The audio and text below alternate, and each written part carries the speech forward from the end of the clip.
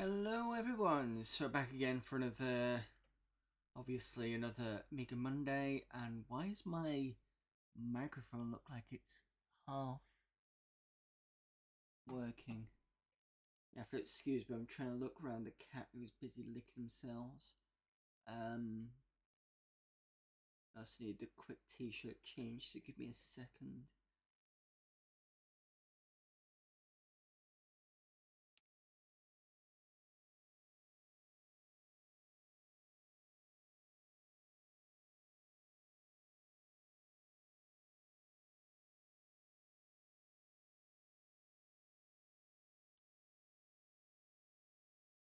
Yeah, levels at 36, I don't think so. Right, you just change this. 75, 82, 84, 85. Is this 100? Is this too much? Maybe that's possibly too much. 97. Yeah, that's fine. 96 is okay. Probably some other application that's sorted. Give me a sec, I just need to change t-shirt back in a minute.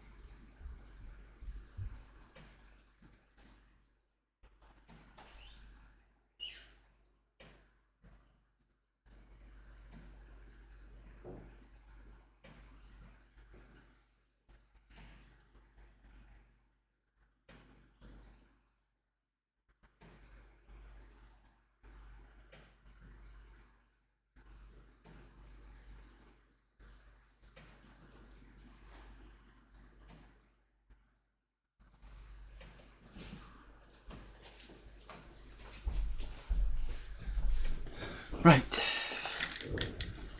Apologies for that. Okay, so you'll notice in the title there is no Lord of the Rings on there. That is because I basically got around to playing it today. But you get off my keyboard. It's not one cat, it's another.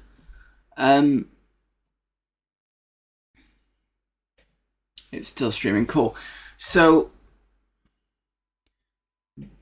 earlier on today, I had enough time to go and do it, because I thought, you know what, all I've got to do is walk all the way back to the Shire, do what the thing I need to do, and come back again. So, I easily managed to find my way out of out of where I am to the forest bit, because we've been through that loads of times, and it's kind of like, make sure you go left and down and all that sort of thing. Then I got to the gate. As soon as I got to the gate, it said the gate is bolted shut. So there's absolutely no way that I know of to get past it. So it looks like I'm soft locked. So the only way I'd have to do it is to redo the game. When I checked the walkthrough, the person that gives you the shovel is the same person where the mission was go and get my dog, because I can't find him. And we found the dog, I just couldn't work out how to get him to, come with us. Apparently you had to use this the skill charisma, and that's what did it. And then he gives you the shovel. So the mission, I thought, fine, it's just a small thing, I don't have to do it. No, you have to do it, because otherwise you can't get back, which is fucking annoying. So I don't want to put everyone through that again, because it took long enough to get back to that point, so that's going to have to wait. if I get a chance this week, I will try and get that sorted. I'll have to restart the game and basically just kind of get up to the point where I'm up to. At least the forest bit's going to be easier because at least I know where I'm going with that. So that's something. So I'll need to do all the small side mission stuff in the Shire. Most of it I know what to do anyway. Then just getting through the forest. And then, what did we do? We went to see Tom Bombadil. Spoke to his wife, went in the underground bit, came back out, spoke to the tree thing, and then as soon as that happens, I think I'm ready. What I might do is I might test to see if that shovel thing works, but I won't save it, and then I'll be fine. So that's what we'll definitely come back to that. I don't want to have another game that I'm putting on hold, and that'll just get messy. So what we're going to do instead, because I've had to think about this, and it's part of the reason why I'm late, because I was trying to think of what I could do. Since I'm doing the Amiga game, the conversion, which is Last Half of Darkness, there are some things I really want to test out to make sure I'm happy that it will continue, because I've been doing a lot of the artwork, and what I don't want to happen is to find out actually it's not going to work anyway. So first half is going to be looking at the CD, then we'll have some demos, and then we're going to start looking into that coding thing for Last Half of Darkness. I'll find the manuals and stuff so you can see what I'm reading, but we'll do that in the second half, so at least that's something, and it's something a bit different anyway. Right, I think I've done enough rambling and stuff, so let's get on with Amiga format CD14. Which, if you recall, I was meant to pick up a ROM. Wasn't I? Right, give me a second. I completely forgot about that.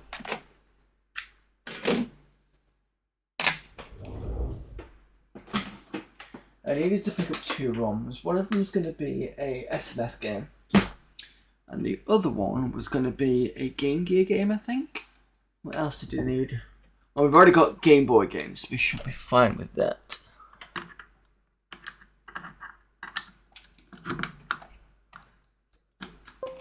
So I'm going to get these ROMs now, before I forget.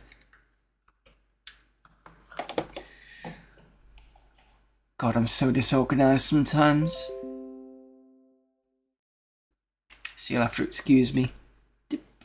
Thank you. It's like on the keyboard, the cat's paws is like doing like this. I'm like, no, you don't. You can forget it. All right.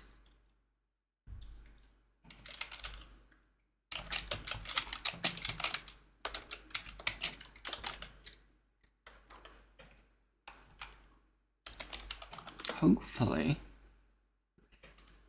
the ROM sets are still here.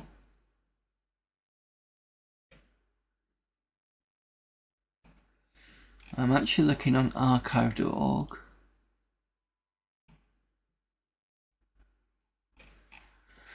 Okay, what ROM am I going to go and pick up? What's the funniest game we could play? Rastan's always a good one. That's Brazil though. Oh no, USA, Europe, Brazil. Yeah, let's go for Rastan. And then we want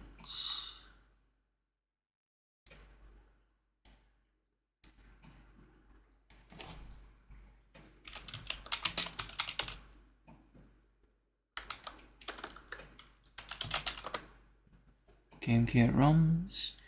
I think the Game Gear one. What am I gonna do? I had an idea just then, and I can't remember. What was the Game Gear I was thinking of? Not Home Alone.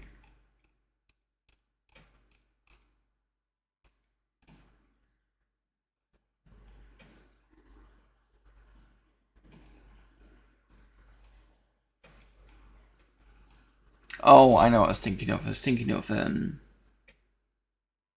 Gaiden. Is that on here?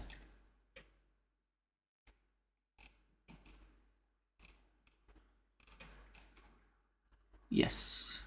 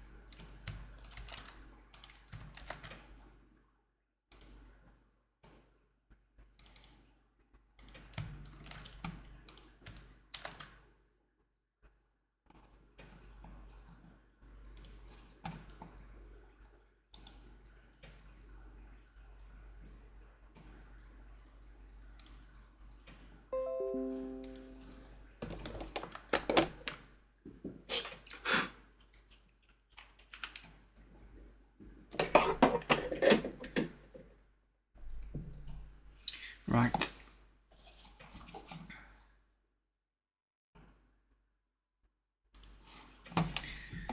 Okay, let's get this show on the road finally. And why have I put the wrong thing on?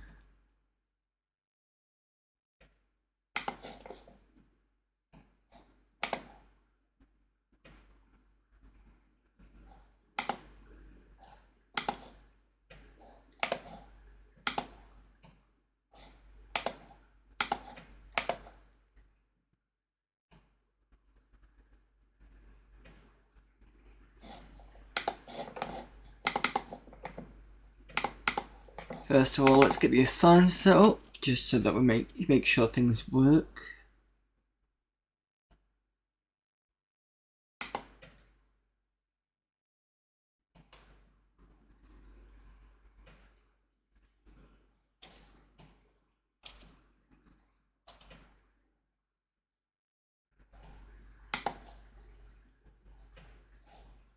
In the mag emulation, so first of all,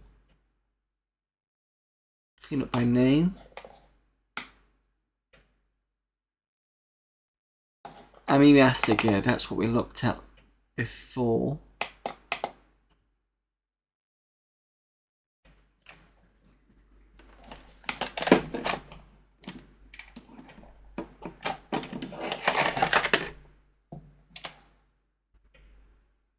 So we're in the swap drive,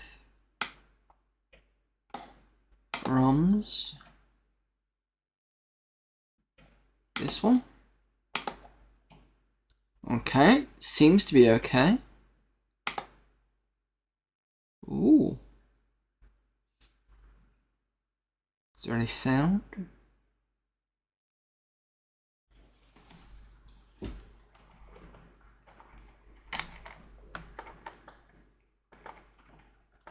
Just checking I've got the right cable in. There we go.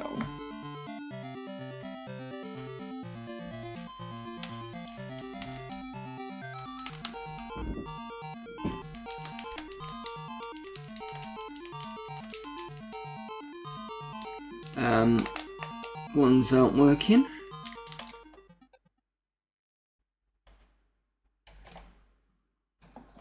That's why.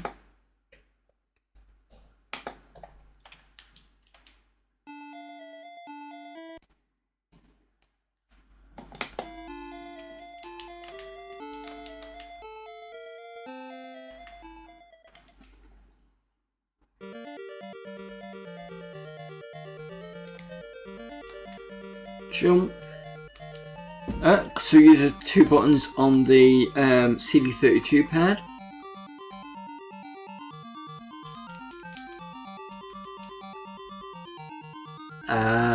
But the scrolling is not working.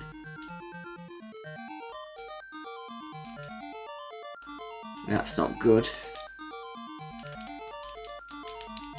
I mean, it sounds great.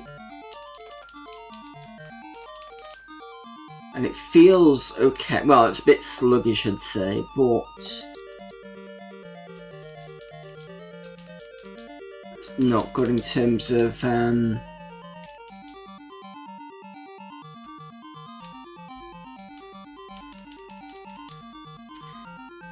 so very similar to the Game Boy in that it didn't the scrolling's not great.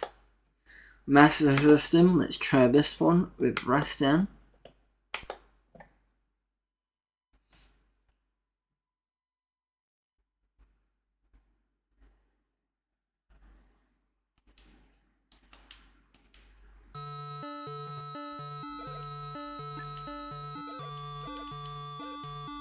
Scrolling looks like it's working.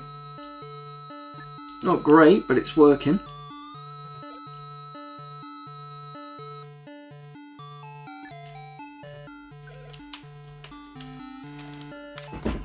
Off.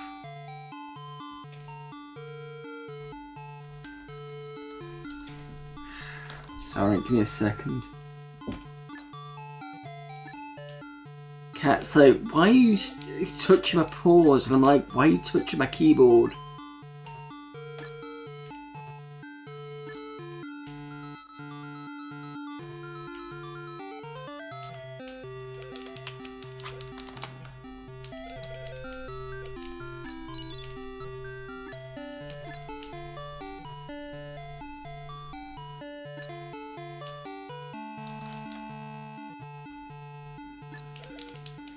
I have no idea whether this is a good version of the sound.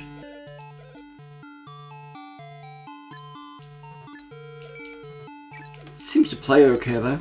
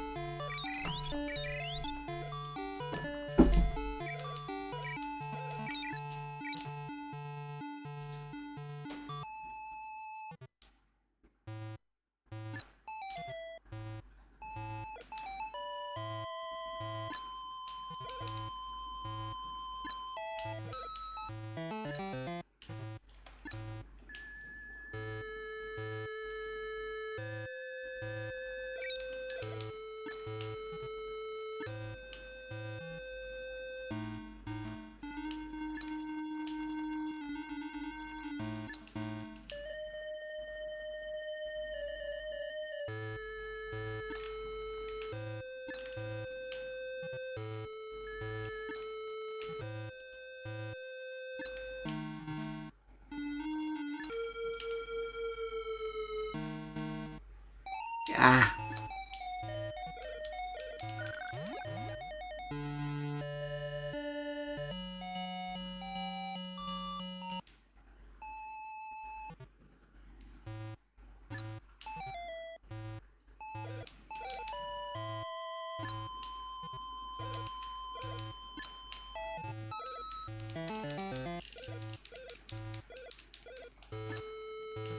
If anybody's played the Master System version of this, let me know if this sound is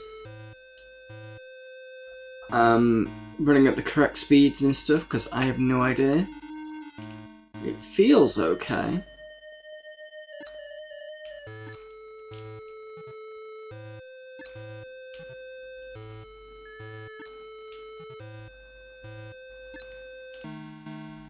And I think the sound of it is, it feels very what Master System would be.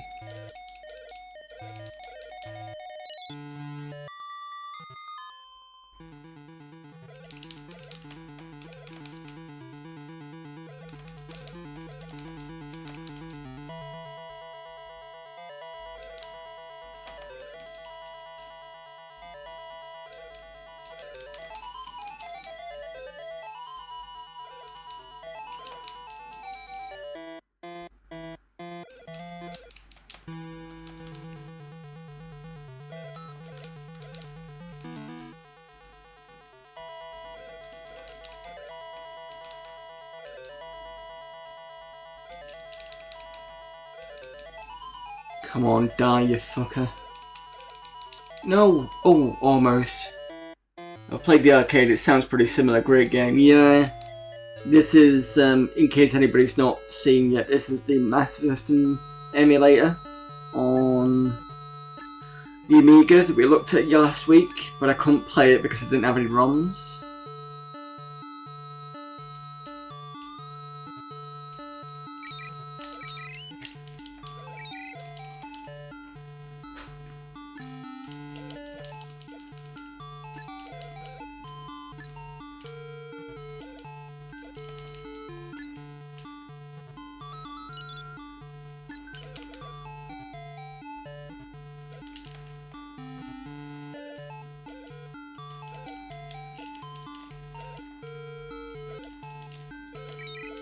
I think red is bad.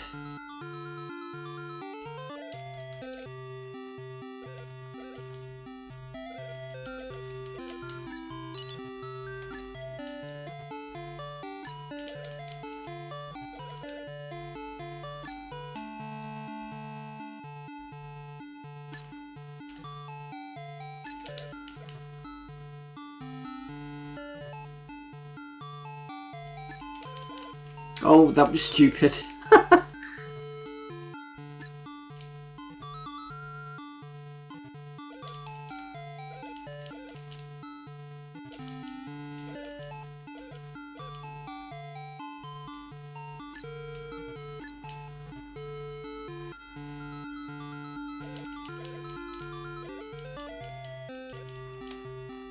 Oh, that was bad.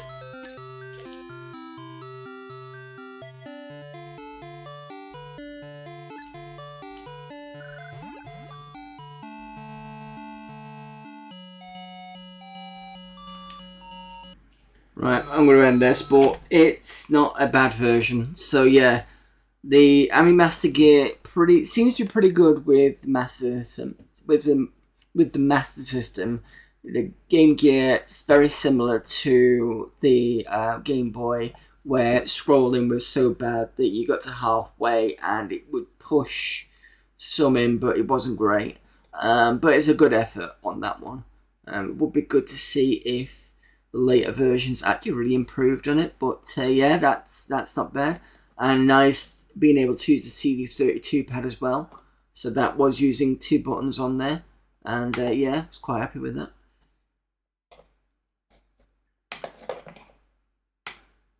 Is there any other emulators that I've forgotten about? I don't think so. I think we looked at the VGB last week. Or we were gonna do, I think.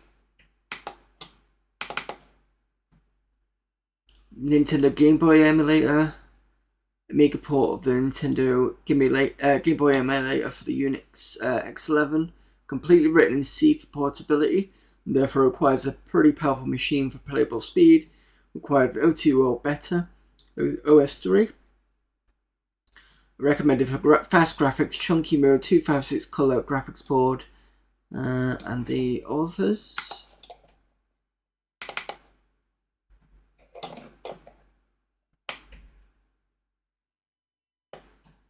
Portable emulator. Virtual Game Boy has been tested on the following Unix systems: Sonos, Solaris, OSF/1, never heard of that one, FreeBSD, HPUX, Linux, and AIX 325. So out of all these, this one is the one I've never heard of. This one I think I have. Also successfully run on a Mac, Amiga, and Atari Falcon, although no decent ports were available for these platforms yet. If you would like to write new drivers or port VGB to another platform, please contact me by email or other means. Apparently it's a Windows distribution. Due to the flood of requests from the people who use DOS Windows running PCs and are unable to compile the emulator on their own, I have ported VGB under Microsoft Windows. This distribution contains an executable of a limited version of VGB Windows, which doesn't allow you to reload the game from the main from a menu when emulation is already running, and has an annoying virtual Game Boy demo message across its window. The uncrippled version of VGB Windows is available from $35 US. It's a 32-bit application which runs under Windows 3.11, Windows 95 and Windows NT. Compiled with Borderland C++, it needs Microsoft WinG library. Oh yeah, I remember WinG. So, when I first had Windows 3, I think when we installed... Was it Windows 3 or was it Windows 95 we installed it with? There was a game called FreeCell, and you had to have, I think, Windows G. But I'm fairly certain we did install it on Windows 3. 3.11 to be exact. And I think my dad wanted it moving over to Windows 95 because he enjoyed it so much. We had it through there. I think... Did I say FreeCell? It's the one where you've got the king in the middle. You've got all the different versions of... so you've got multiple versions of the game. Sure, it's FreeCell. I think it would have come with Windows 95 anyway. I think you had to install it under Windows 3.11. So I vaguely remember that. And it was WinG that did it. New Windows version is made. Some heavy magic done on the interrupts. Palette registers are writable now. Sprite display routine is changed. Sprites are now clipped properly at the top and bottom boundaries. No delay option is added, etc.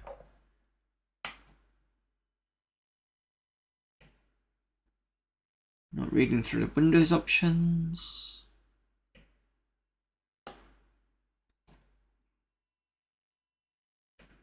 Ooh, this is interesting. Where do I get Game Boy games? You buy the cartridges. Game Boy software is copyrighted and still sold, therefore its distribution is an act of piracy.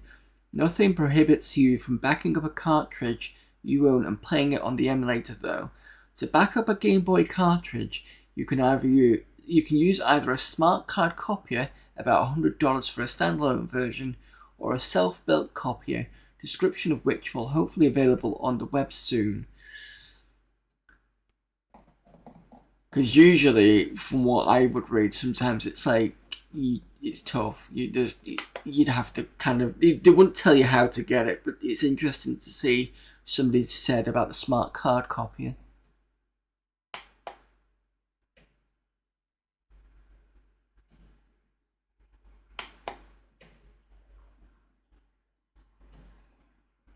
Space and Alt, left Alt. Okay, that feels a bit travel-y. Select button is tab, enter is start. Escape quit emulation. Okay, let's see if this works.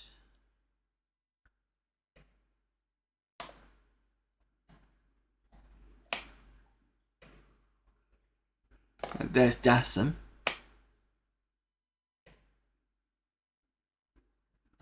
Yes. Good that you don't have to compile it.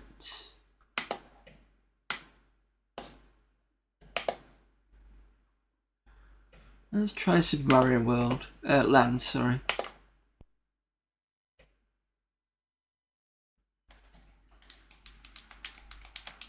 I don't think this is joystickable, is it?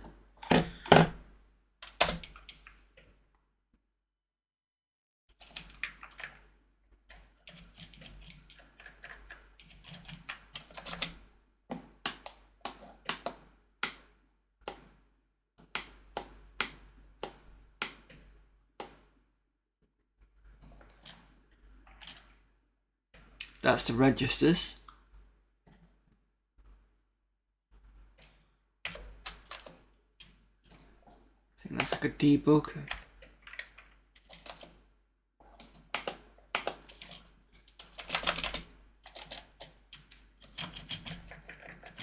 Nothing's working at the moment.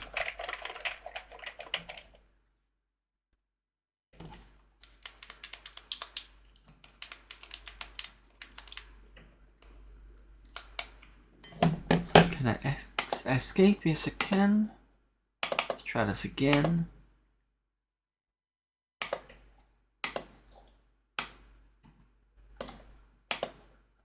Try Tetris. Oh, yeah, it still doesn't like the checksum, does it?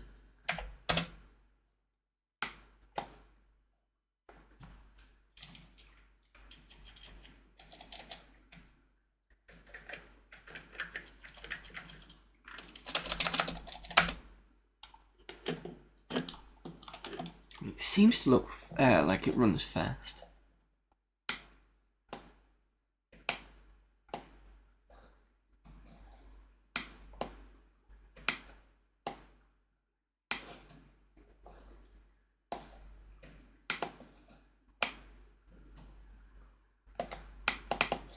Just double check I've got the keys correct.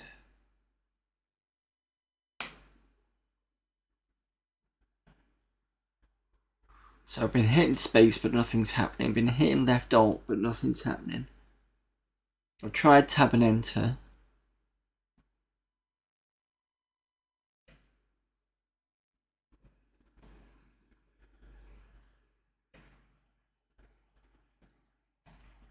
Could be that some games don't run with it, but it doesn't say.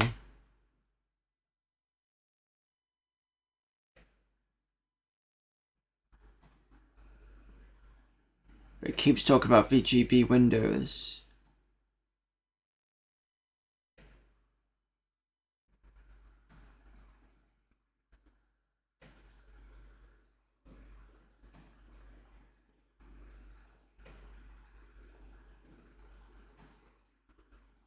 Changes in the Amiga version recompiled with SAS CV6.3. Requires OS3 and 2020 O2O minimum, which I've got. Key assignments change. Press help for an info requester. Does not support a file name on command line. Instead, an ASL file requester is used. Tested on A4000 and on an A2000 030 is slow.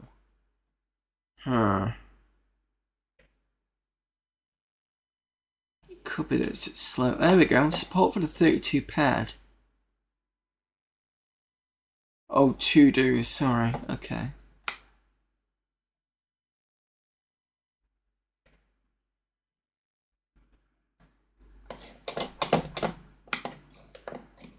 Oh, here we go. Ah, it's working. Okay.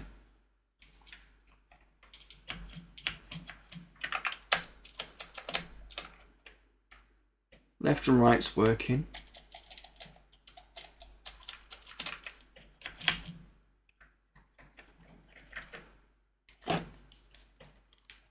Joystick is not working.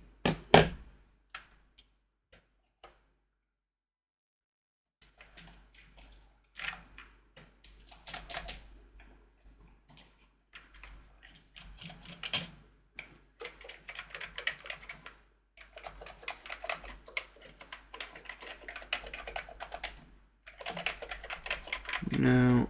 So if I press right now, it's slight delay. Left now. Yeah, this ain't working. Alright, well, at least it's showing something. Would have been nice to play that, but nope. So we've got, what is PSX? Oh, we saw this last week because I had a quick look and I was like, what is this? What is PSX? So it's some sort of see what's on the disc, is it?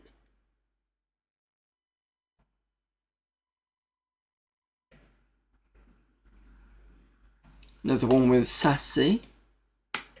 Gives you basic info on a Sony standard PSX files. It will not give you any info on raw files yet or compressed files. Luckily, there are not too many compressed files, but there are a lot of raw files.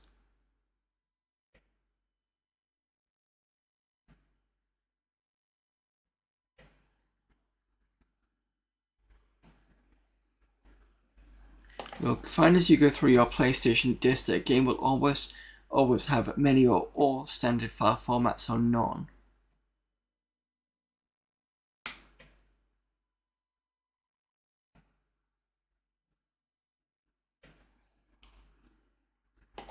Do I want to try this?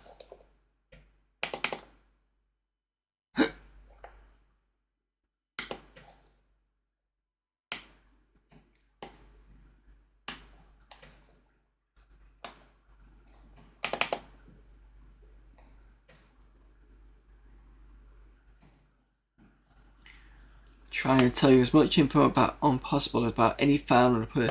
So you must have to put a PlayStation disc in here. It says clear only. Okay.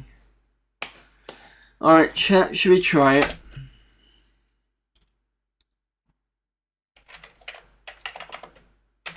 I've got some PlayStation games to the top left.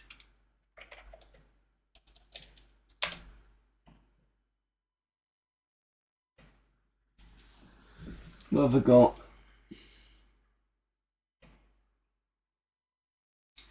I could try Alien Resurrection.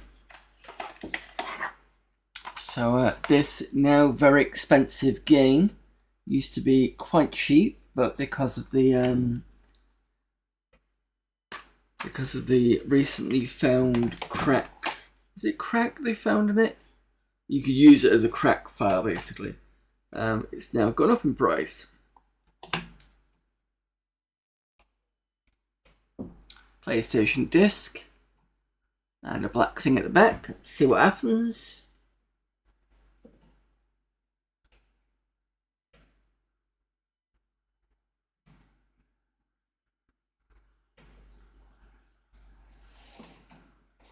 Doesn't seem to want to take the disc.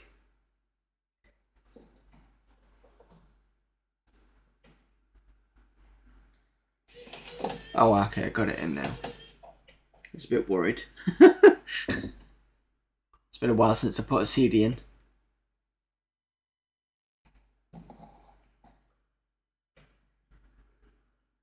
Oh, did you just see that? It says Alien down there.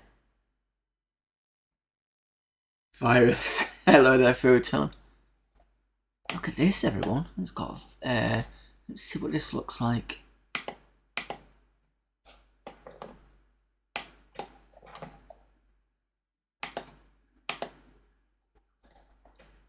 Damn it.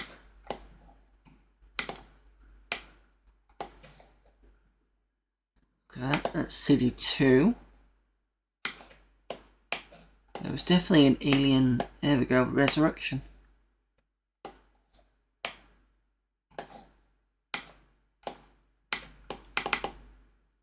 Nothing in there. Oh, this is.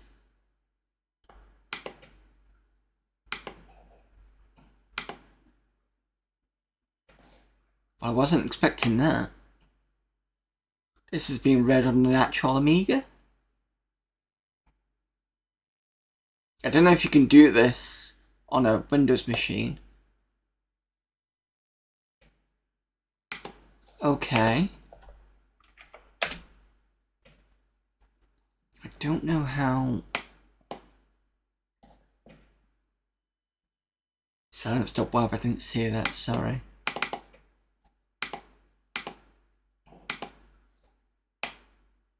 Yeah, there we go. See if this will run.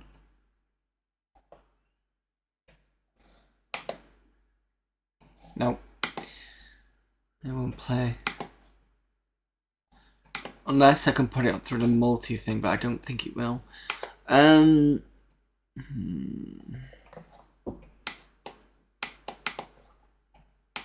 need to read the documentation again.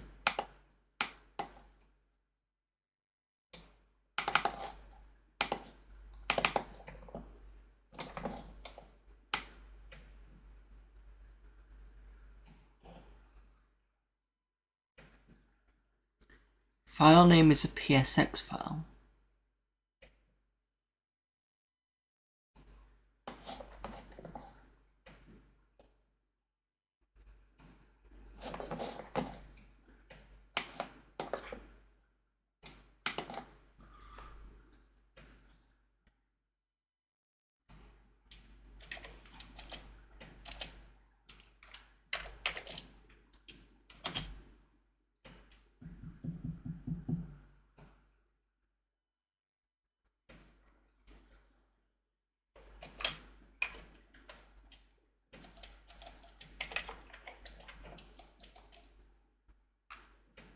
So that's CD2. Should we try credits raw?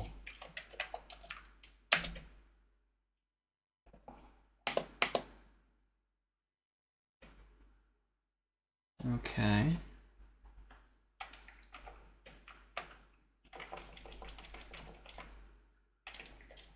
Hack bin. Unknown bin and data user extensions used with the raw data.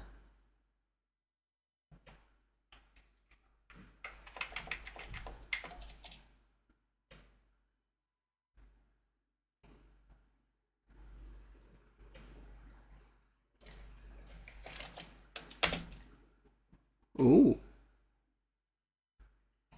So that says as an executable source with jump addresses.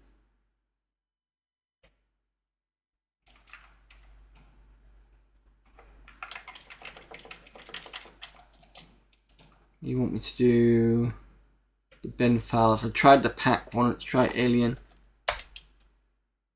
There's another one, executable source with some more jump addresses. Territory North America. Ah, that's weird. Why have they got two different territories?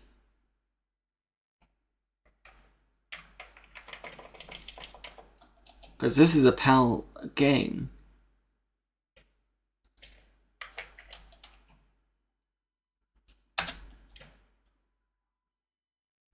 We can have a look at that CNF file in a minute.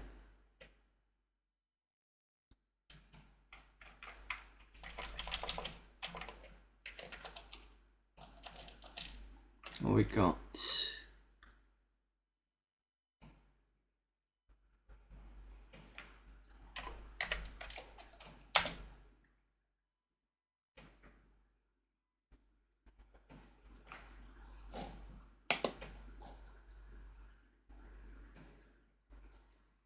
STR stream data, most likely an MDEC movie. Anybody know what an MDEC movie is? I'm just going to see if I can find out MDEC movie.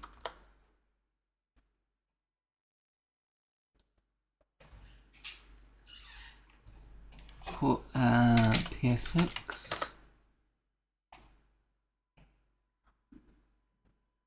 So I've just typed in MDEC movie PSX in search. First thing I got is Reddit post. It says Mr. PlayStation 1 Core Movie Decoder finished. MDEC in brackets.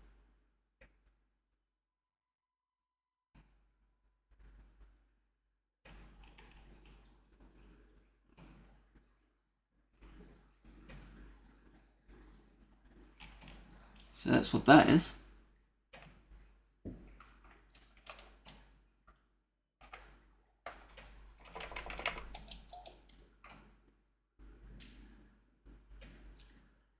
So those splashes, I'm assuming, is going to be Spanish, French, German, Italian, language selection.bin, and S. I'm not sure what S would be.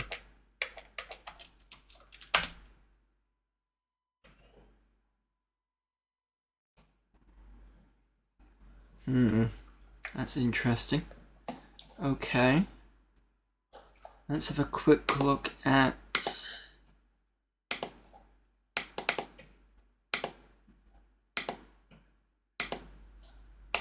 what this system CNF is. Gives you the boot sector. So boot CD-ROM. So this, we know this is an executable for Europe. So I'm wondering if you can change that and get the American version.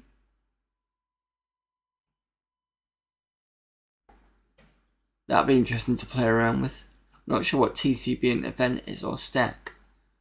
But unless the stack's mainly pointing to the PlayStation's memory location, maybe.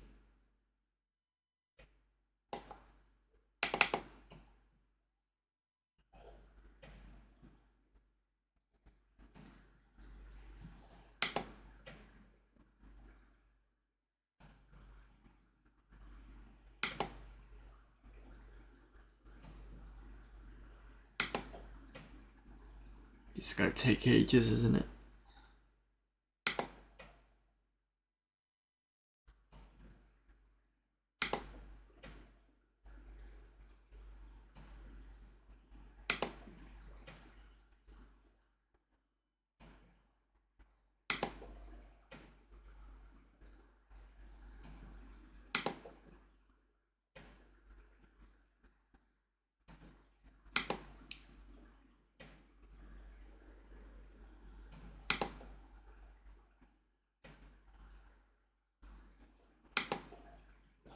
Come on. I wish it was a complete cancel everything.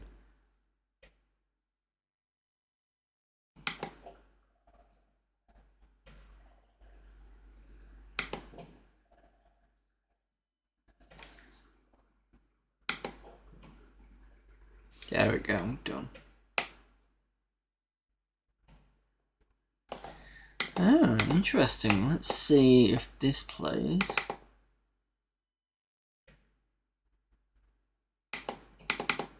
No? Do I have like a CD player or something like that?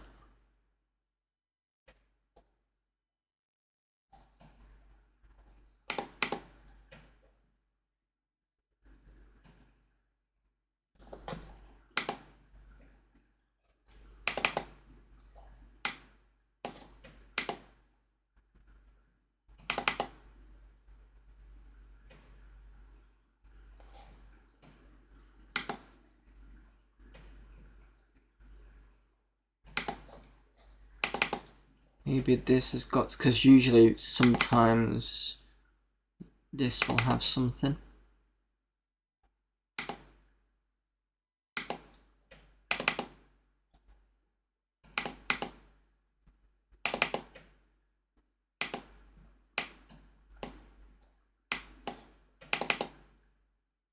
That's a guide. Nope. Okay, fair enough.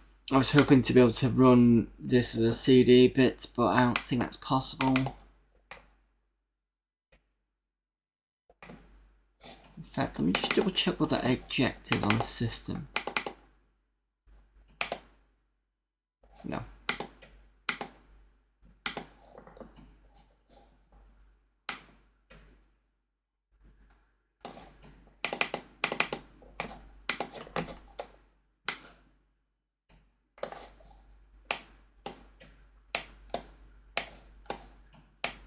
Really gonna have to get that so it's on the desktop. I think I'd have to run it through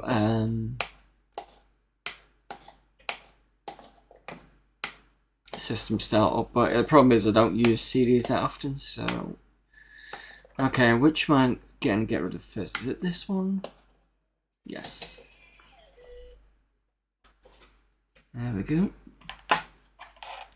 Let's try one more, since that was actually quite interesting.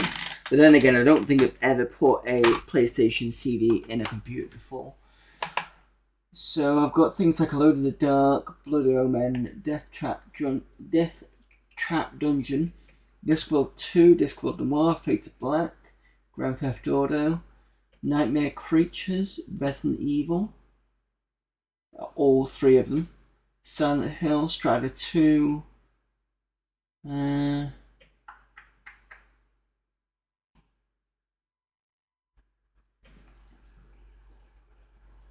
try Death Trap Dungeon.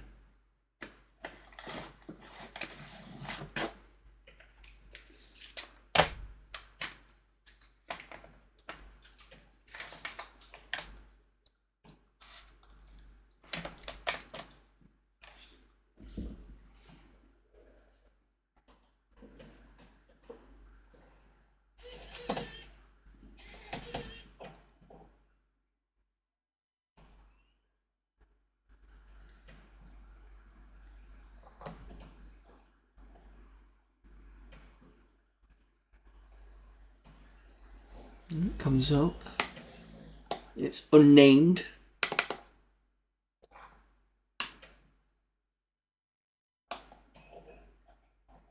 Ooh. These are executables. That's interesting. That's that slash again. So it must be, that must be a particular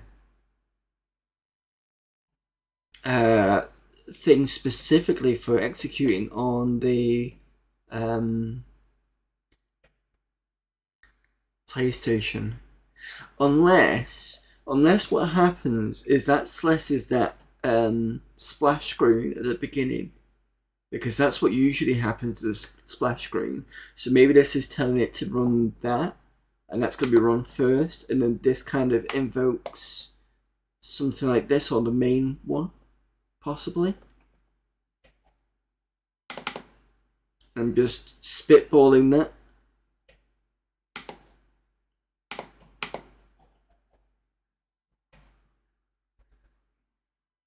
German, Spanish, UK, France, Italy. And it's nice that this is actually reading it quite nicely, and there's no errors. Could be that the scratch it sees it's not happy with, but when I was playing with the CD last time it was fine. And these are the FMV stuff in STR format, which we're seeing from the other one. So that must be a specific format for the MDEC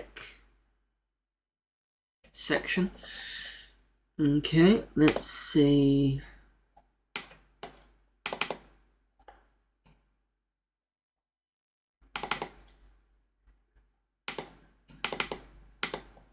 I don't know whether to put this in emulation though.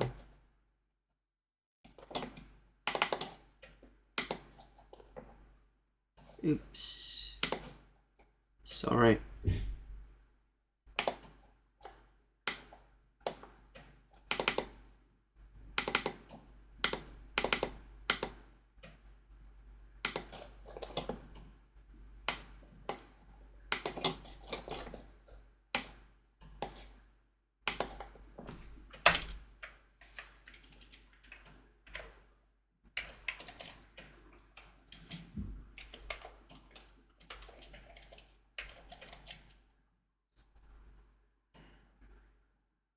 Try main. There's your executable. Your jump addresses and stuff. Territory Europe.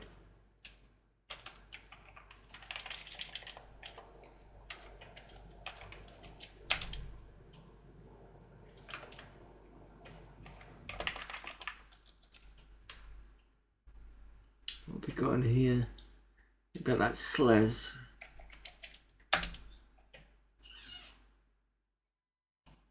Again, Territory Europe.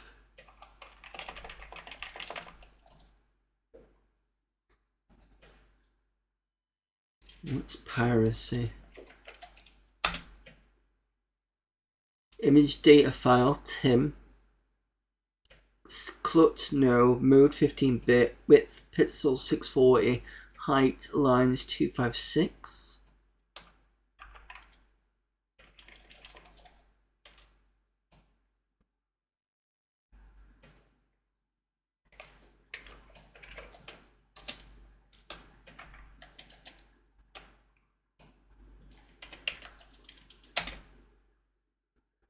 Doesn't know what that is.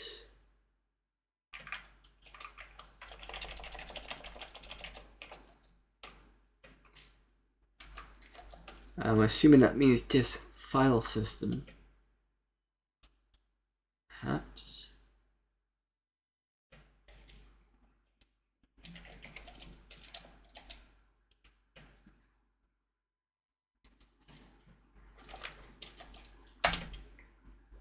Unknown header.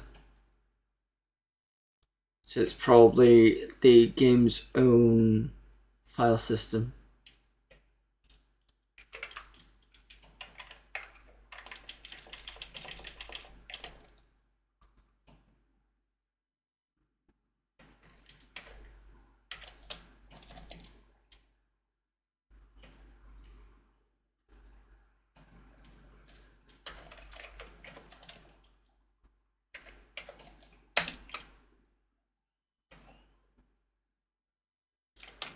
Okay, raw data.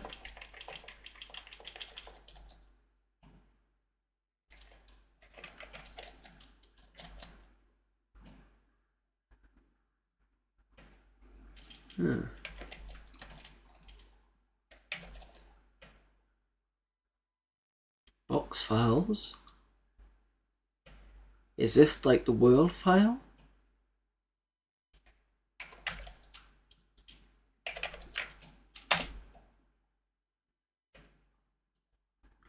Hello there, Scordian. Yeah, it's not too bad. So at the moment we're looking at, in the emulation folder, there's something called What is PSX, and it's looking at the PlayStation CD, which we've got inside the Amiga at the moment. And we're using this to see what's actually in the file. So sometimes it can tell you what it is. So one new thing I've learned today is that the PlayStation has an internal movie decoder, which has been used so they can make the movie stuff in a movie format for the PlayStation, and it gets decoded by that. So the moment this has got, so we've looked at Alien Resurrection. I'm now looking at Death Trap Dungeon. It's interesting how it's got a so I'll show you one. So there's this slash file, which I'm assuming is the first, is the boot thing that goes on. It's like executable for the boot.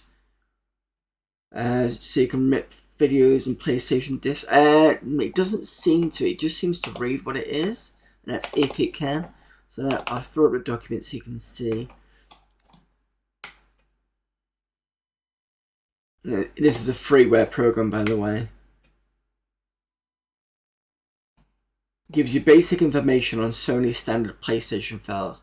It will not give you any info or any raw files yet, which is what we found. It's found loads of raw files, but it doesn't know what it is, or compressed files. Luckily, there are not too many compressed files, but a lot of raw files.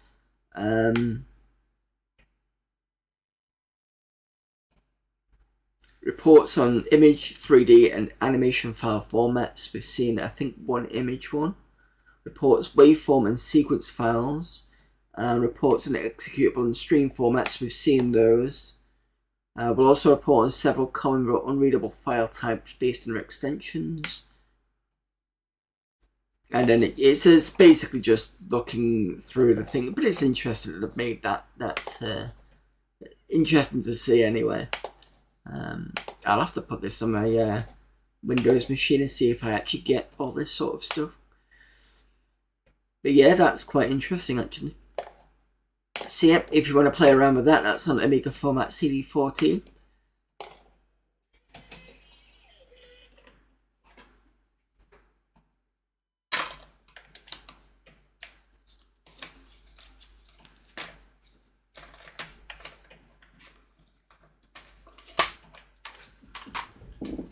And just to make sure that was Death Trap Dungeon. God, I'm so bad at it. Not getting my tongue tied up today. Interesting stuff, but I don't know when I'd ever have use for it. But it's called, yeah, because it came out in around 97, I think. So this was. So the PlayStation had been out, what, 2 years since that point, perhaps.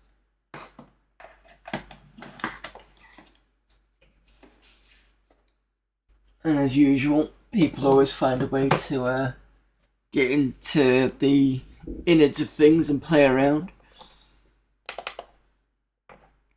Right, I think that's it for the emulation side. It's a nice big folder this month.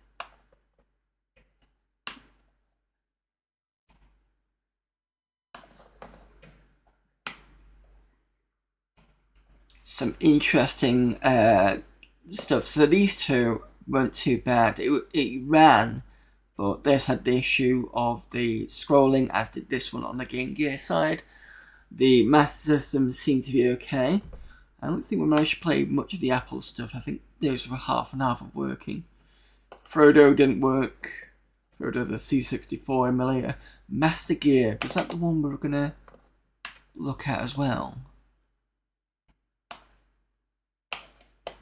Yes. Let's try this before we move on.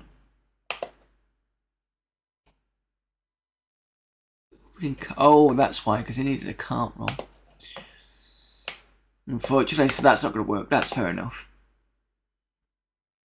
PlayStation was 94. Perhaps 94 was only Japan. Let me just double check. It could be 95 over the Western side.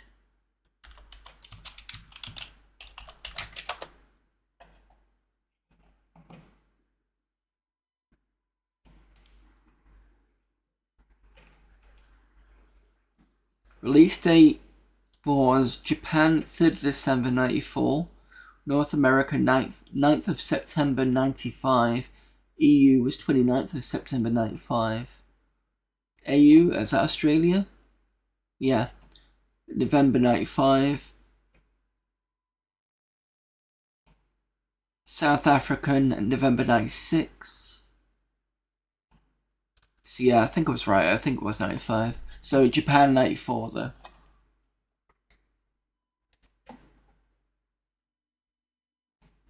Very late in Japan in 94 though. It took about a year before it went over to, because it was, I think it said December 94, didn't it? And then it was November 95 for everybody else. So kind of interesting why it took a year, but fair enough.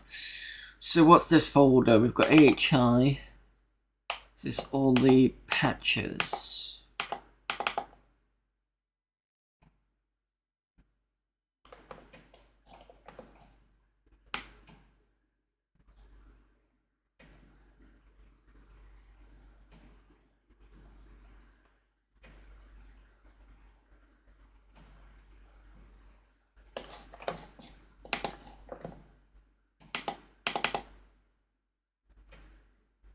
AHI is no longer a library, but a device, AHI device.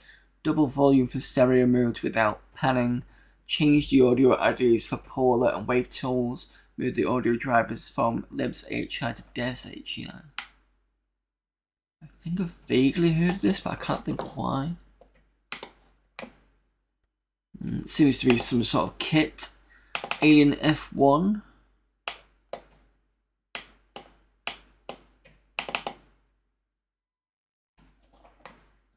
Have you ever wanted to try the feeling of a 300km speed?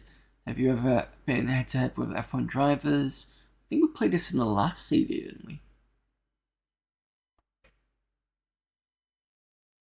Sure we did. From the F1 Alienware stuff. Not Alienware, F1 licenseware.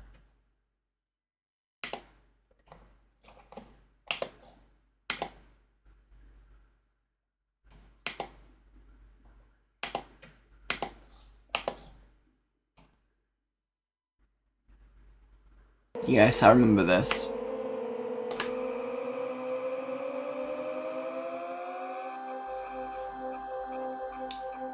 Playing by mouse here. I remember it was quite difficult, but it was impressive at the same time.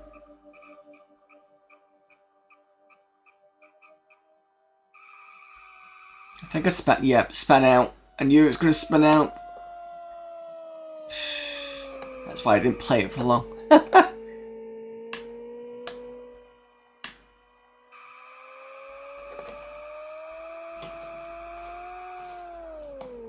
Yeah, once you kind of...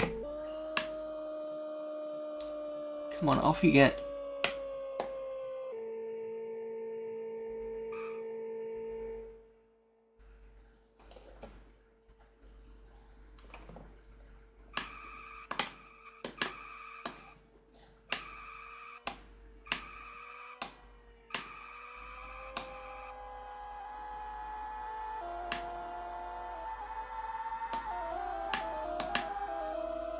Lapped already.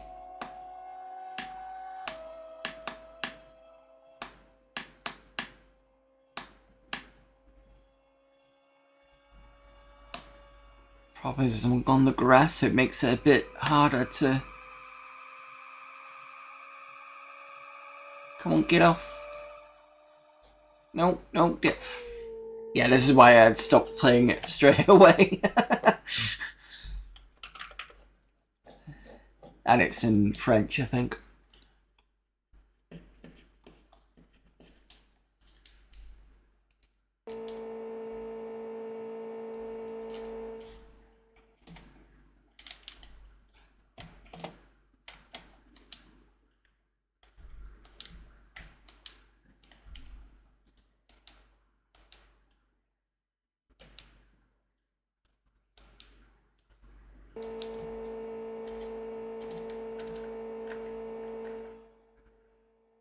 You get to see all the different views.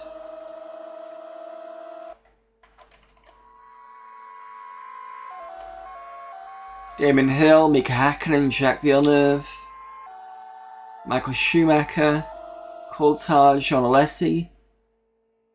Nice to see all those names again.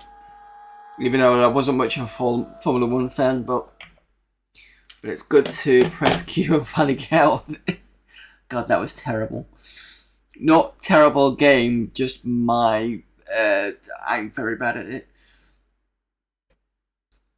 Japan's such a small market and it can release there before production goes into full swing. Yeah, true. Must have run super slow on unexpanded Amigas if at all. What's the system requirements? Let's have a look. Because this is running I'll show you what system this is on. If you've not seen it already. That's my system.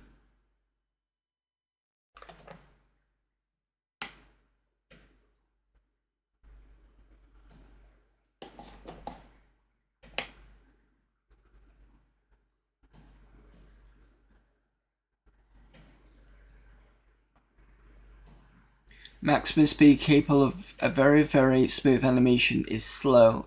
Is even slower on 25 MHz, 020 or 030 Amigas. If you own 060, it'll even be better, of course.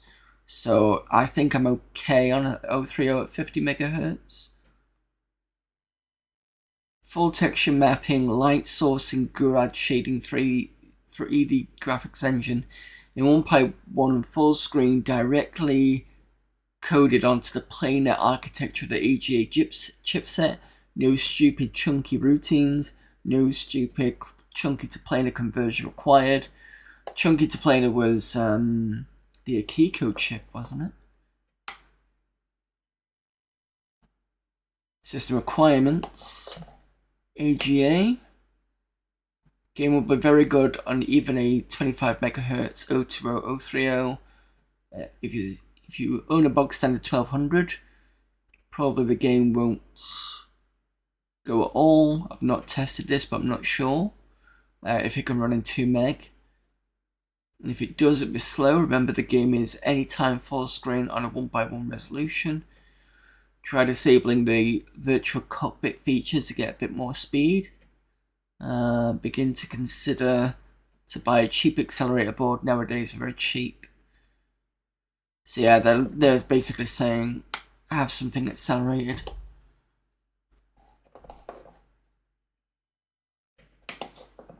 I'd have to try that on my the wedge. I've got a slightly accelerated normal.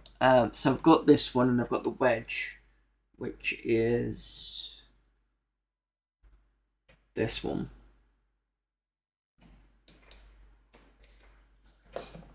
But that's not main use. The main thing that I run from is a checkmate.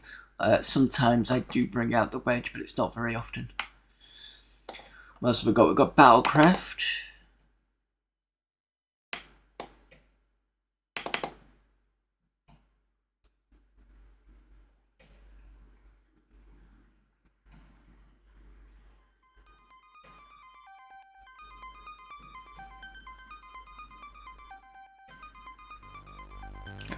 I was going to say I could just about see something there, but I wasn't sure if it was the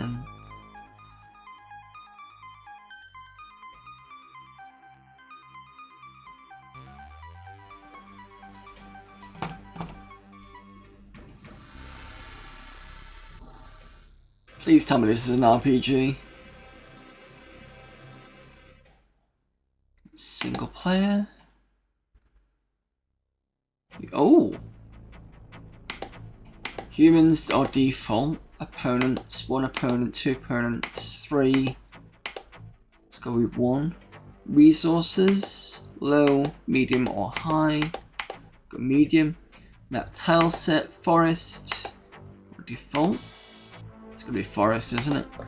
Units, 1 peasant only, or default, which is 1 peasant. I think that's the only scenario we're gonna get, isn't it? Yeah.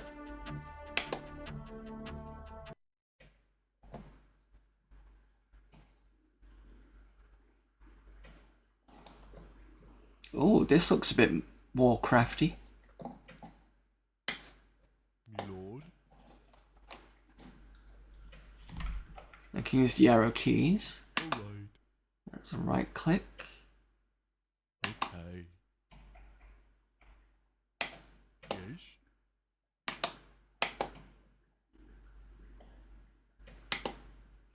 Let me just pause F10.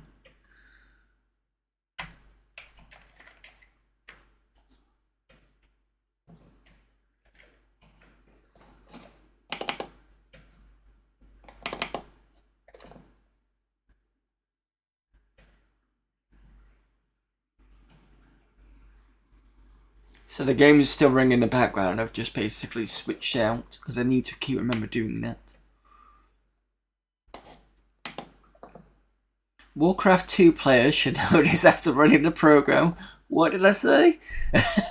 It's a Warcraft clone.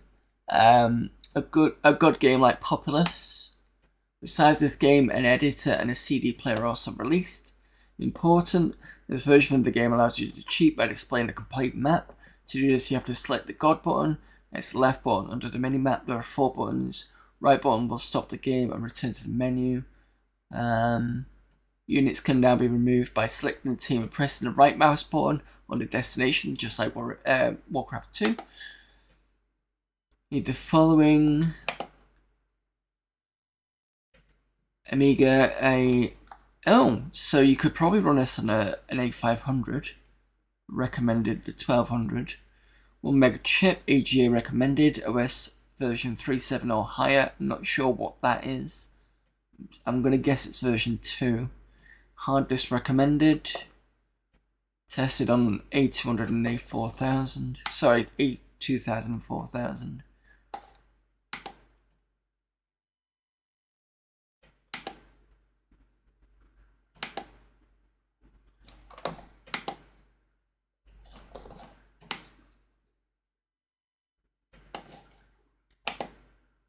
Come on, that. No instructions are available. That's why I started reading this.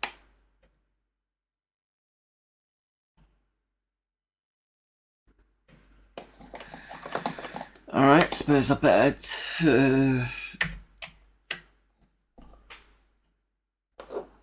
bring it and see how well I do.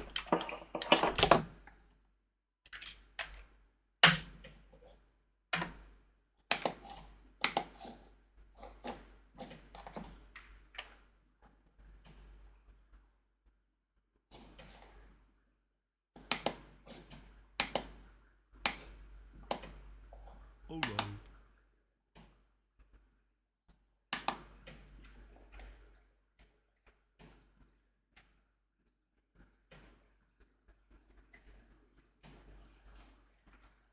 I'm sure you can get them to do some mining or something.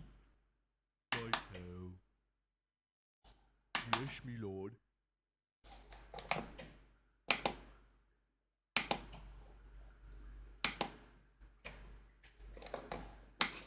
Yes. Yes, me lord. Okay. I've already played StarCraft a bit, so I'm not 100% sure or remember how to do some of the things. Righto.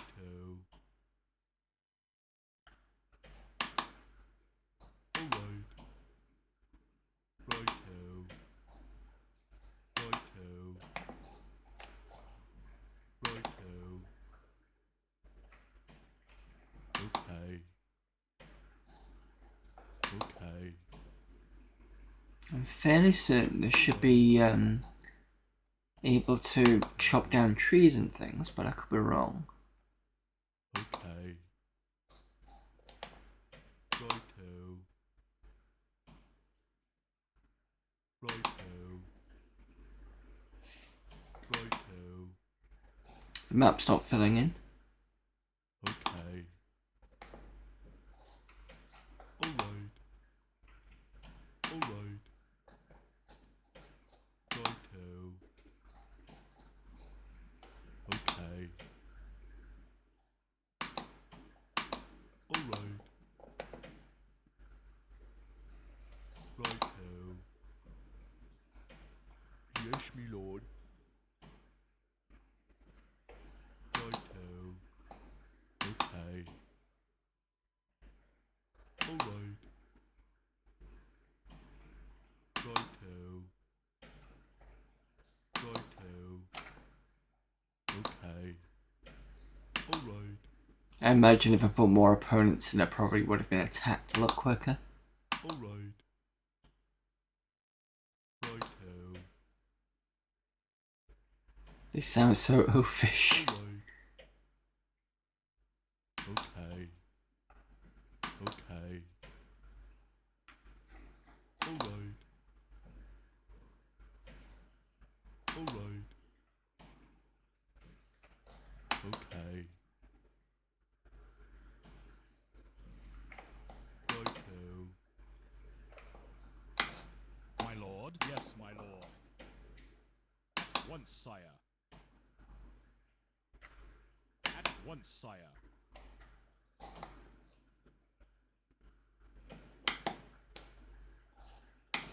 Yes, as you wish.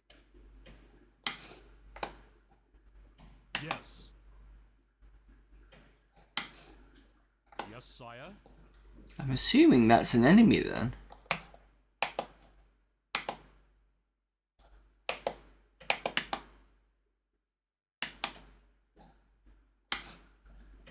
Your command at once, sire. Yes.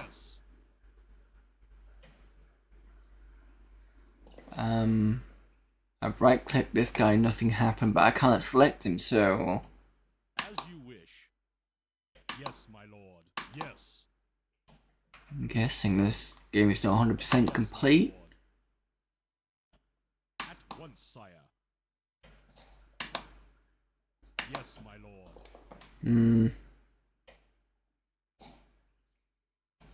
Yes. I mean, it seems to play okay. I think there's just some missing elements, it feels like.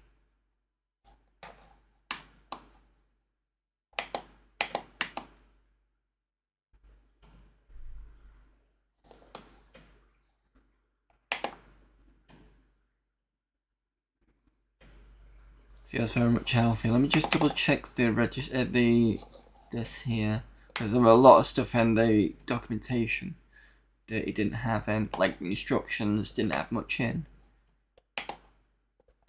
Here we go. History. Partially working interface. Interface graphics improved. Unit training added. Sound effects for training units added. Some harmless bugs removed. Simple walking routine. Selected units have a display box. Yeah, it doesn't really say much, does it?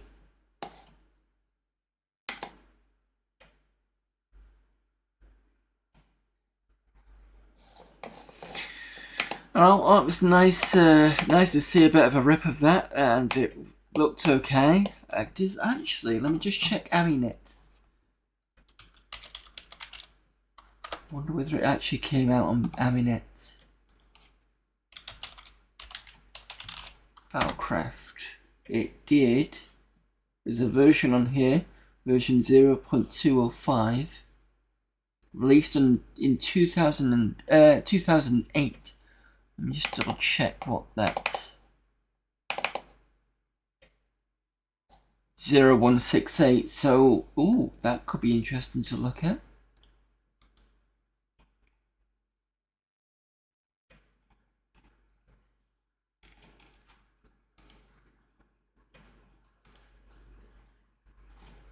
I'll put this on chat to see if anybody else wants to have a look at it. There you go.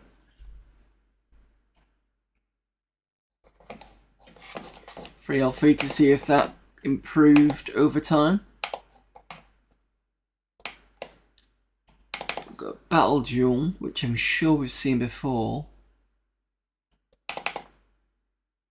Yes, because this is what I showed about the so this machine now has a RGB to VGA adapter, and it means I can have a no flicker mode for high resolution. So I can do double PAL, stick it in no flicker.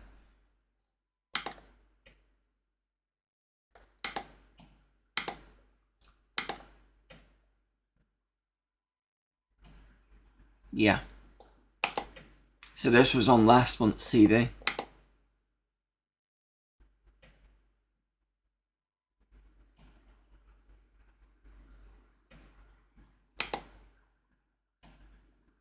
Don't think I got to play it because it was too flickery. So let's see if it can be possible in this one since we've got it available.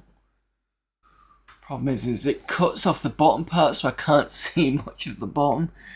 Is there any way for me to...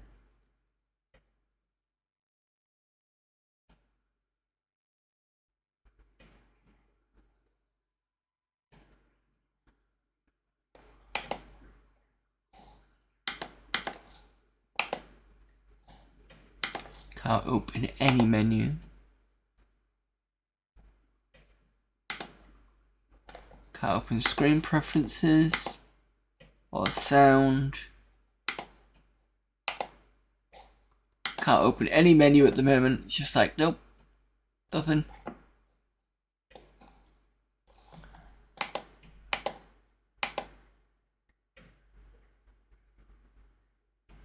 What's wrong with the scan doubling? I think it's because I'm running through this through the OSSC, so it's pushing out more than it should do. It's why it cuts off the bottom down here.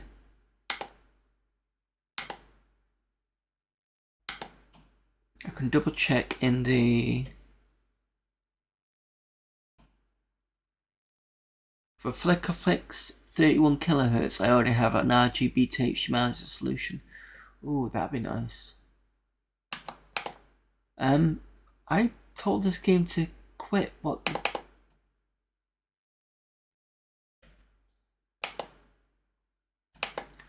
Do you know where you got it from? Like, did you buy it online or something?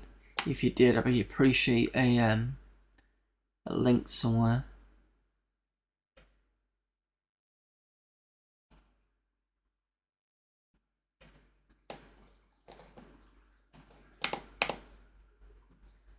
FH.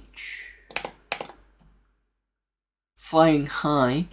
We bring you the first completely textured 3D racing game for your Amiga, featuring megabytes of high-quality graphics, ray-traced animations, stunning music, and lots of action. Flying High will be released in 1997 for the Amiga. Minimum hardware required to run the game is Amiga 1200 with 4 megabytes fast RAM and hard drive. It supports processors from 020 up to 060. The faster the CPU, the faster the game will run, and the bigger the frame rate's going to be. You'll have to choose between 2x2 and 1x1 1x1 pixel chunky to play in a graphics display. We don't recommend to run the 1x1 version in 060. We developed the game as system friendly as possible. That means you can return to Amiga DOS without booting your machine. Shadow effects, dynamic frame rates, ray trace animations. The complete game will be lots of features that we didn't mention here. Shop to buy lots of stuff. 2-player mode with a normal modem cable. You shoot enemy buggies with rockets or nuke missiles. Lots of animations. Alright, let's try it. No RGB to HDMI for AGA yet. Shame. Connie Fox. Okay. I'll have a nosy anyway because they might have some interesting stuff on there.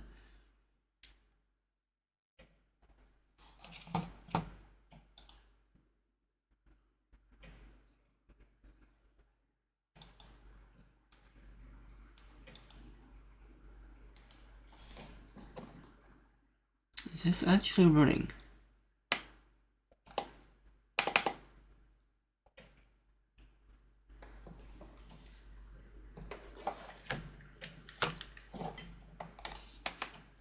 You know what, I'm going to reboot just in case the games I had on previously is causing an issue.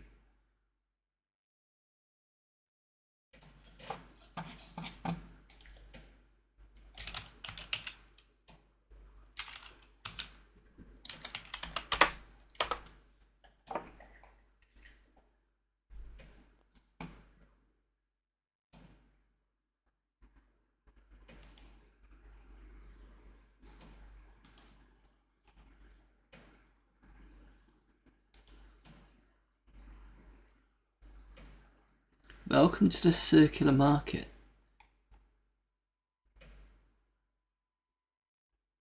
They seem to sell everything here.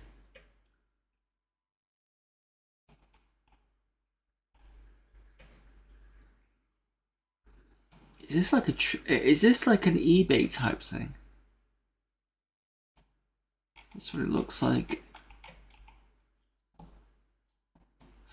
Okay, interesting.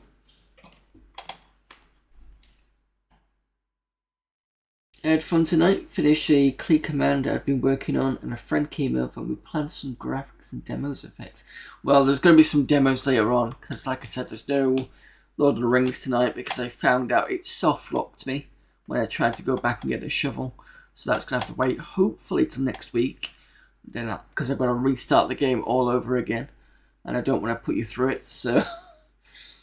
Swedish eBay should be... an anime surely. Yeah, I'll have a look later.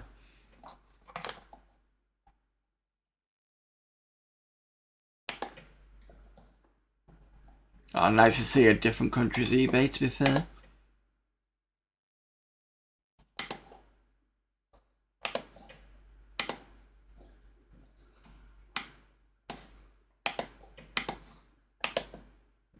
Yeah, sorry, Fertile.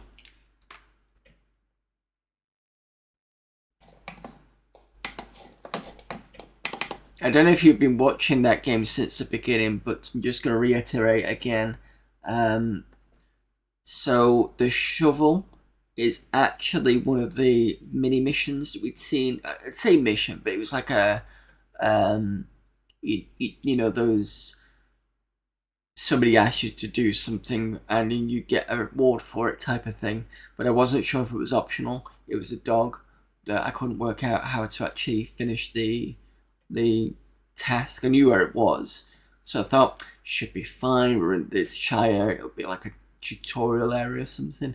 No, if you actually rescue the dog, you got the shovel. So it's like, that's good to know.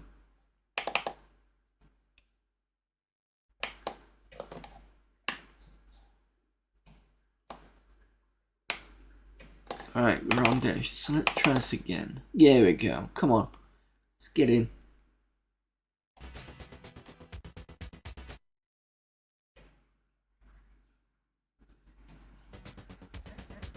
So it's not a side quest, I don't think so.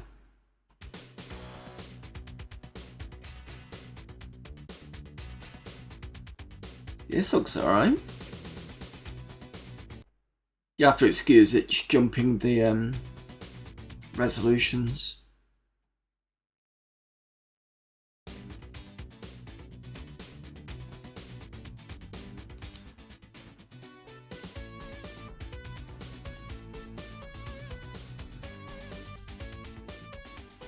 Oh, this feels a bit like Street Rod, with the way that the garage is. High scores, settings, quick game.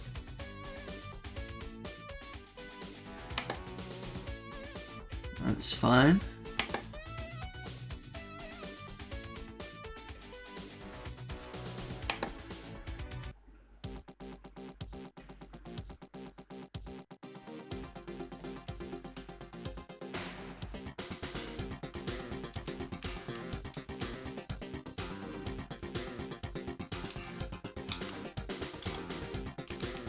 So this uses the CD pad, it seems to recognize it.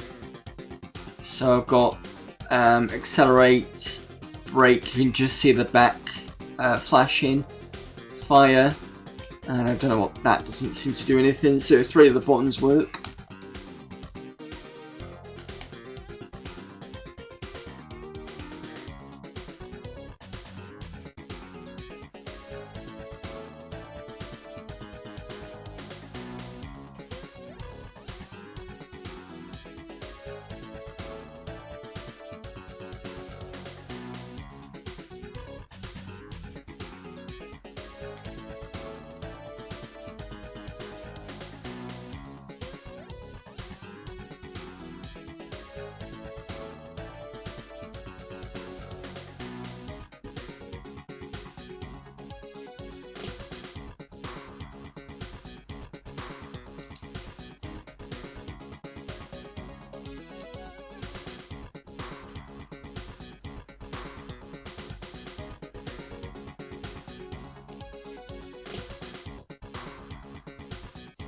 Come on, get off the side of the wall.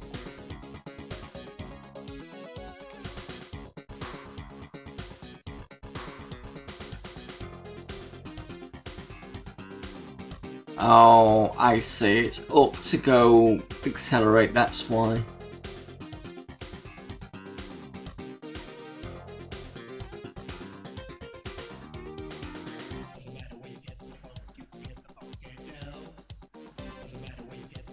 I hate up to accelerate.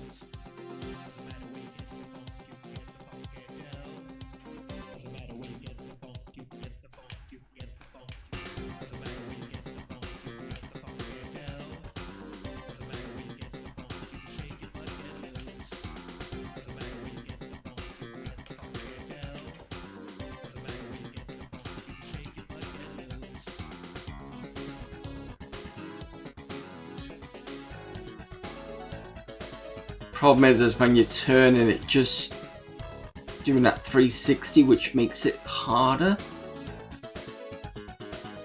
Wonder whether it's better on a joystick rather than a joypad.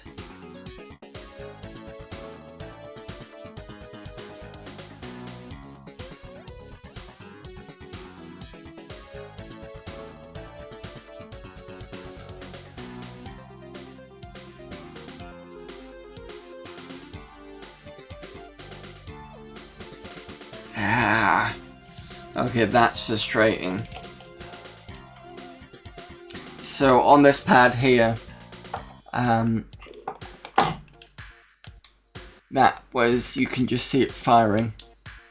I thought one of these was actually accelerate one of these two, but it wasn't. This one, you can see the back light up and that's the brake, so it's trying to map a lot of it.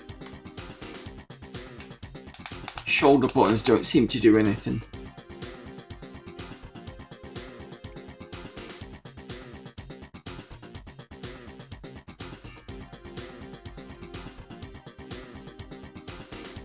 Yeah, I think this works better with the joystick because I'm trying to dab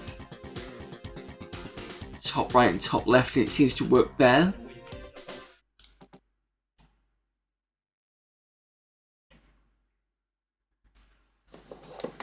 The presentation of this is really good, just not so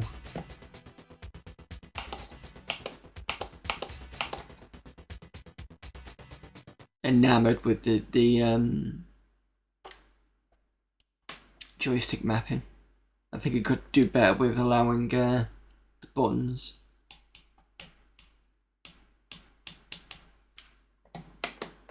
Now it's crashed.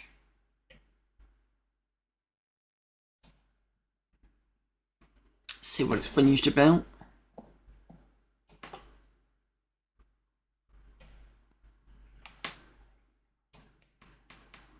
Corrupt memory list detected in free memory, is that? The exit library. So if you know your Amiga stuff, that's what it's coming out with.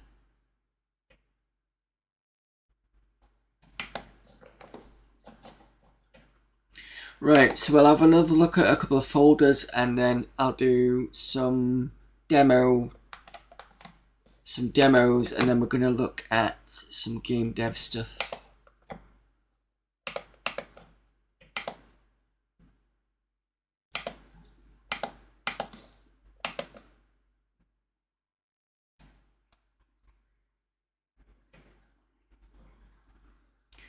Hello there, Mr. Brightside. Good evening from the northeast. Random question, but is a sealed copy of Big Box Flashback rare, especially a European version? People in chat probably be able to tell you that better than I could, to be honest.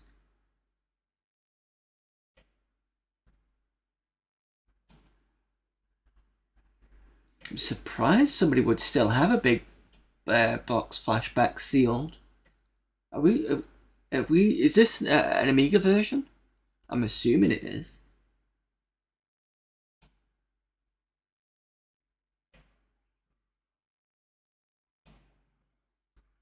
In fact, when was the first time I actually played Flashback? Because I remember of it. I knew of the game when the Mega Drive version came out. I must have seen it on Amiga first. I could be wrong, but I'm pretty sure I did. But my copy of Flashback came in the Mega Drive.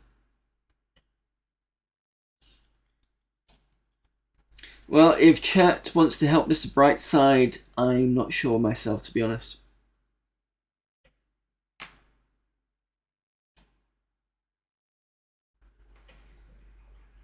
Only Sesh one on price charting was the one I bought.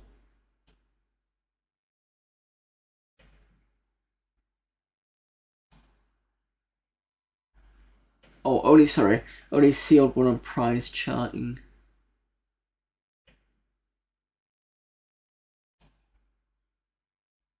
Yeah, check out what photons say.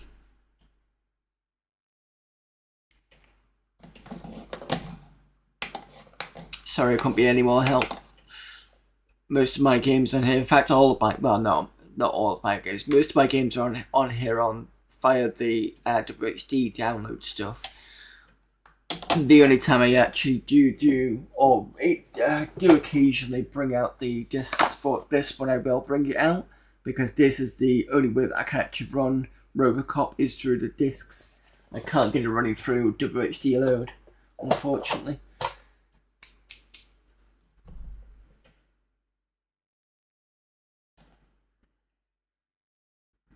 Thank you for the follow there, Mr. Brightside.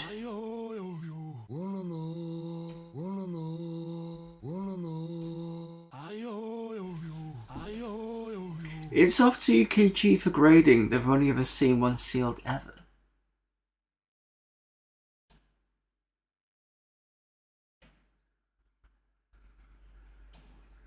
No expert could probably go to £100, and the buyers could be people who already have a box copy. Not Robocop 3, only good Robocop. I have played the other two. I think, was it the first one wasn't it better on the ST, the first one? Because they had both similar versions. Second one, I'm 50-50 with the second one. I don't think it's great, but it's not terrible. Robocop 3, on the other hand, is very, very good.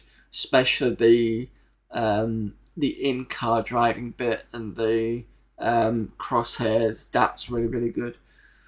One of the second instances where I've seen a game better than the film. So that's one of them. The second one, ironically, also a third one in the series, was Alien 3 was better than the film. So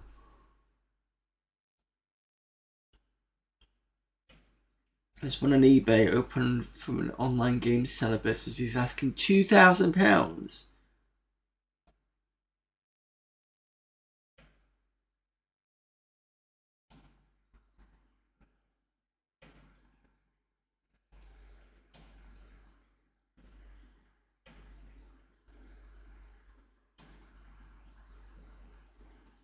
One was ridiculously hard, and the other one had some flying part that was similar to the waterfall cave in Cliffhanger. I've not. Does that perspective change? Because in Cliffhanger, the game, because in Cliffhanger it's the platformer, wasn't it? and it was very just like tough to do. The flying power was like that kind of, because it was the sorry, I'm doing this just to try to remember what it was. It's the flight sim style, because DID were known for their flight sim type games. Based in Warrington, I believe.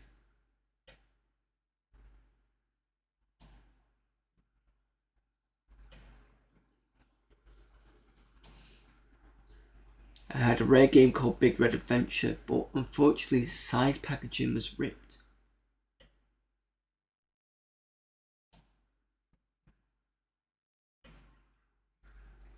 Is that vertical stage the one where you had to climb up and it just kept dropping rocks at you just randomly? That was fucking annoying. I'm going to check out this Big Red Adventure, so give me a second, chat. Just going to go on Lemon Amiga.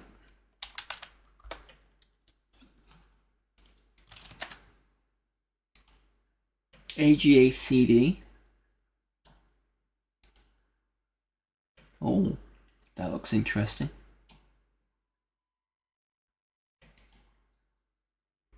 Interesting artwork. Published 97 by Power Computing.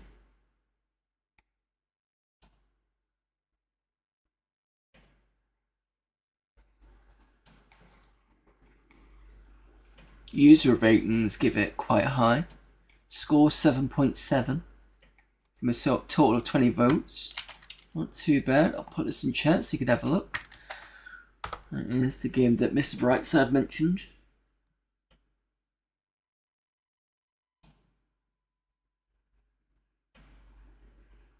Yeah, that's one thing that definitely from Voton. So check the what it's sold as, because people might be just like, no, I'm not buying it, and I'll buy something cheaper.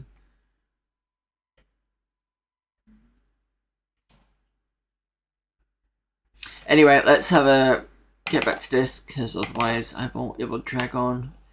What else we got? We just played this one. That was okay. It was just Nemak.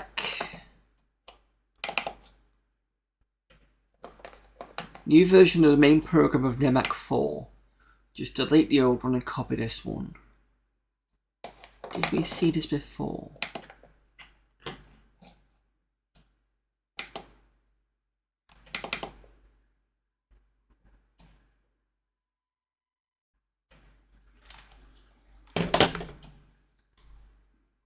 Eyeglasses mode.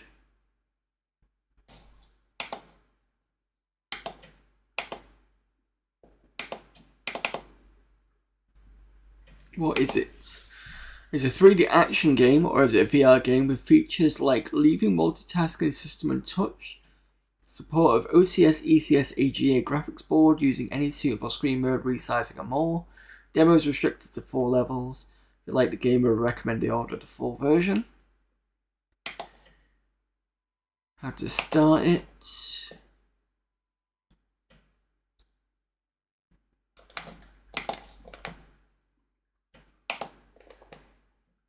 You'll wake up in the start room. On the screen, you'll see how many ammunition, what door codes, and how many life energy you have.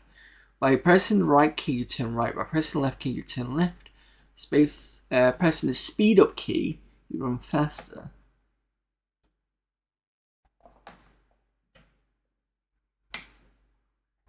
We've definitely played this before, but I can't think of what it was.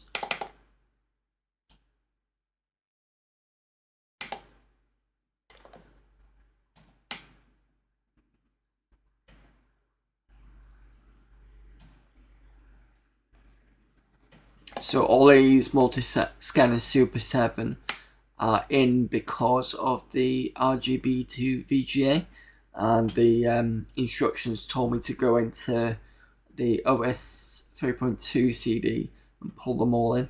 So I've got a massive array of options. I could just go part high res, couldn't I? Let's see what happens if we do that.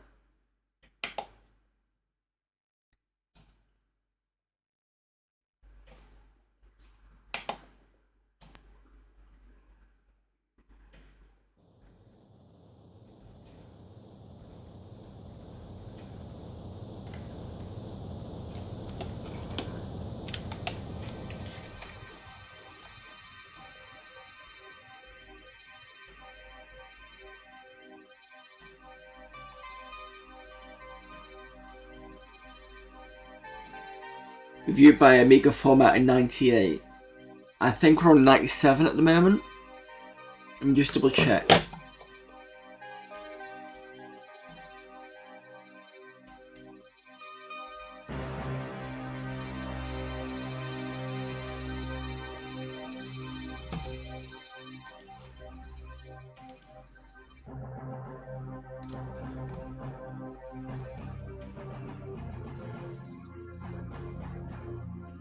Oh, I can say we're on 97 because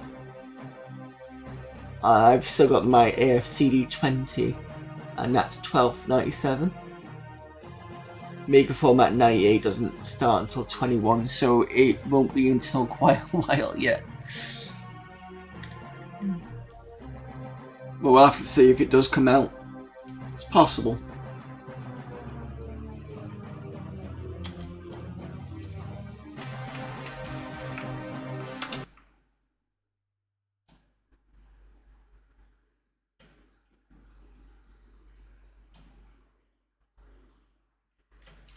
Oh, I vaguely remember this.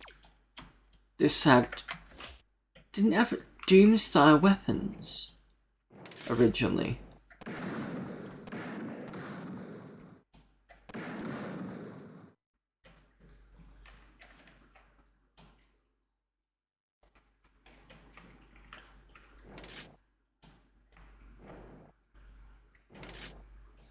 It's quite nippy.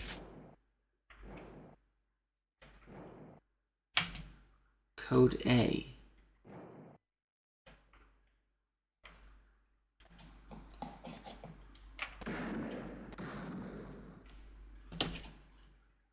Joystick doesn't work.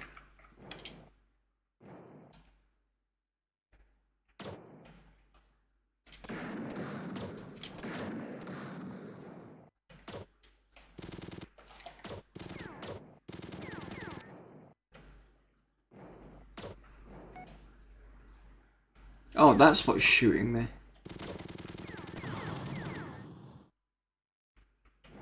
Here's my motherfucking bomb.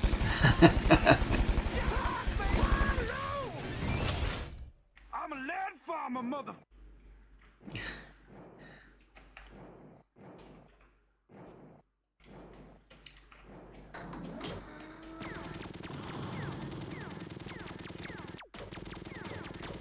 Absolutely.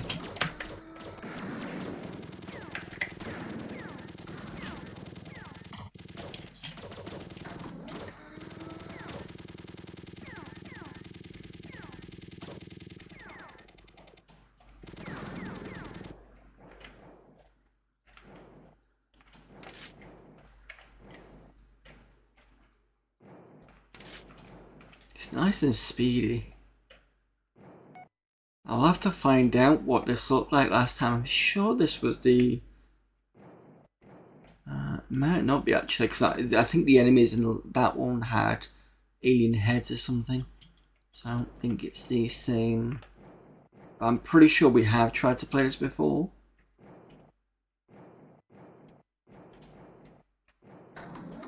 But not on this CD.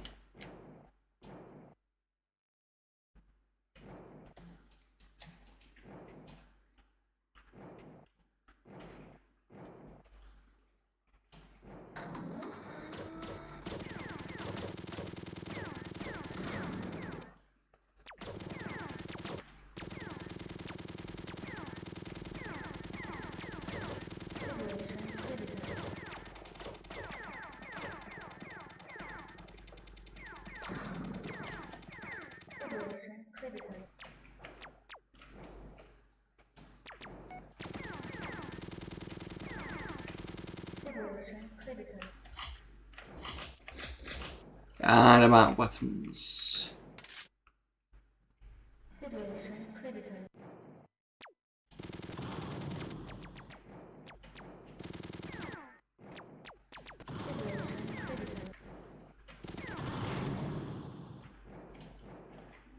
Always good to blow up barrels.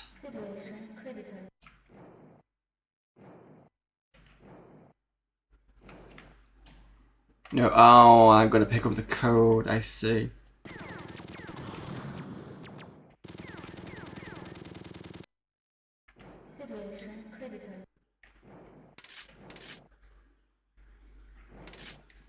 There's code C. So it uses those instead of keys.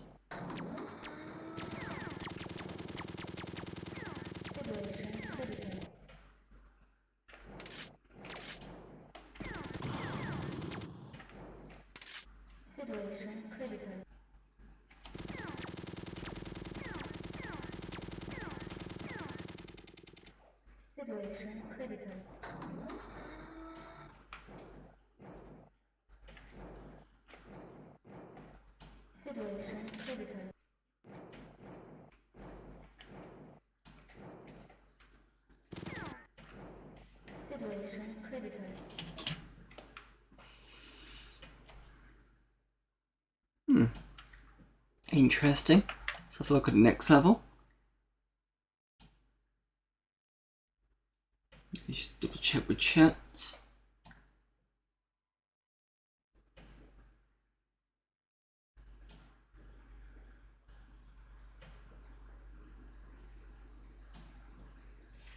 One of the best games that you own, which is Big Red Adventure. I buy all platforms up to PS2, nothing newer.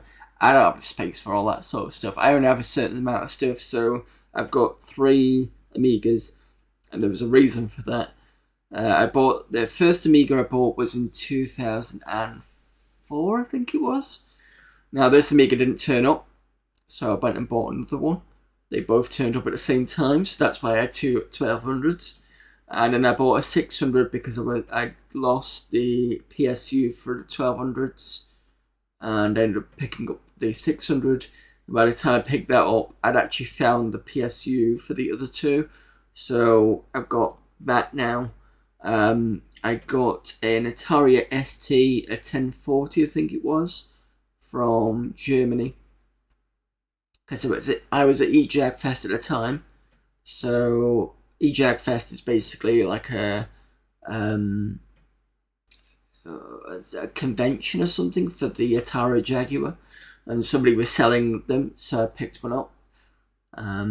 That's currently having one of these. I bought one of these for it, which is the ZRAM, which means I can push it to about 2 meg, something like that. I'm slowly putting the chips into that. Hopefully they'll work. Once that happens, it means I can do an ST stream next year. I'm thinking of doing an ST month in September. So games like Grandad, which require more than a meg, will actually work at that point. What else have I got? Hardware-wise, I've got a 486 here, which is built from just a board, and I started adding all the bits on, so it can go up to 64 meg of RAM. Currently, I think I've got about 30 or 16, one or two in there. There's the Checkmate, which I've mentioned. Under here, I've got a Sega Saturn, a Sega Dreamcast, a Slimline PS2, and an Xbox 360 is up here now. Over there, I've got the Spectrum Next, a Spectrum Plus. Yeah, Spectrum Plus, that's a 48 cable with a fancier keyboard. My other half's a Nintendo 64 is over there. My other half's BBC Micro is over there. What else? I think that's it. The rest of the stuff that I usually will have is on here, because this is my mister, because I don't have much room. So that's good for me to be able to consolidate everything into one area. Noticed Big Red Adventure was reviewed by Amiga Format. I've already mentioned that. Big Red Adventure's wrote some really funny voiceovers, but I'll have to get to that at some point. But we do have quite a bit of a backlog to do. So at the moment, usually what happens at Amiga Monday is I look at the Amiga Format CD, and it'll be everything. So all the emulators, all the games, all the productivity, including all the images. I go through the entire lot. So one CD can last about a month, maybe a bit longer depending on what's on it. And then the second half of the stream, I usually have a long form game. We've done Wasted Dreams. We've done One Escape or On Escape. It's the one that I keep forgetting. We've done First Samurai, but that was actually done through the Amiga month, which is Amiga April, I think it was. We've done... When I put One Escape down and I did something else, because that game got annoying, what did I... There was one game that I did in between that. I can't remember which one it was. Anyway, we got back to One Escape and then I completed it. I can't remember. It might have been First Samurai, I'm not sure. We've done Millennium 2.2, that got finished. We started on Deuteros, but I got partway through that and couldn't work out the battle system, so that got put on hold. And then I started Lord of the Rings, which was meant to be done today, but that's had an issue with it now. So I mean, coming back to Lord of the Rings, but I need to redo it again. But yeah, that's basically what happens usually on Amiga Mondays.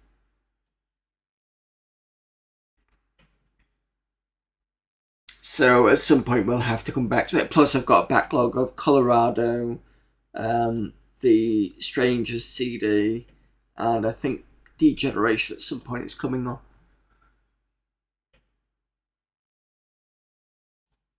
Quite detailed textures for both 3.0, yeah, exactly.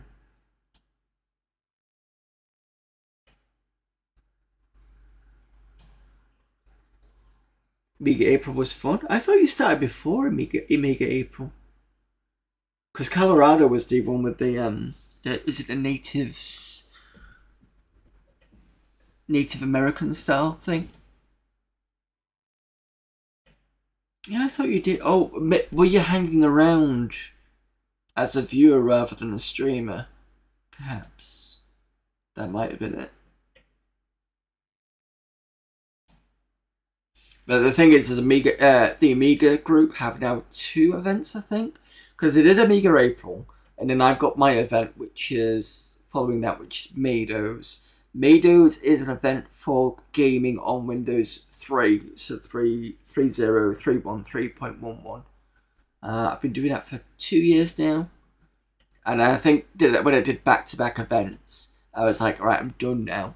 And then the Amiga lot went, let's do Amiga August. And I was like, it just feels too soon already. So I think after that, I did a whole month. I'm sure I did a whole month of Atari ST because I was so burnt out with the Amiga April thing. Because I do this every Monday anyway. And I think that's what happened. Hanging around the channels, getting to know people like you, Sahavi, I say. Well, thank you very much for that. Anyway, let's do the next level, and then we'll have a look at some demos. So, the controls for this are control is a fire button, and left Amiga is the secondary fire. Oh, dead.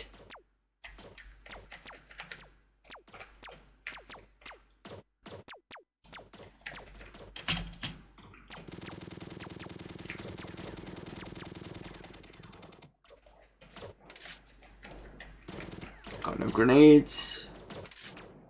Ooh, plasma. Be good if I could switch. I'm busy being wasted here.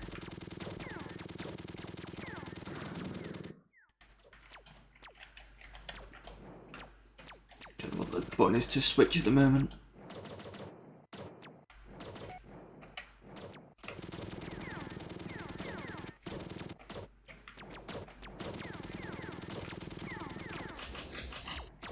And I'm out of bullets.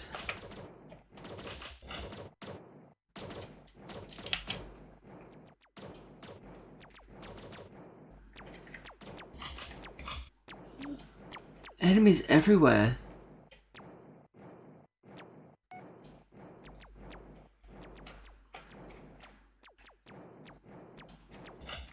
Oh, one gone.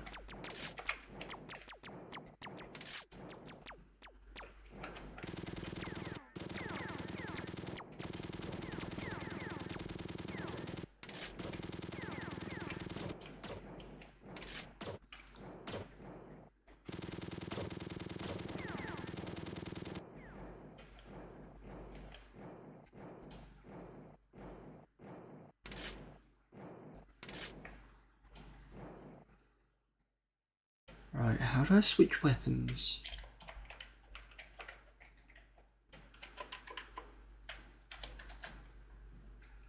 Oh, gives me a target. Different styles of target, I think.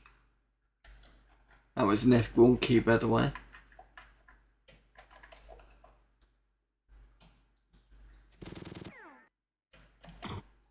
Ah, shift is... Left shift is the plasma, I believe.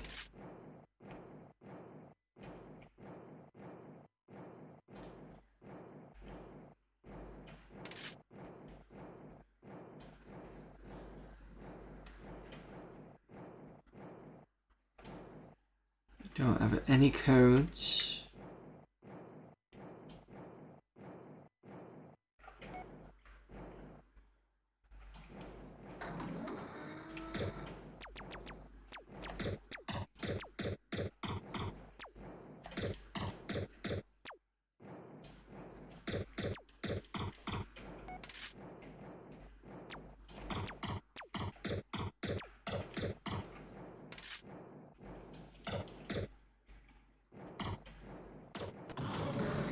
Ooh, that's not good.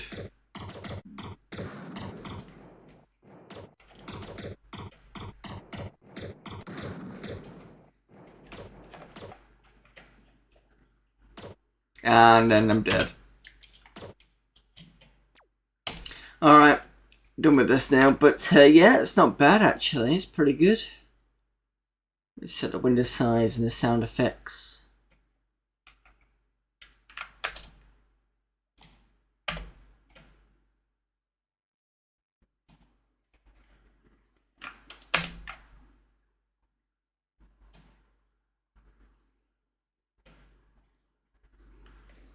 Play games a few times on Amiga Live, if that counts. Yeah, I suppose it does.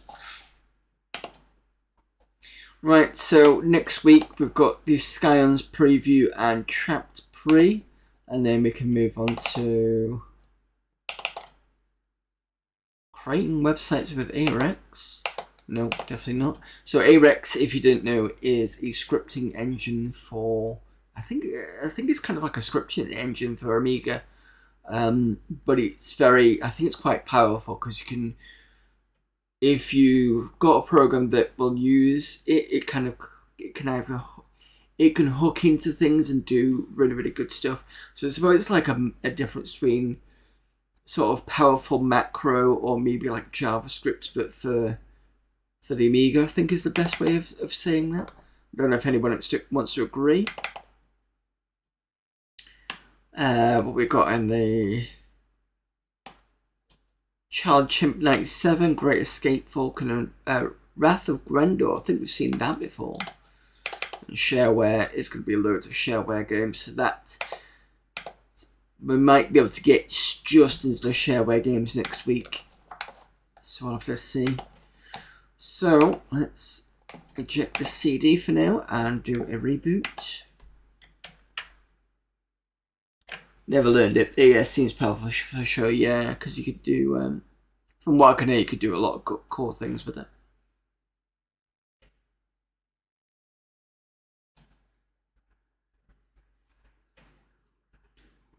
I will eventually get around to programming it, but in the meantime, I've got other things to do.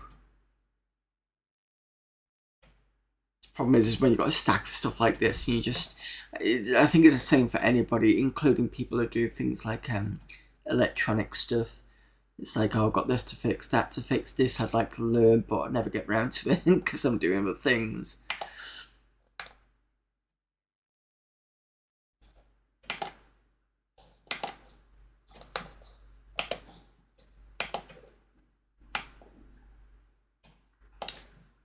Some of those things is trying to live. But let's not talk about that. Anyway. One thing that is frustrating all the time is having to, when you put stuff all the way at the bottom, it'd be nice for them to kind of keep it at the top window. I don't know what causes it to do that sort of thing.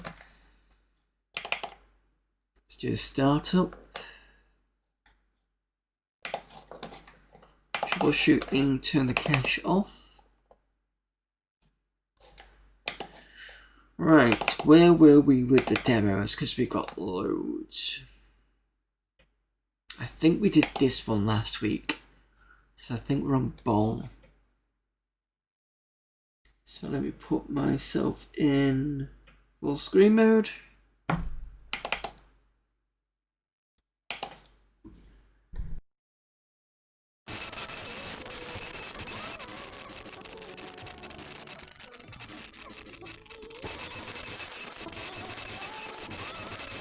Sorry.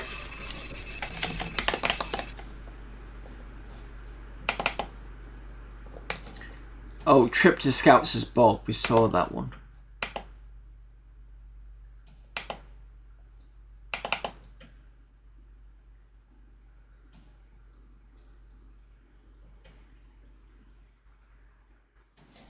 Don't know if we saw this one.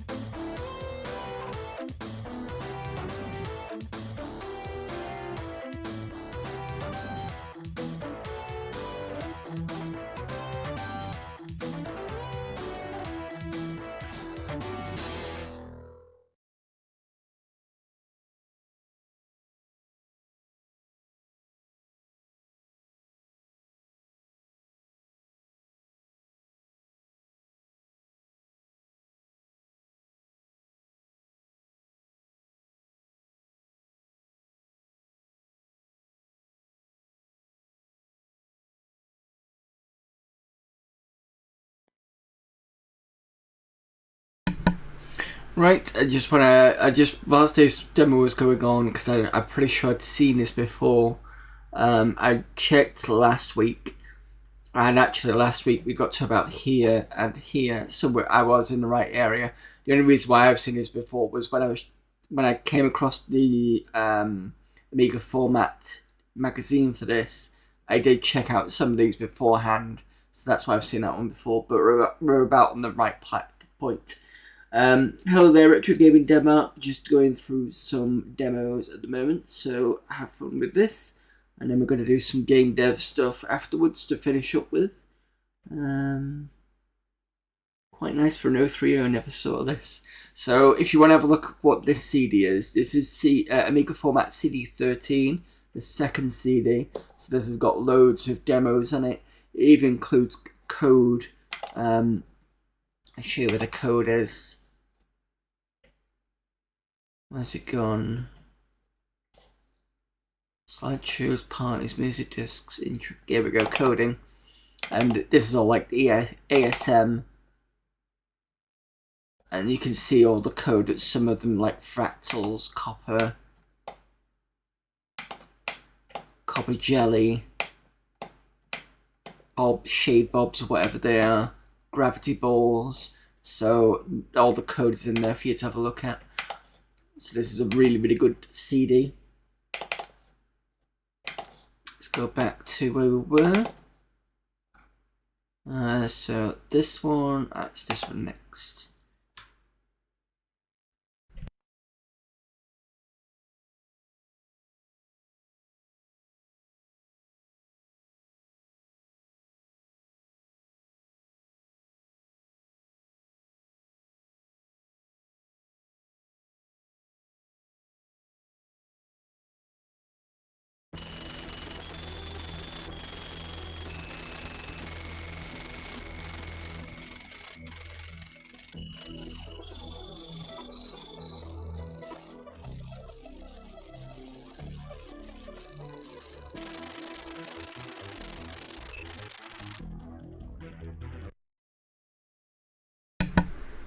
Yeah, and beware that might happen. That's what the issue with demos are sometimes.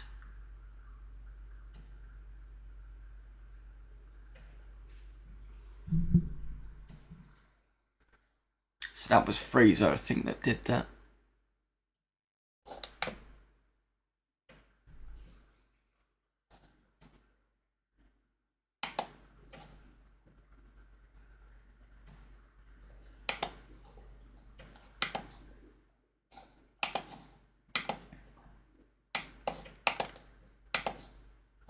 Oops, it's this one.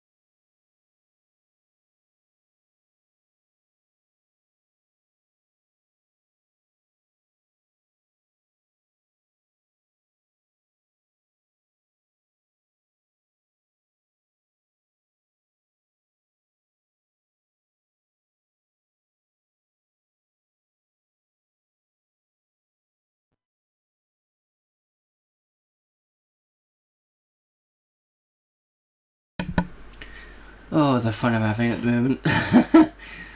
My new project is an IBM PS2 P70 orange gas plasma display 386. I'm coding one of those portable PCs for a project for work. I kind of like the red displays a lot better than the LCD. Yeah, Cool.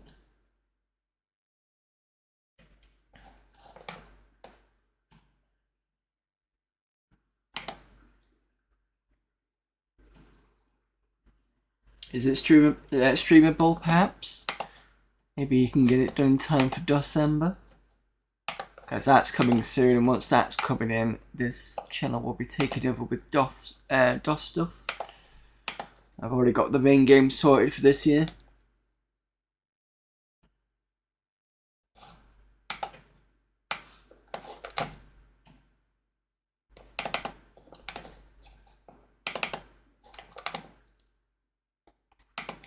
Let's have one more try of some demos. Because we know some work at least, so it's worth the pain a little bit. Didn't realise this was as wide as it was, I must have missed that. So let's try this one.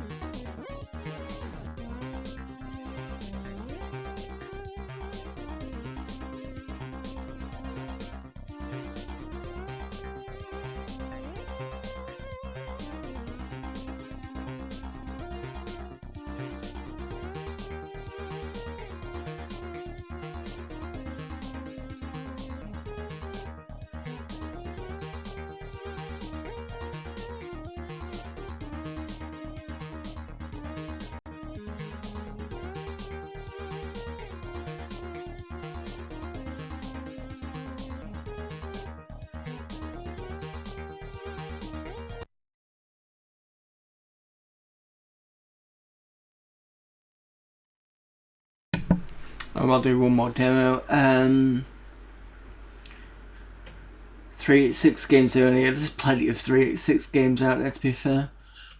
I need an FPU and more RAM, only 2 meg. Yeah, I'm not telling you how much meg that mine is 486 can do. Because I know when I told somebody my 486 can do a max of 64 meg, he was like, what?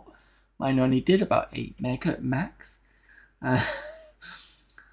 Demos that don't work, do you think they are for 040 or something? 020 and 030 demos should work. I think maybe it might be to do with the display, perhaps. This might have something to do with it's not happy with. Perhaps? I'm not sure. Is it a small cache difference between 02 and 03? Yeah, fair enough. Well, the thing is, most of these seem to work, and a restart seems to fix it. Because we did try Peg 2, but it didn't work until I did a restart. So, anyway, let's do socks. Yeah.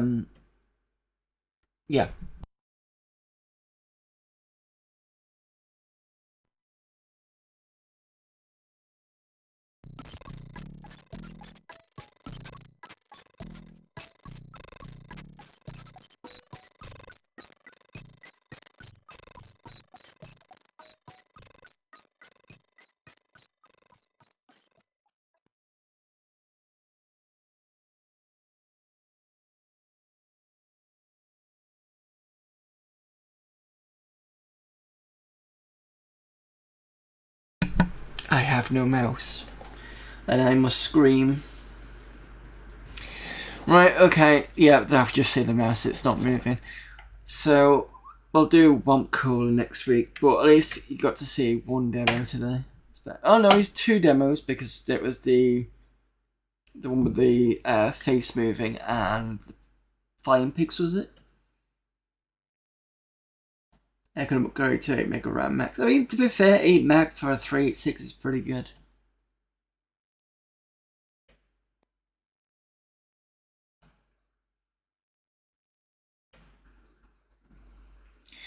Right, let's get some game dev done.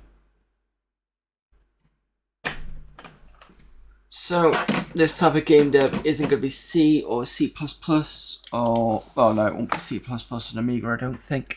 It's not going to be C or it's not going to be assembler. It is the game that I'm converting to the Amiga called Last Half of Darkness. I do the artwork usually on a Wednesday. For those of you who have not seen it before, I will show you some of the artwork now.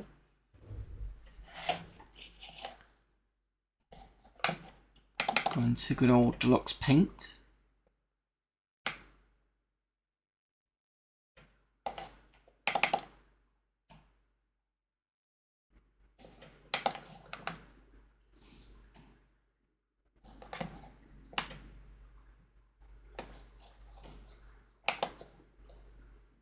So I'm using an application called Can-Do, which is, I call it HyperCard.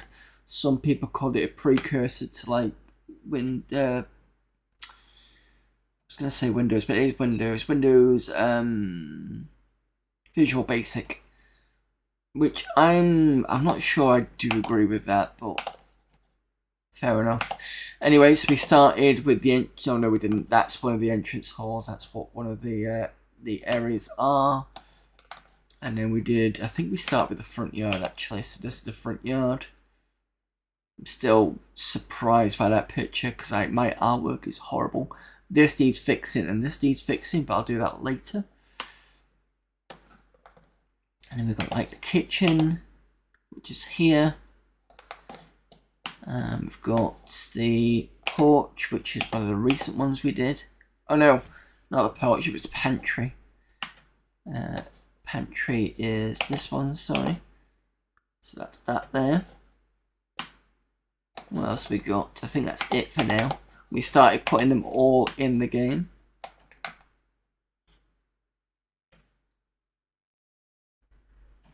I turned down a terrible fire 4060 for my Amiga 4000 with 256 of RAM.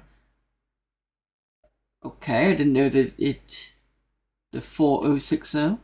Oh, it actually does, doesn't it? Yeah, because you can get them. If it's just to keep the Amiga 4000 stock and add vintage cards, better machine to run a most. Yeah, that's why one of the reasons why I have a second. It wasn't intentional, but I've kept a second Amiga 1200. It does have an acceleration to it, but it's more fast RAM. I think it's 32-bit fast RAM. So it does make it faster overall, but it's still got the 020 chip, so compatibility should be better.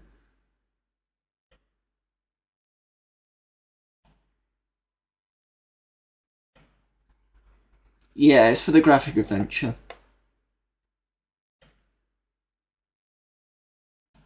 You'd have to ask the person who's behind Terrible Fire for that on the Atari ST.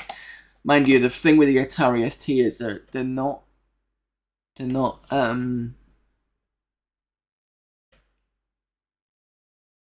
standard, because certain Atari ST boards have certain different things you can do to them. Like the STE, I know it's a kind of the enhanced version. You can put, I think you can put the sort of strip chips in there. And I've seen other boards you can do things with, but you can't do other boards with, so it makes it a bit sort of. So one of the things I enjoyed about the Amiga is just you can plug something in and it just does it. With the ST, it's a bit more DIY-ish, I'd say. And as someone who's not a DIY person, it can put me off. This is why, and let's pull this out again for those of you who didn't see it the first time, this is why I bought one of these for the ST, which is basically, it goes over one of the chips, and it goes in the shifter part as well, and it allows me to have more than 1 meg. This goes up to 4 meg, but the instructions say, if you're going to do that, don't use standard, the standard PSU it has in there. Use something like probably a PC style one. But I don't intend to go over the 2 meg anyway. I think piggyback CPU boards can work. Amiga is more expanded. Yeah, this is kind of like a piggyback thing because it sits on top of. It's got 2 parts to it. One goes in the shifter bit, the bit with the metal case, and the other one sits on the, is it the NMU chip or something like that? And it's got like little prongs that'll go into it. So I have to see how that works. I think it cost me $100 and something from America. I'm quite glad I got it, because once I've got it I can start doing ST stuff a bit more. The other thing I need to do is to find out what leaked, because I had a fishy smell in there once and it dissipated very quickly.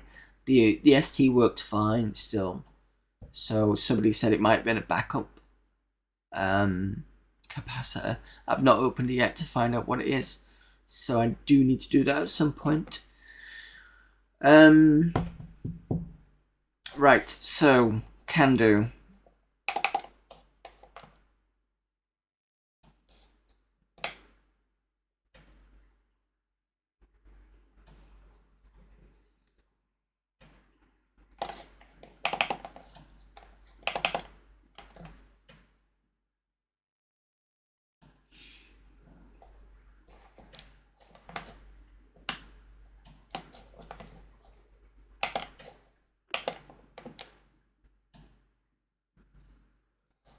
This is what it looks like. I'm not going to push this down because it disappears and I can't get the bloody thing back up again.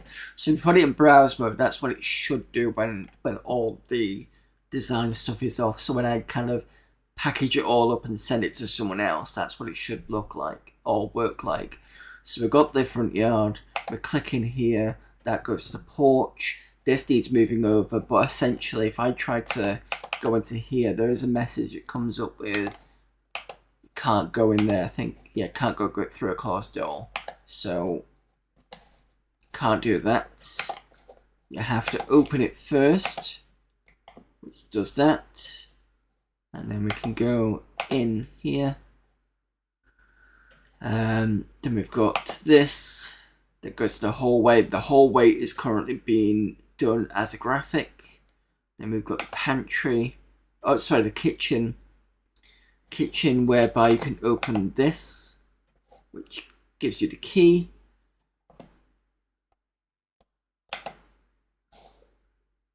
If I do take key, that puts the key in there. That should make this disappear. I need to do the graphic for that actually. And then we can go into the pantry, and this is where the supposed haunted matchboxes in the game. It basically goes left, right like this, and you've got to pick it up. So that's basically where we are at the moment.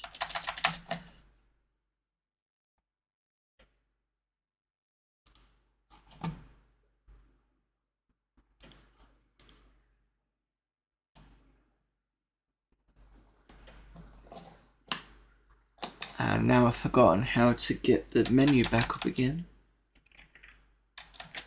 There's a certain key combination, space, quit. That's tied to the escape key. I've not actually put the quit thing in yet.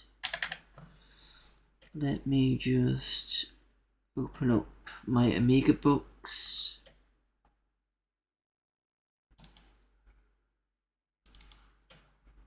So I have two versions of this book. I've got I think the one before this, and then I've got version 3.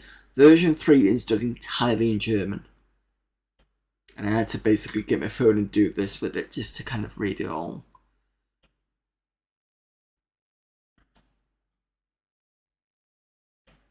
And once this loads up, I will show you what I'm looking at.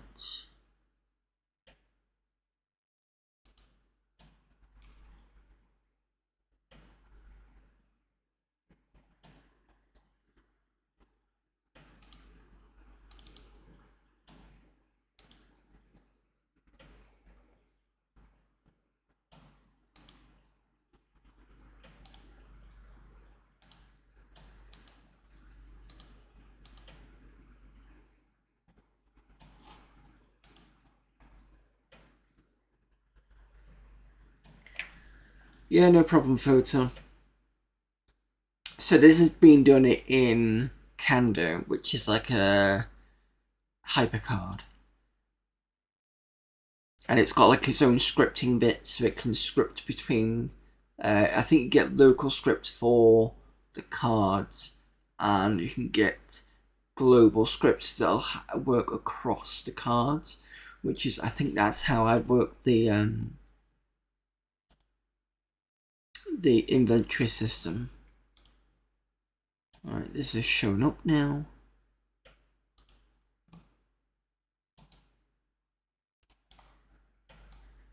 So this is a manual.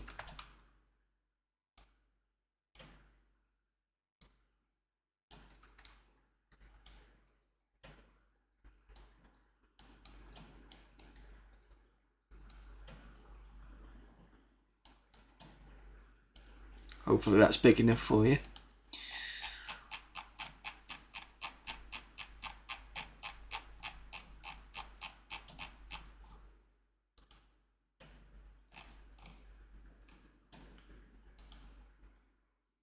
So it talks about a script editor. I'm looking for something in particular.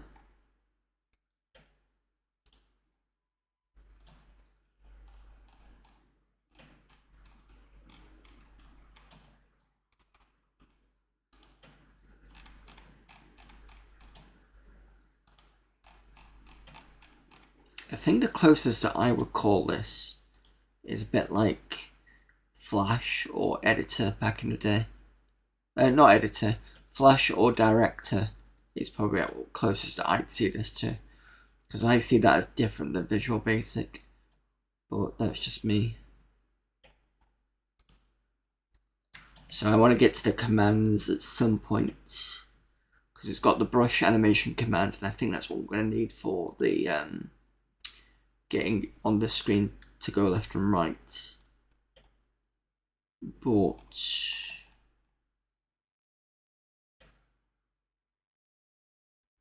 yeah, that's right.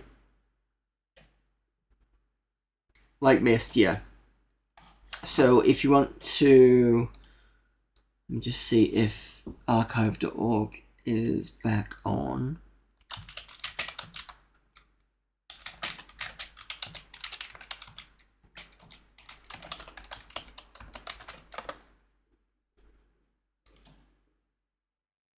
Okay, I will send this in chat. Just see if it will load. Yes.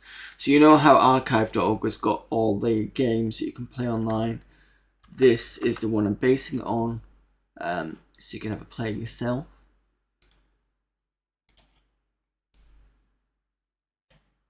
And the resources I did in Deep-Paint, yeah. I don't think we're going to do any sound because I can't remember the game having much in the way of sound. Sorry, I just need to double check how I get the... Because I don't want to have to reboot this again just to...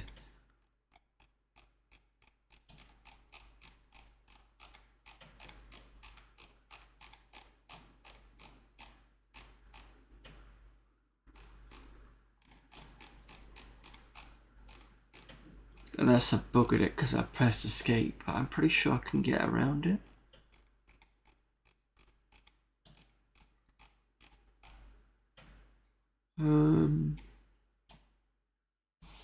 Actually, is there got an index?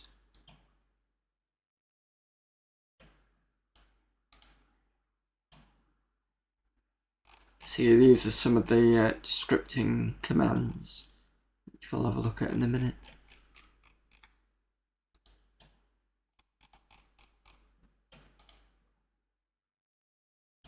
Commands index.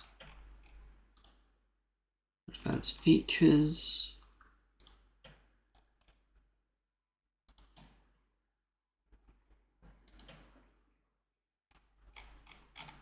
No, it doesn't.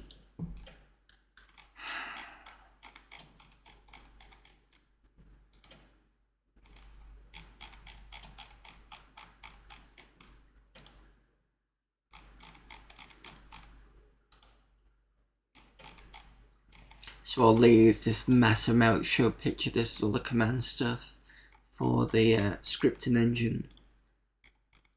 So there's a lot of pages in here.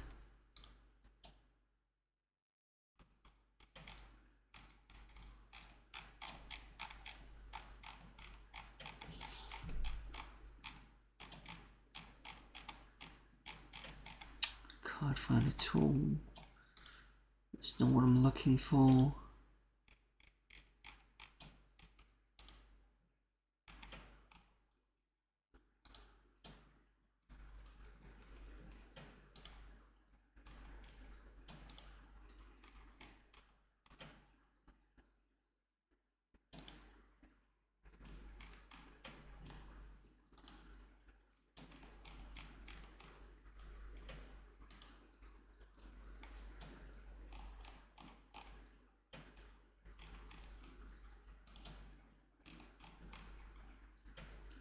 Sorry guys. We'll have to play around with the border in a minute because you see this here, I left it on so I could see where it was. I'm going to turn it to none on some of them because I know that some of the images are done now, so I don't have to worry too much about that.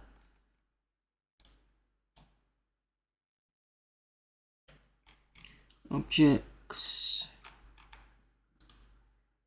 disk menu, decks and cards. Where is the...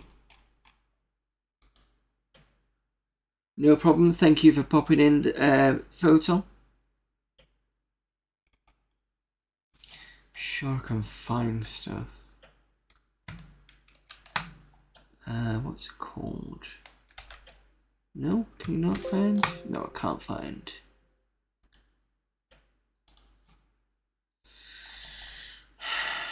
I have to redo the whole thing.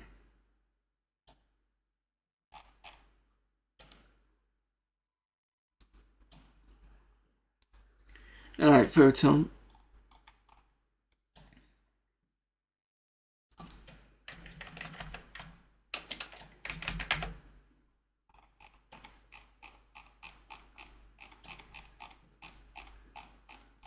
Sod it. I'm just going to restart. It's not going to kill anything. I just need to remember to be careful. And I'll have to go and write somewhere where I find it, what the code is.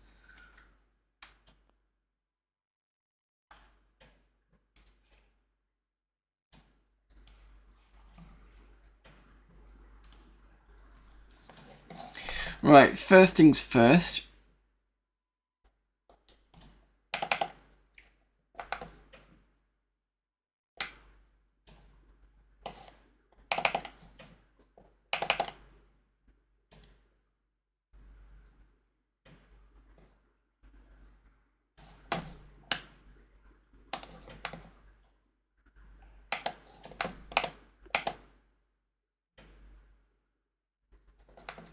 Let's go to the porch and then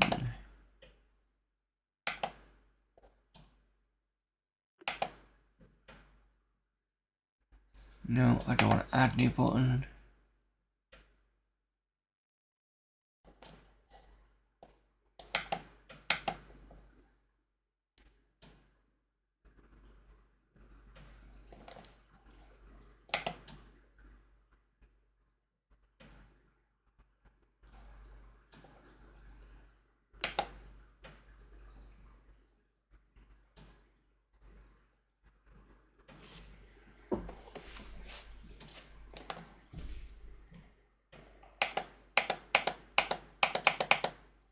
So I'm looking for this here.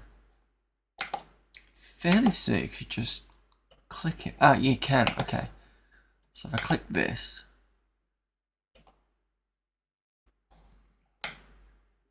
can't move that way. Yes, I can. Horizontal.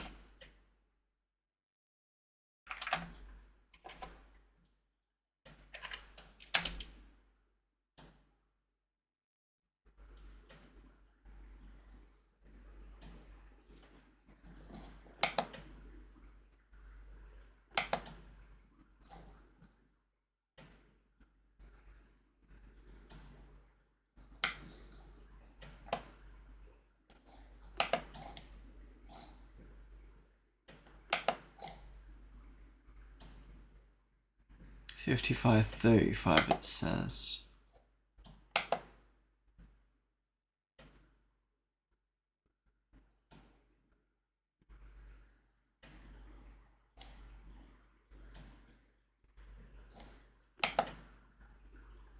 Right, okay, so we click this. And then we need to make it wider.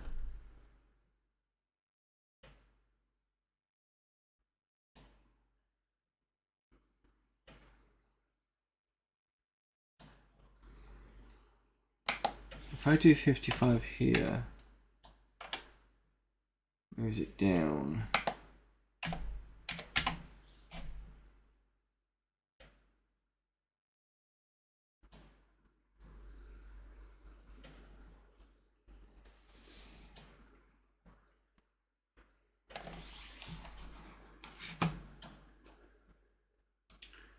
So, just check the buttons. Script editor, decks and cards. What are we on? Button editor.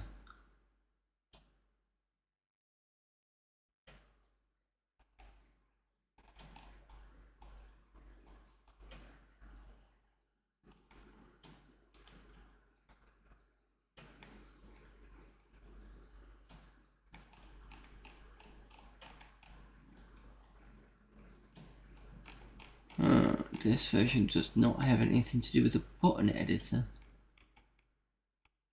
Oh, here we go. Objects buttons 415, 45, sorry.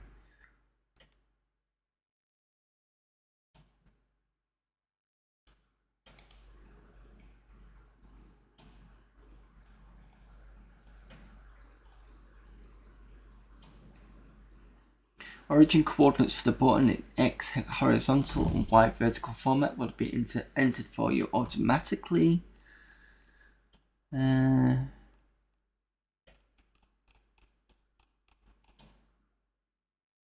do as 3 button styles: area, text, and image. When adding a button, rectangular area is defined. This area represents the hit area for the area button. Area buttons do not have an image or text representing the hit area. However, they can be placed over images in the window. In addition to area buttons, Candy allows you to use text and image buttons for representing image and irregular shaped buttons.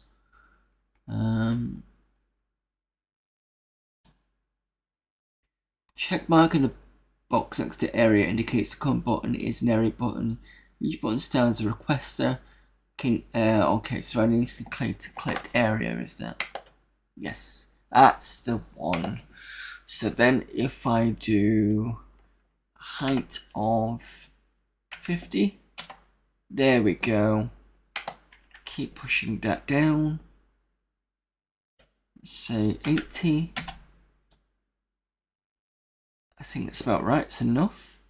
Let's do 85. Yeah. And outline the border, stick that to be none.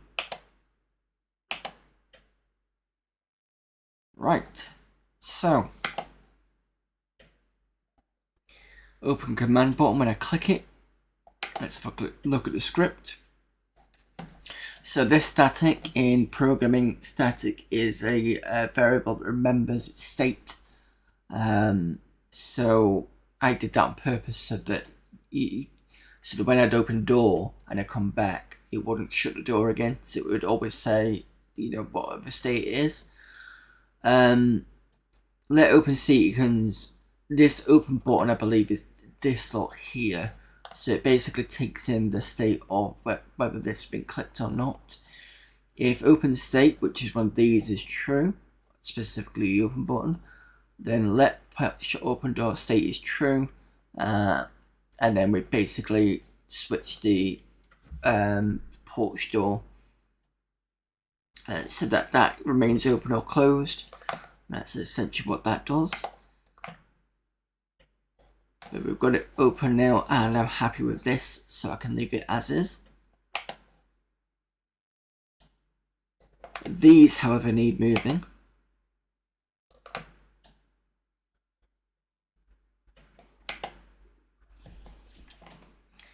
Horizontal. Vertical, let's do 110.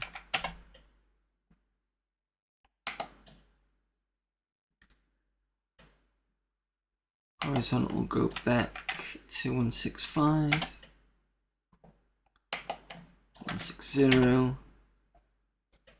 Okay. And this one.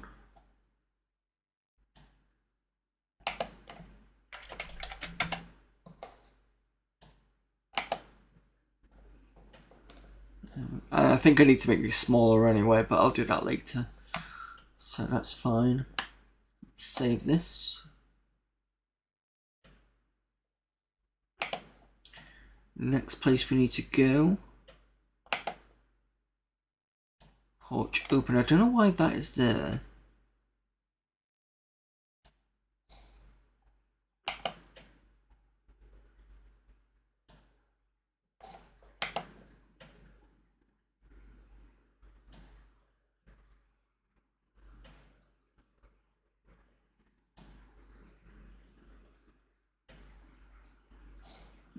Okay, so this is a new one. It shouldn't need to have that. So I'm wondering whether if I delete this.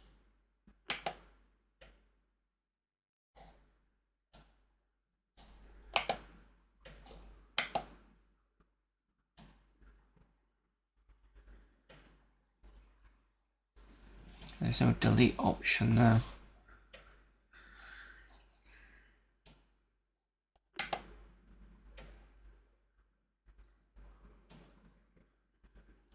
Oh, that's why, because that's in the game, that's what happened. Okay, that's fine, okay. That's why I did that. No! Oh, thank God.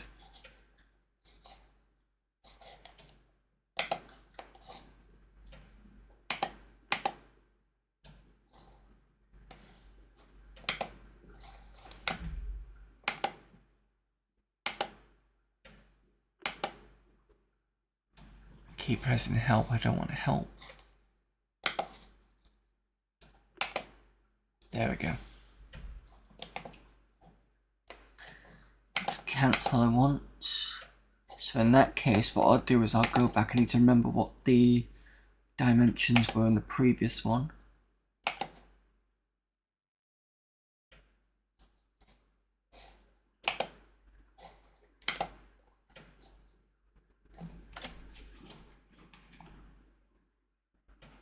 Just going to write this down in a temporary notepad.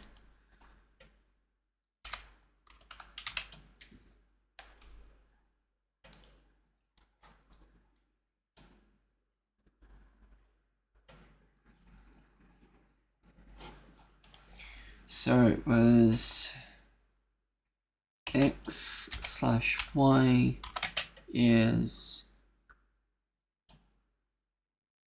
5535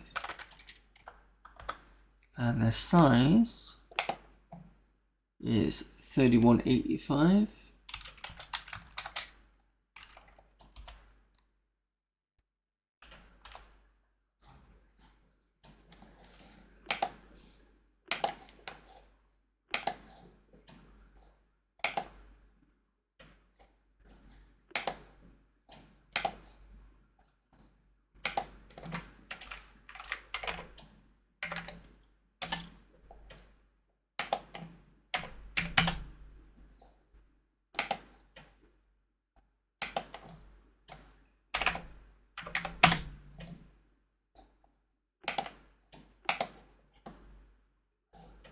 And the last thing, change the border to be none.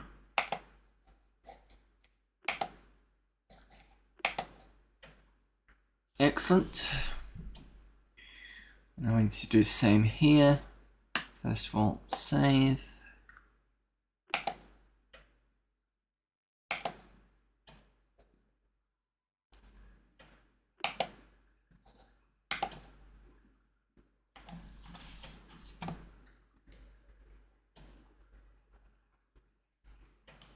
So that is 160 by 110.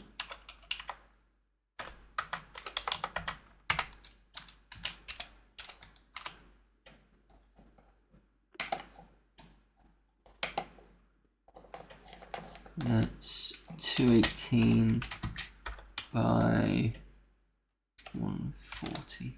The reason why we're keeping that is because since it's the same two, what I don't want it to do is kind of like go to next when it kind of moves it up, or because it makes it look not very I suppose not very professional is probably the better way of saying it.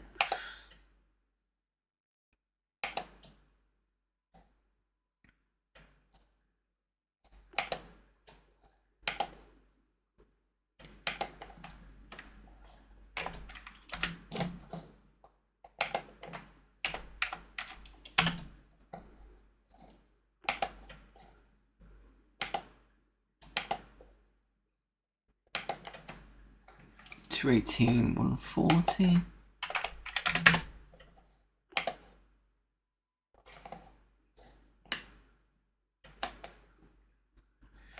Right, that's that. So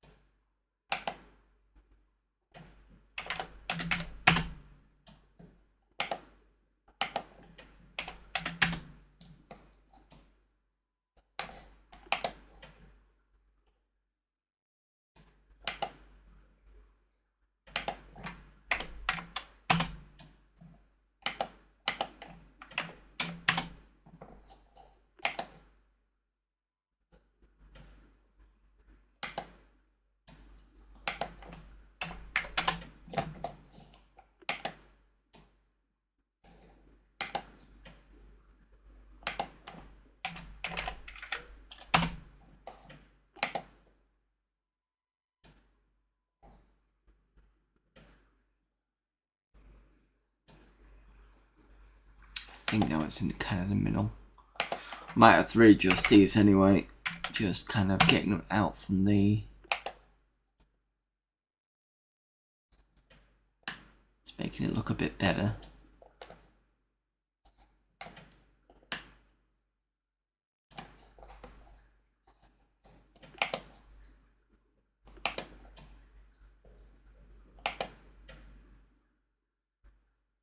Right, that's going to change soon anyway. This one.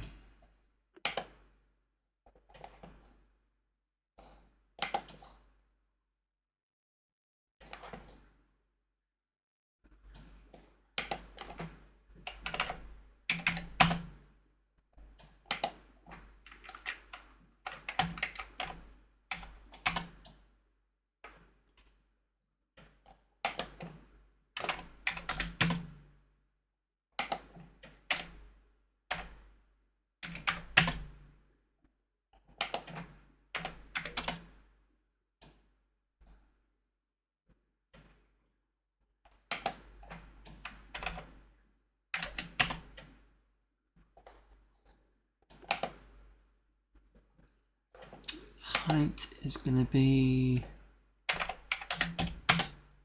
Nope.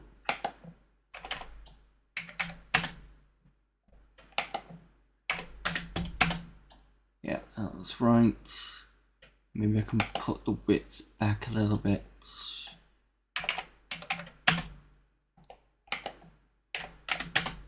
There we go.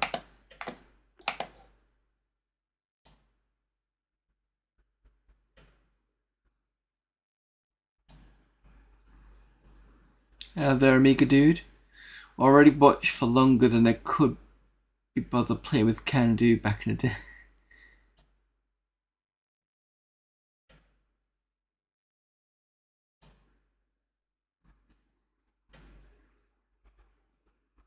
Yeah, I mean, it's no problem. I wasn't expecting people to be here for all the time, but it's just if you're interested in how this is done.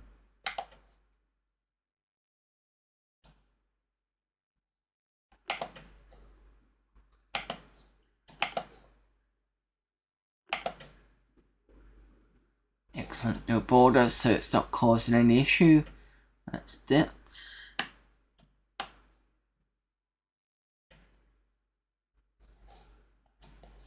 So that's done. Never thought of using it for point and click. It just clicked when I did this.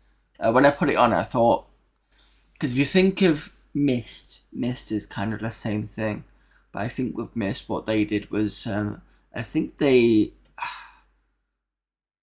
was using HyperCard was Mist, and they used it on I think a Mac Quattro. But they had extra bits on it to make it do video stuff, because I don't think it did a video originally. I don't think you can do that sort of thing with this. Maybe you could do with the AREX stuff, possibly. But I've not investigated that. That might be possible, actually. But that's a little bit over what I'm doing here. This is a bit simpler. And I just wanted to do something that it just clicked to get it done this way.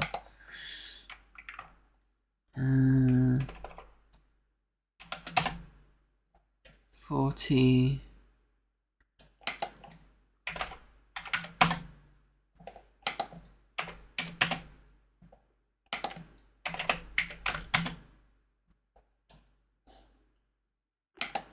And then at the moment the width is 6, so if I put the width to 8 and the height to 15.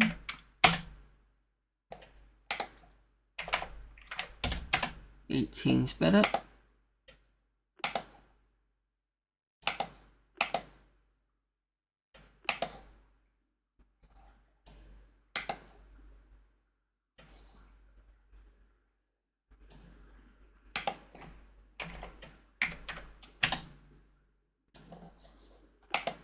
So the key. So that's that done.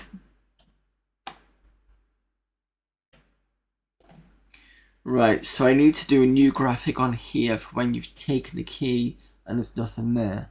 That's probably the best one. So I need to remember that one. And now I need to pull these up. What was the...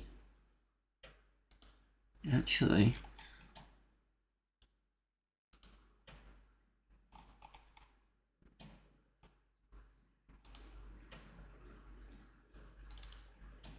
Just having a look at the reference images.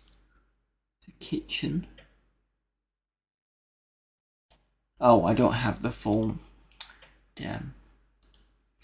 So the reference images I've got only encompass this part of the image. It doesn't encompass this part.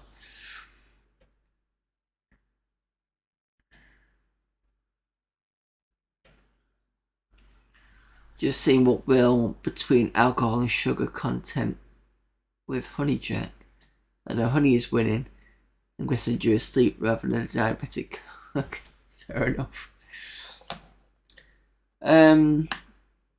Let us... Alright, pantry. So this is the one where I'm going to need to really think. So let me show you the reader again. We're going to go and look at the commands, because there is one brush I've made recently.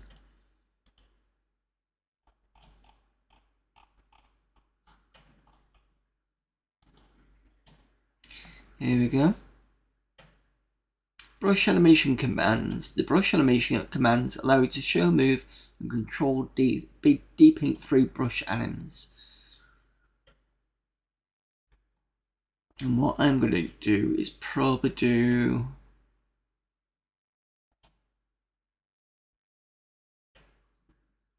Where's the one that I can move it? This one.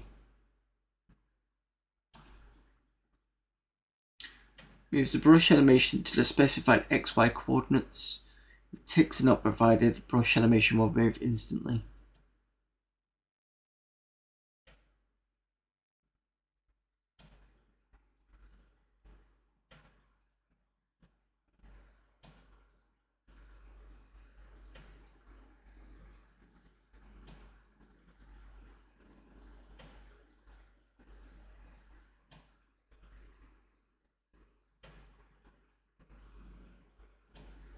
Oh, are you overloading yourself with sugar to offset the alcohol? That's an interesting way of doing it. So hopefully it doesn't... might not have the results A-Rex, that'll cover most of it. Yeah, let's see if I can get this done. But this is essentially what I want to do next. What I want it to do is so it does this backwards and forwards. So let's see if... No, I don't want to lock that. That's what I want to do.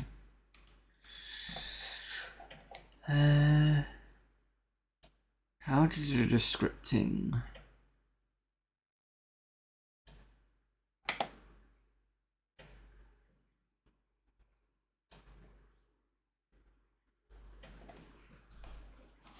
I think I need to load the brush first.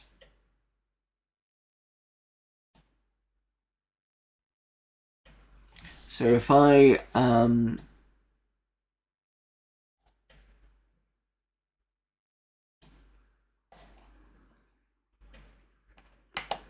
think if I tell it as soon as you open this card, load the brush and show the brush.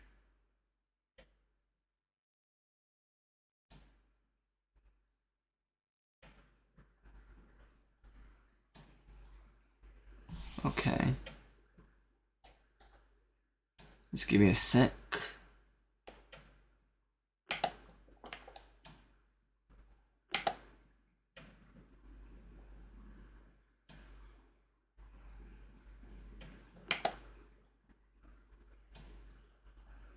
This checks the inventory.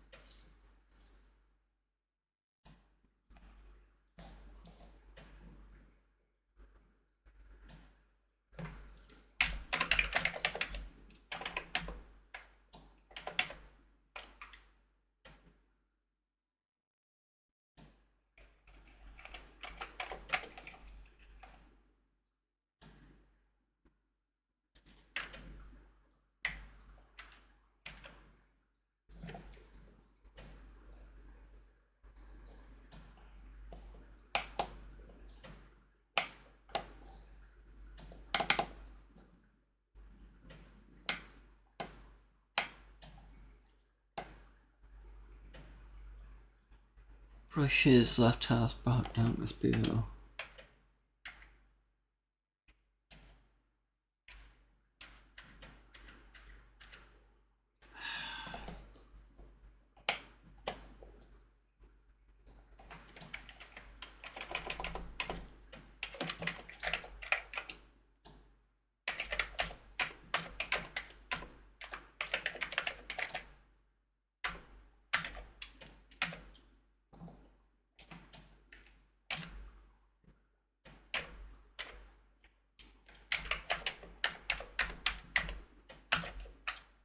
I think that's how it will work.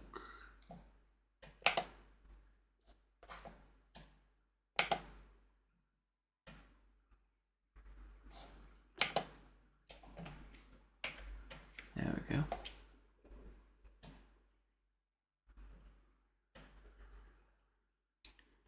You can take it, just turn it invisible. Yeah, that's what I was thinking. Or basically, I'll probably do another static check if it exists or not in the inventory. If it doesn't exist in the inventory, then just kind of do the same thing. But I want to do the load first and just check it working.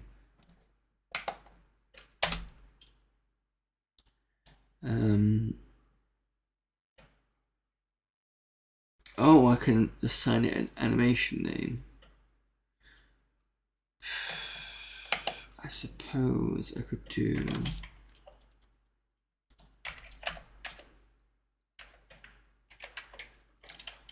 That's the animation name.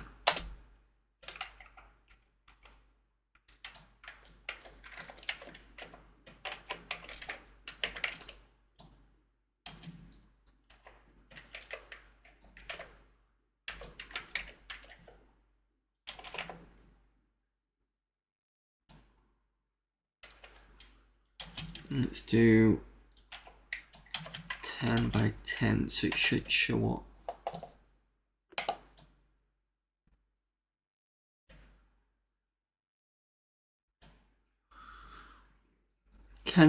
Do Candy compile, or would you have to bundle a player? I think they compile. Sure, they've got something like that, because there's a Twitch streamer called Amiga Cami. Every year she does a Amiga Game Jam, and last year, I think it was, or the year before, someone had done a Can-Do game, but it had been compiled all as one. It was some sort of, what was it? You started off in a Holiday Inn or something. You had to go out, and they used a lot of photographs from some resort. It was actually quite good. It was quite good, but the music was copyrighted, I think. So you might remember that. What was it called? Was it called something like Summer Holidays or something? Let me just see if I can find it. I'm sure she's still got some of the.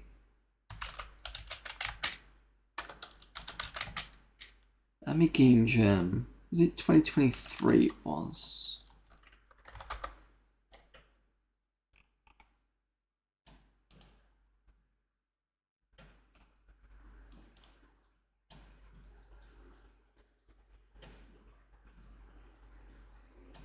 Holiday, that was it.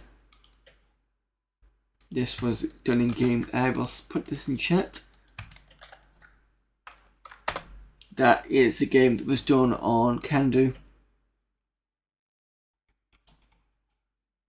for Amiga Game Jam 2023.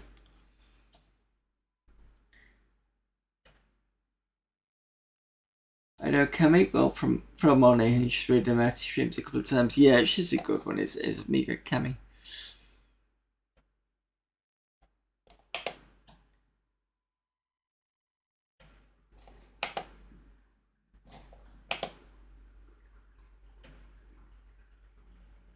I'm assuming on attachment is supposed to be.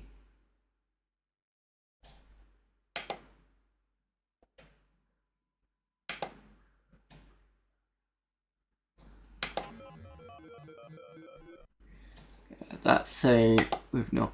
Oh, I didn't see that. Try that again.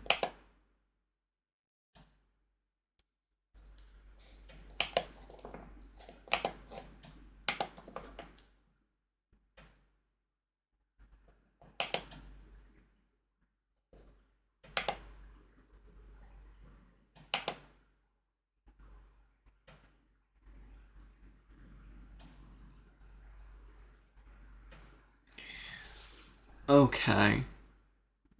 It can't find it. Because I need to go through apps, don't I?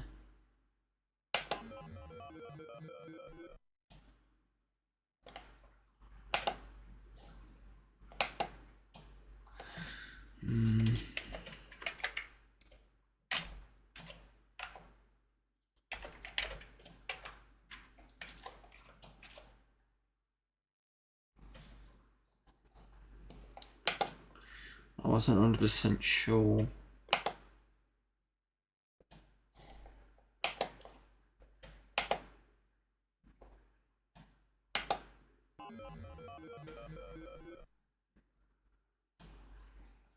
Wrong file type.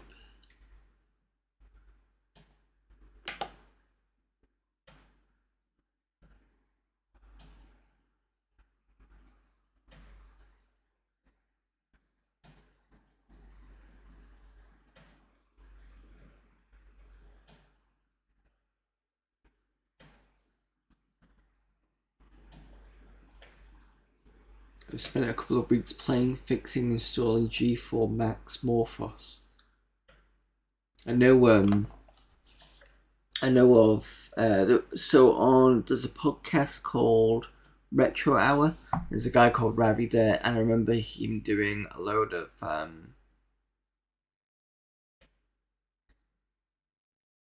he was getting into Morphos through, I think, was it G4? Which one's the Mac Mini style ones? But they were in the same, I think the same year as the. Sure, they were G4s. Because I'm sure they look like Mac Minis anyway, but they were before the Mac Minis, or just about. G4 Mini, yeah, that's the one.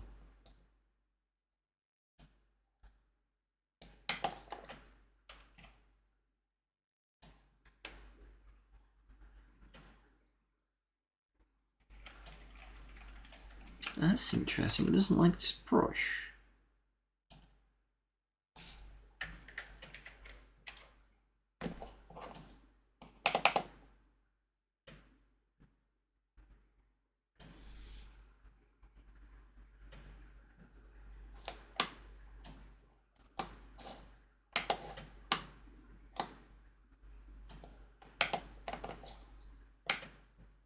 Is it because I've put a file extension on it?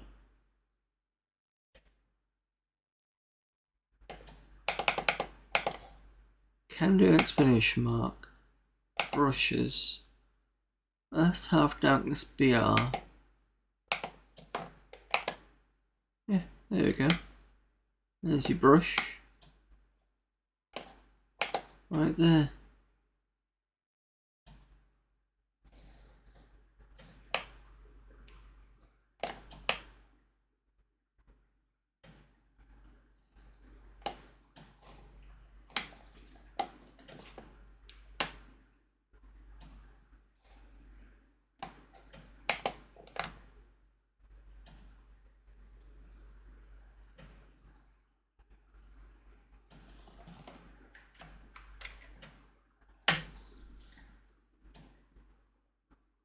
Too many jacks.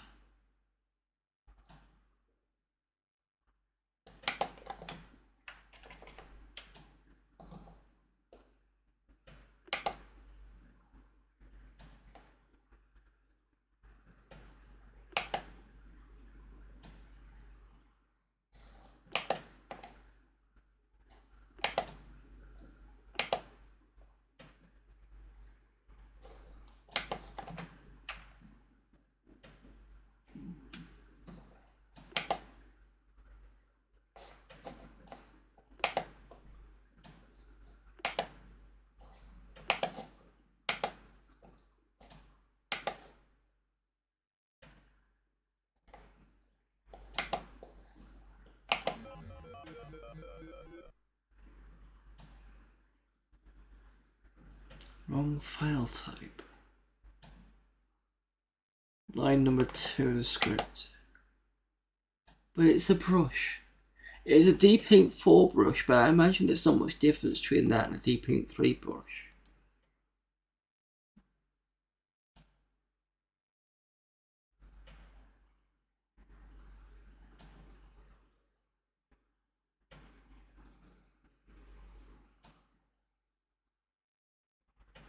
Oh, right, yeah. Sorry, Amiga dude.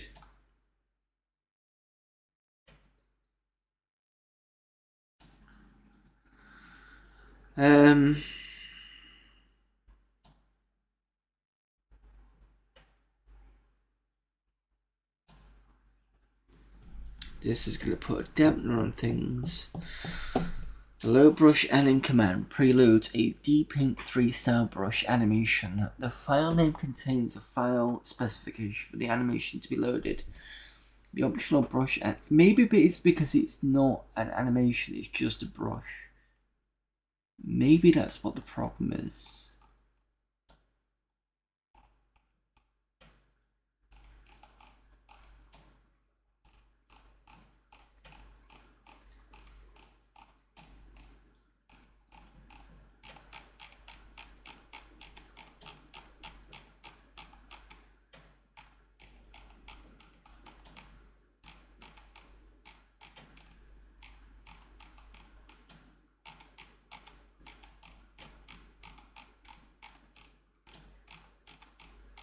Maybe I can kind of cheat and kind of give it a frame 0 and a frame 1. Perhaps it might load then.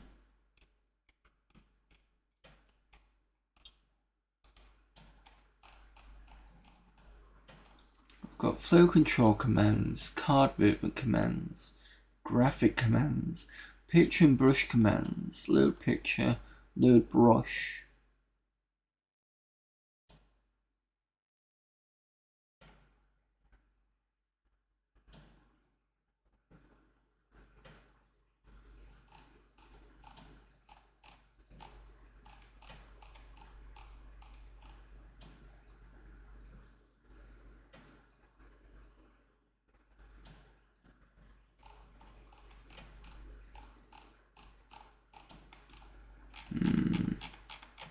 Alright, let's try that then. Let's change load brush add to load brush and save brush.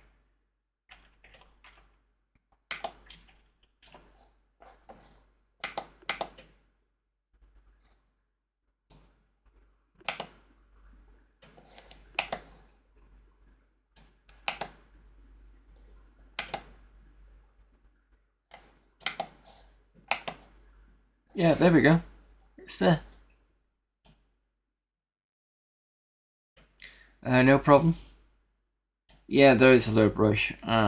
Excuse me, we're itchy everywhere now. Oh god.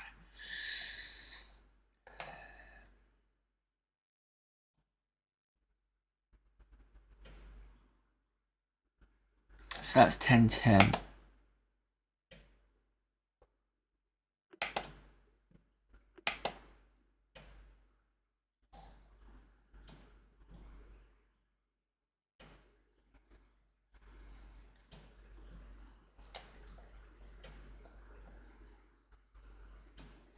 So if we move that by 20, call this 100.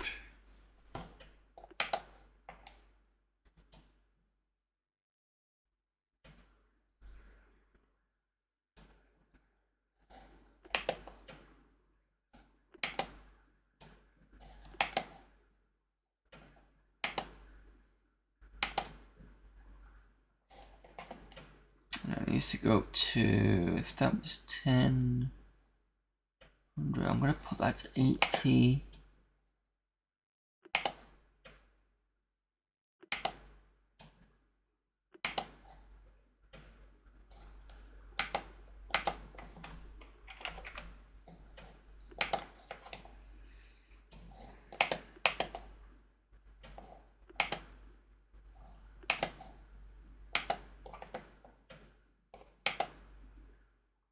Oh, we're almost there. So if that's 80, that would be,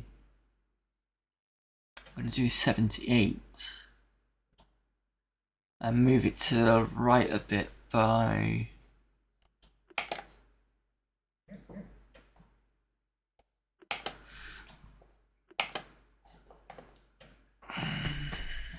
Excuse me.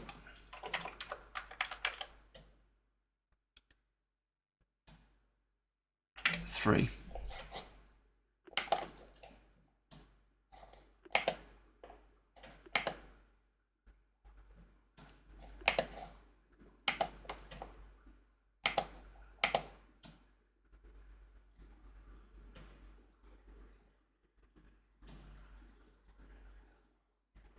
Okay.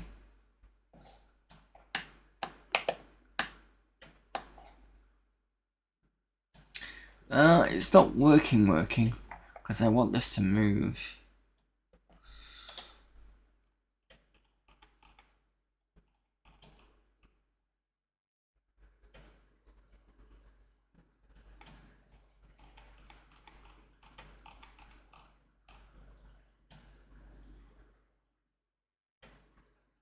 See, there's a command called clip brush.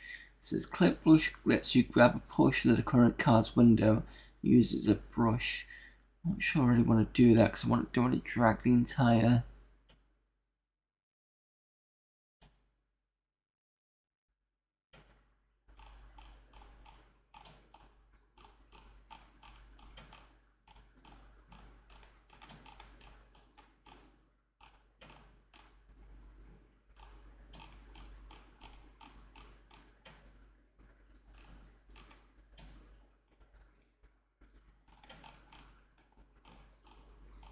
What's the point in having a brush if you can't move it?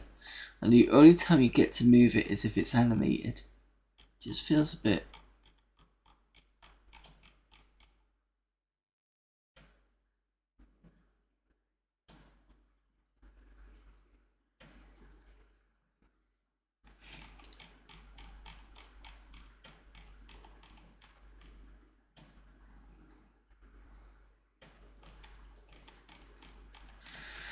Let me try and see what this clip does. Don't really trust it massively. I don't know how I'm gonna... So that's in. I have to do it after attachment. Actually, what happens if I do before attachment?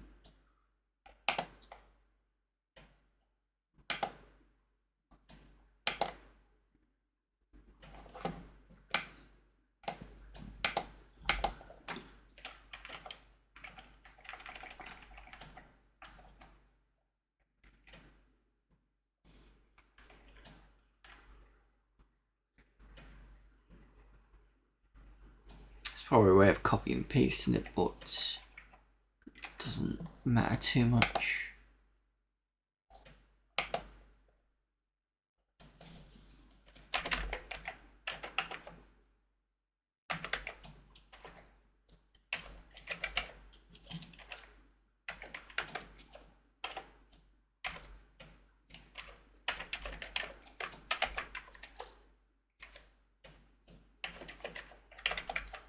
I think it was brushes.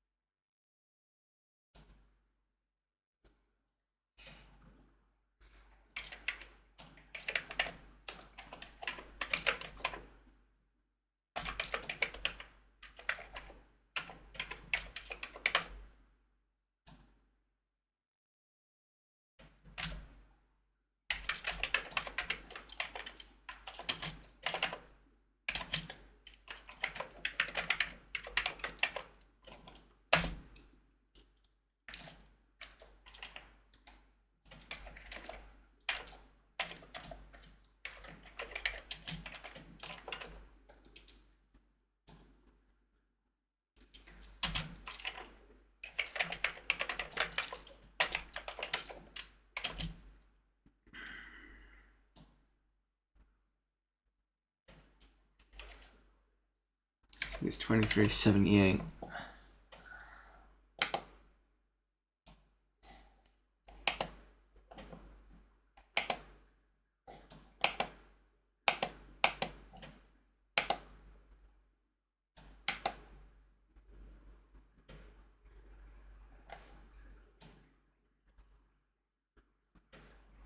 Actually, I could probably just do can do, can't I?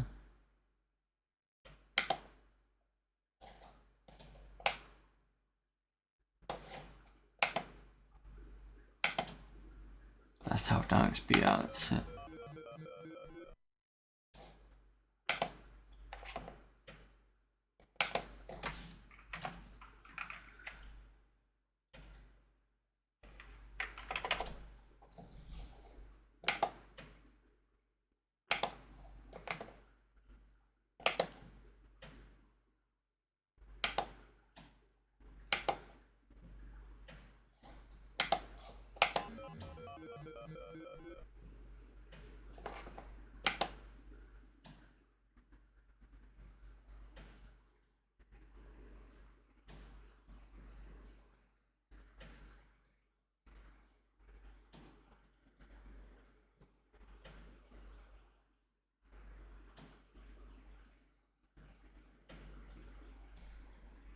You know that keep song about the lyrics in the pantry behind the Johnny Walkers that used to make the people yeah, not brushed. No, I changed that there.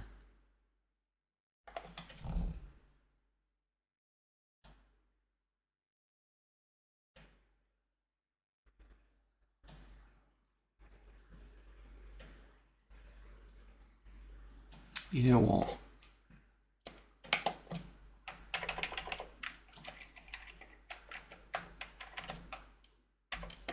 Should be able to do this.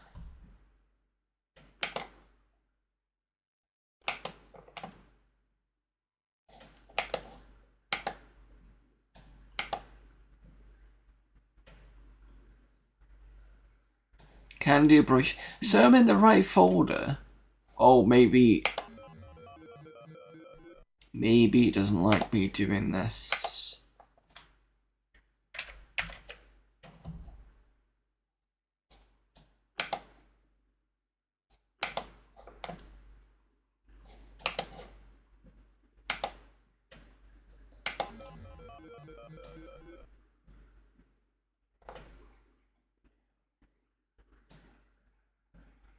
No window open. Oh, maybe. Okay, fine.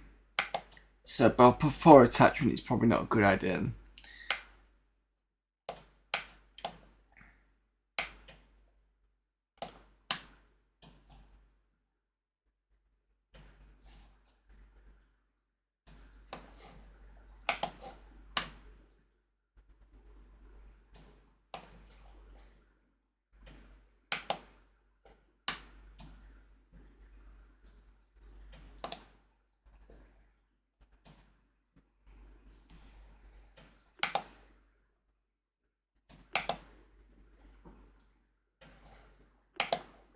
I think it's after attachment you can do it. That's probably why it doesn't like it.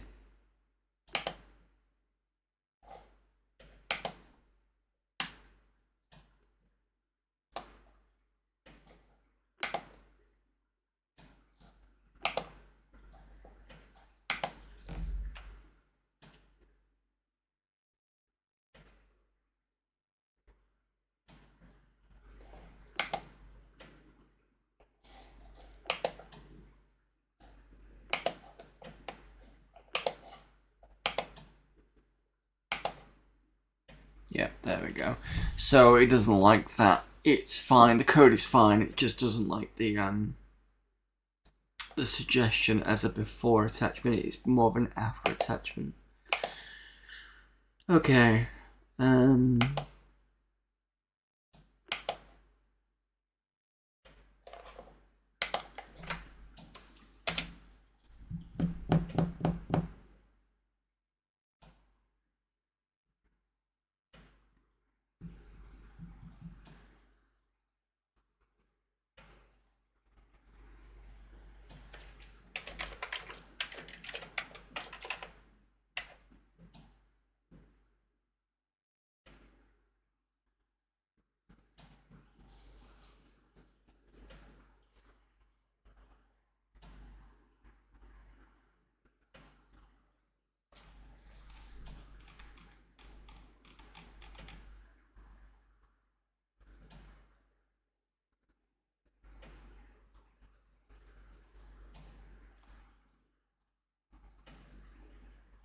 Oh, wait a minute. Show brush. This command shows a depaint style brush at a specified location in the current window. Optionally, you can use the color palette saved with the brush. Okay. So I do.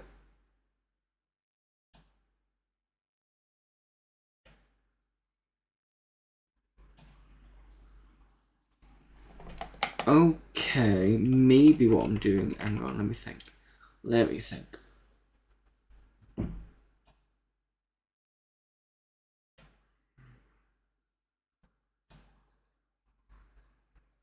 So I could probably use the show brush to go backwards and forwards. I probably need a for loop. So I've already got the loop brush in. And the for loop goes backwards and forwards.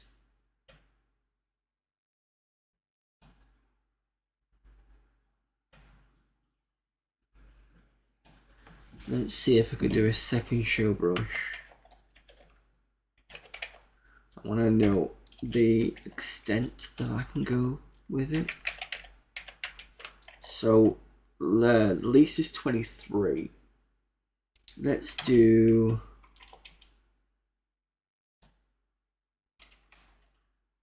59.78. I want to know the far edge.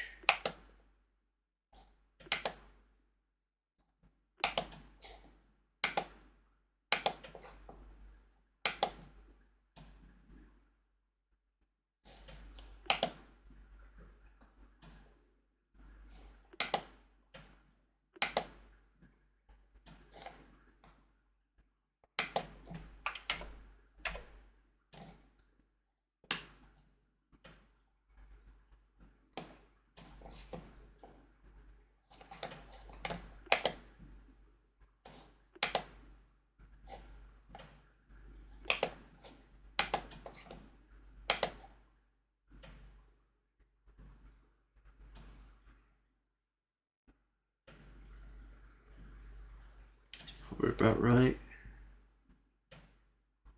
Yep, shows a second copy.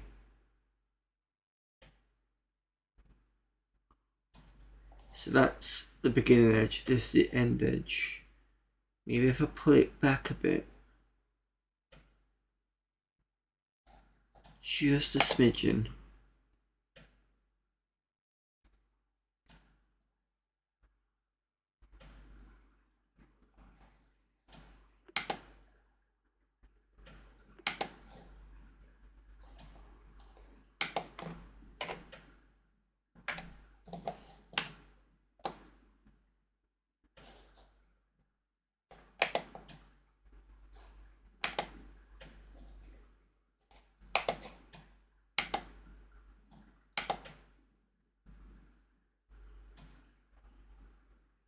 So it's either 75 or 79.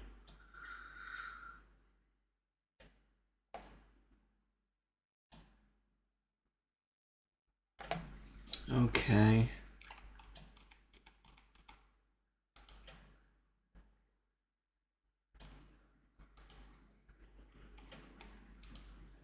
Flow control commands if and if else and if, while end loop, loop until, while until, loop end loop, exit loop, do, exit script, stop script, quit.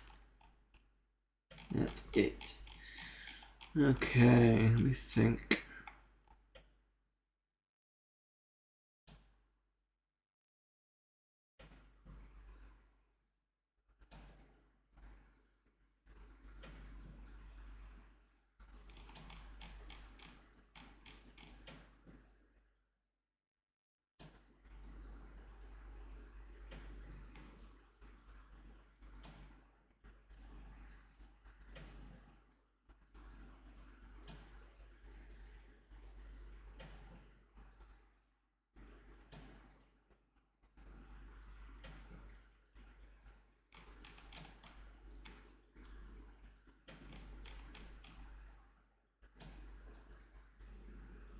While end loop is probably the best one.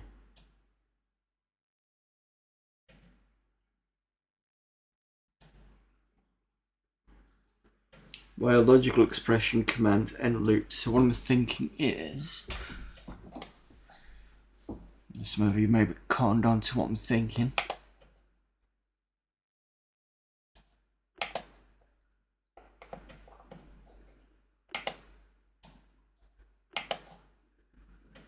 So we know where I start and end parts. If I do a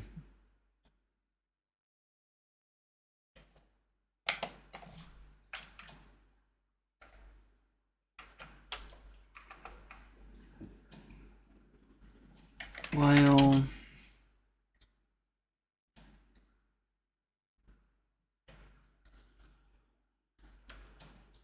mx, I'll remember how to do the variables in a minute. While mx is less than or equal to 75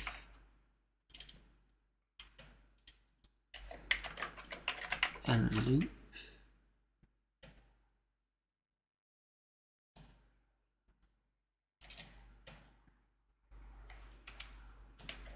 mx equals mx plus 1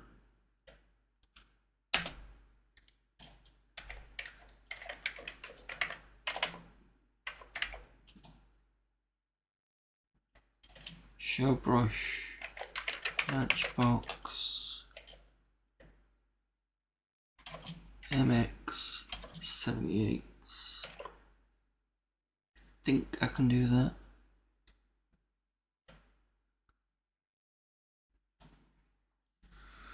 Just double check. First of all, I need to check for expressions.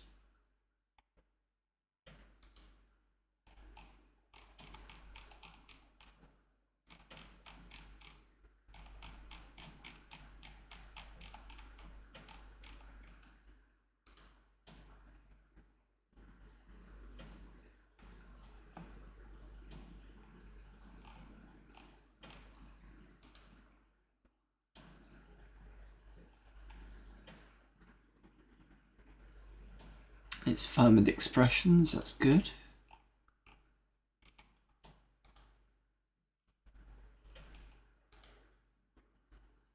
Let variable aim into the let command allows you to save a value in a variable, right? So we need to do that.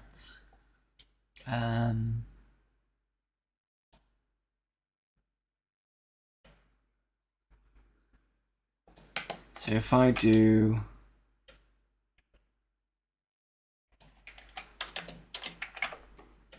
let mx is equal to 23, because we want to start that there. In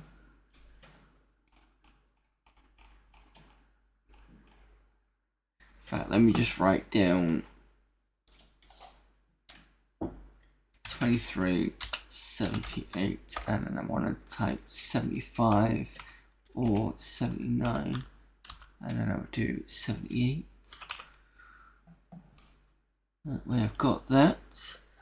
Let me just see if I can get rid of this.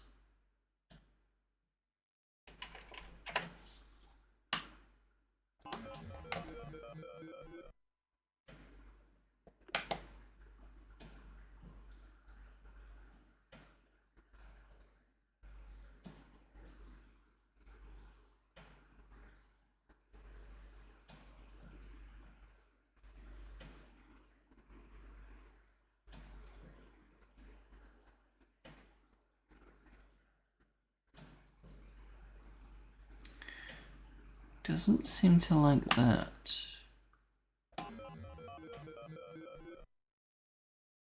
$78 unknown command.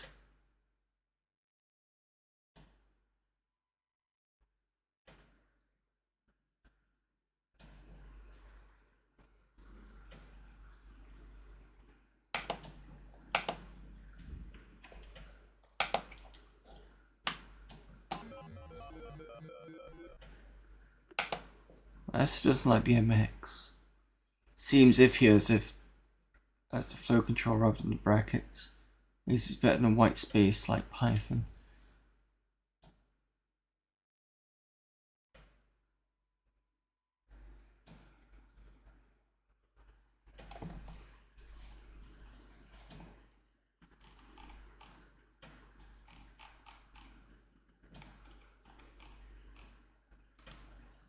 Yeah, white space in Python kind of weirded me out at first, and then I kind of got it.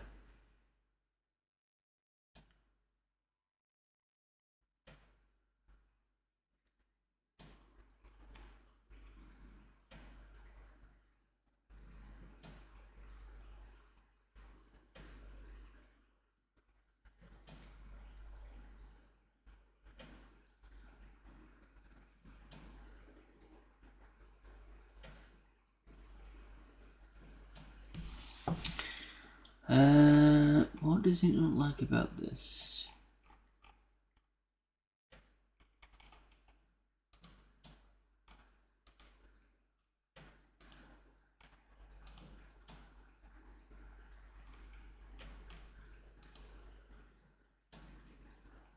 You know, I'm going to put this on the screen so you can see what I'm looking at.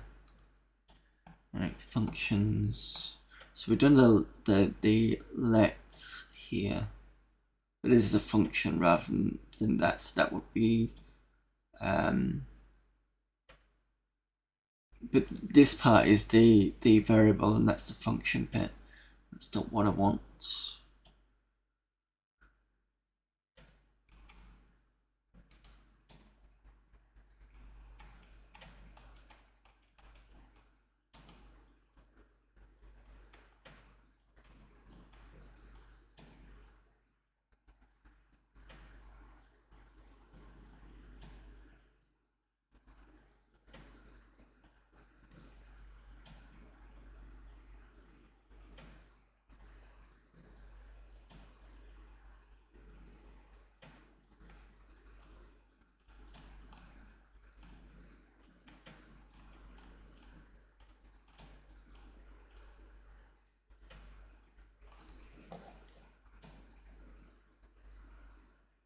This is the line 6, but it's whinging about this. So if I do a OK. Error line 6, error message 78 unknown command. So if I change that to 79, just for example. Oh.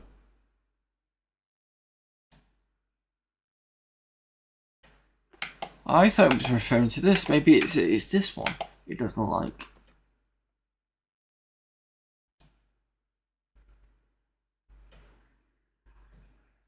But this should be fine.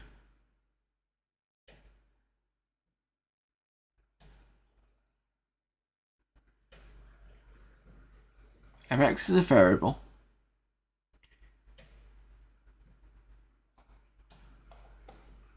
Oh, sorry, you can't see what I'm... Sorry. Yep. Just take this off. Right, so I thought 78 was... So if I changed this, I thought this was going to change, but that's an error message. So line 6, I believe, is this one it seems to be doing. So there's something on here it doesn't like. But the thing is that looks like a normal... Because we've got a let here.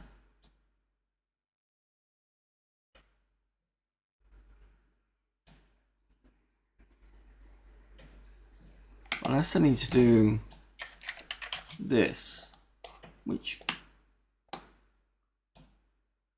it seemed to be okay with that. I just think that's a bit weird.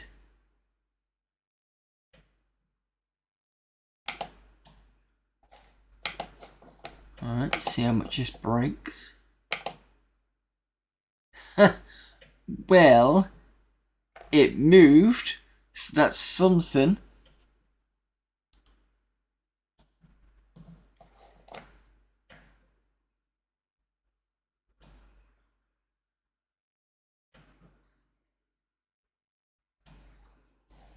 Let me just show you all against. Need a delay in high brush.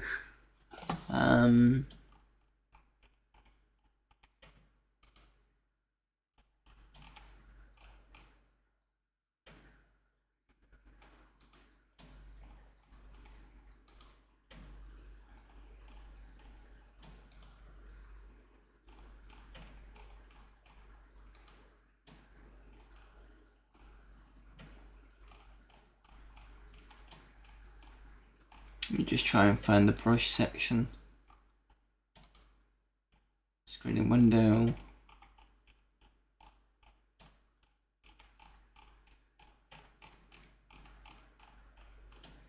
Brush animation, no, that's not it.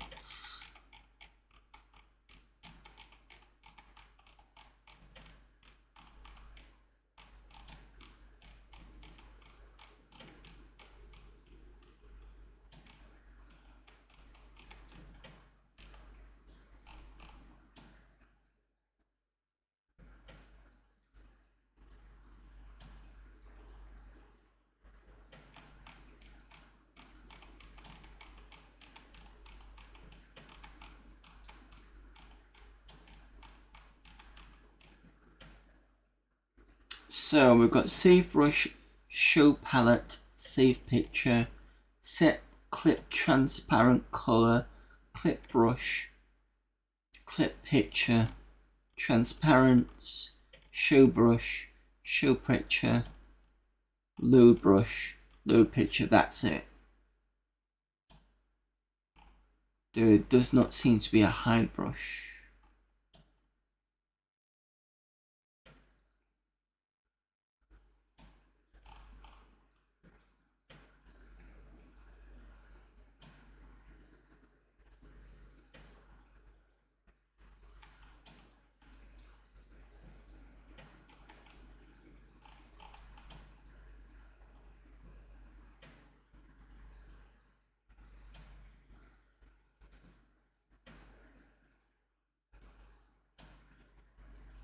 No, reading through the comments, it just says stuff with the palette, and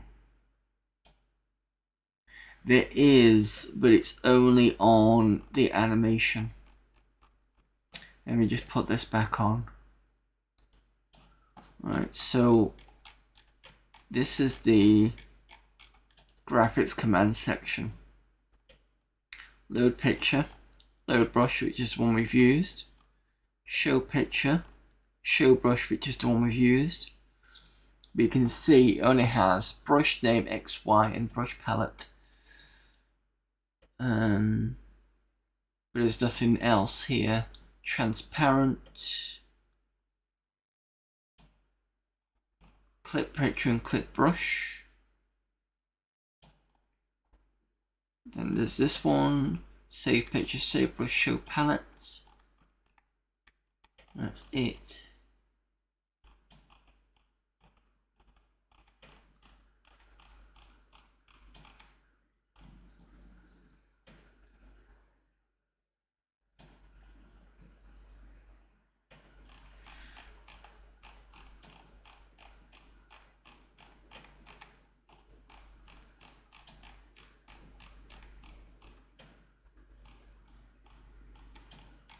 Now this is in the, oh, this is the movie screen, that's not the one.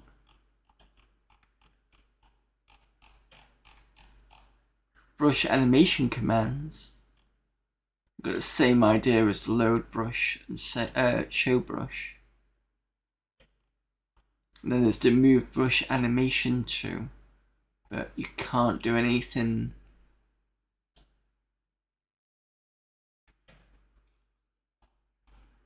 Yeah, that's why I was wondering about cheating with the brush and making an animation with one of the...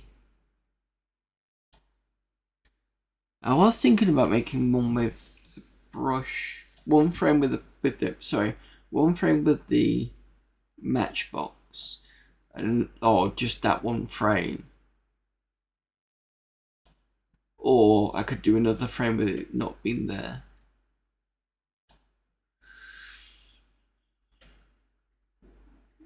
Because then it alternates between 1 0 1 0. Then you can kind of see it move across.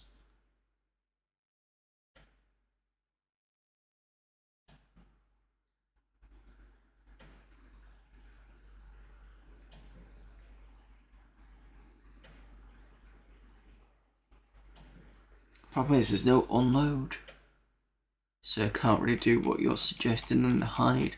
Let me just check the... It's like a glossary of commands index.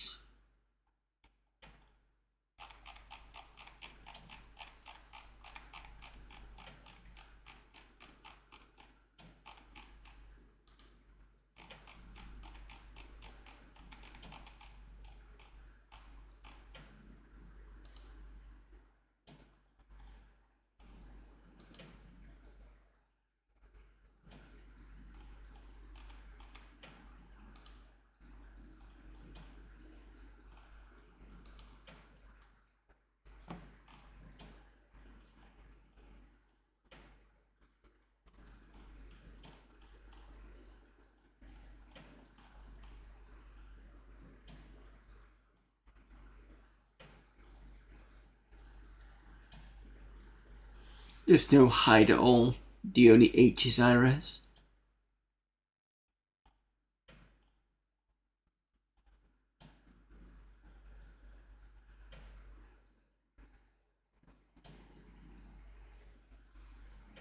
What's load flags? 624. I don't think it'll have anything of interest.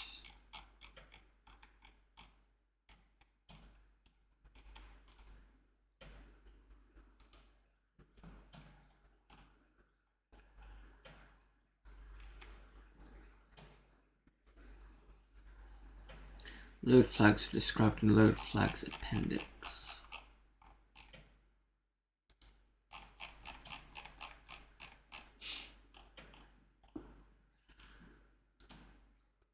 Excuse me. For the all.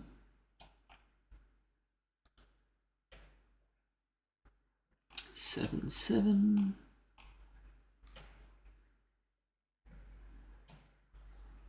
Overwrite chip. Oh, it's to memory, isn't it?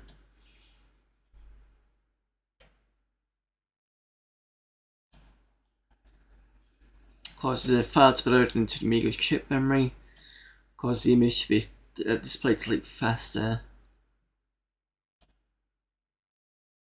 Overwrite causes a file to be reloaded even if it's already been loaded in memory.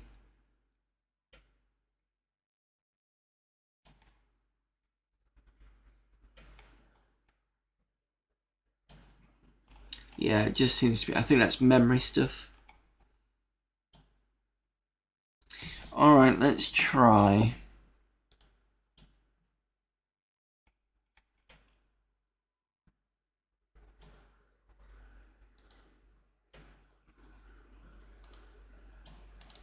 I have the German version of the version 3. So I'm hoping everybody's German is very good. Let's see if there's any differences. Because the thing is, I'm not quite sure what version this is for. And the version I've got here is version 2.5. So I'm wondering whether some of the stuff in here is actually gonna be helpful.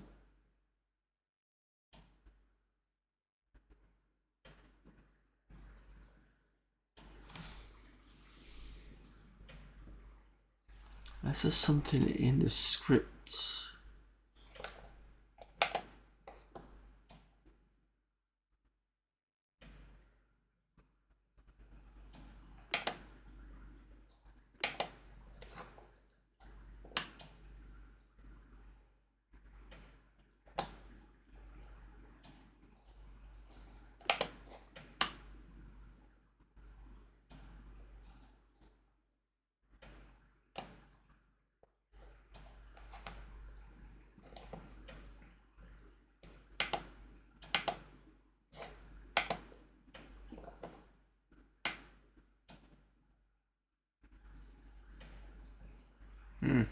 So it's guessed I've used the loops.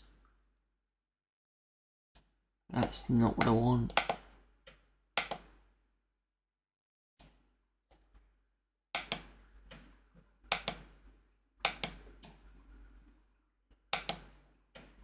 Interesting, it's done that. And what about load brush?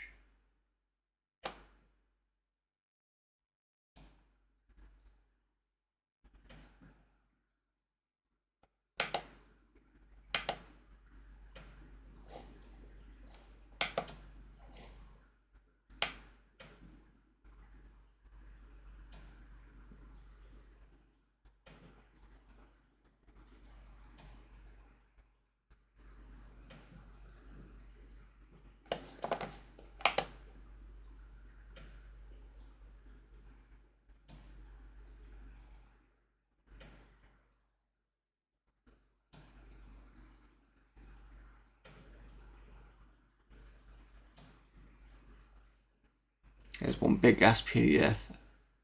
OCR. Yeah. Alright. And I keep putting stuff on, I keep forgetting you can't see it, but I'll show you what I've just found in a minute.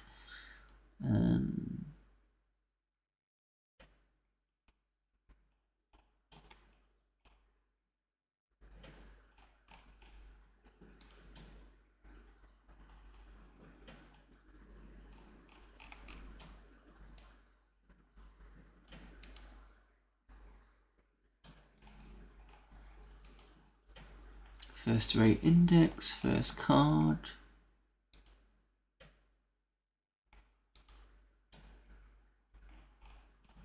What this says about the record variable, which is quite useful.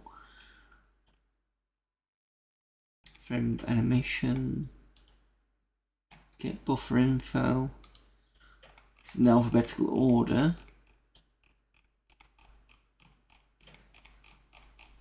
Is there anything in the H? Version 3, this is supposed to be for.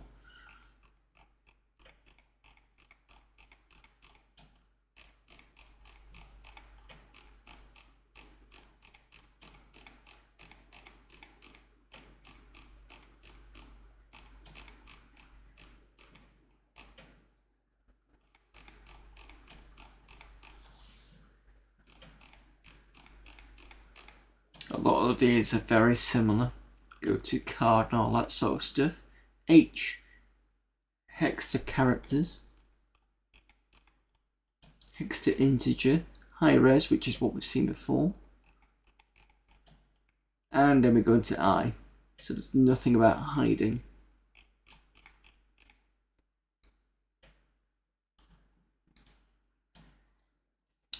Looks like having the brush as an anim brush and move brush.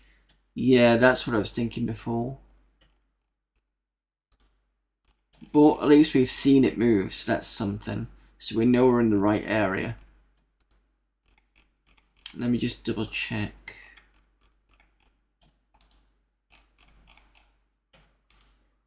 Save picture.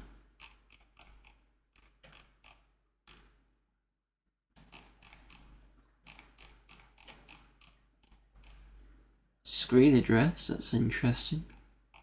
Screen height.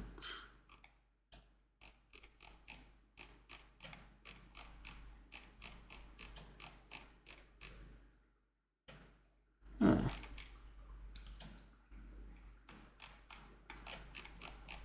Interesting, no show brush. Oh wait, it's alphabetical order, silly me. Screen X. Search for EFGH.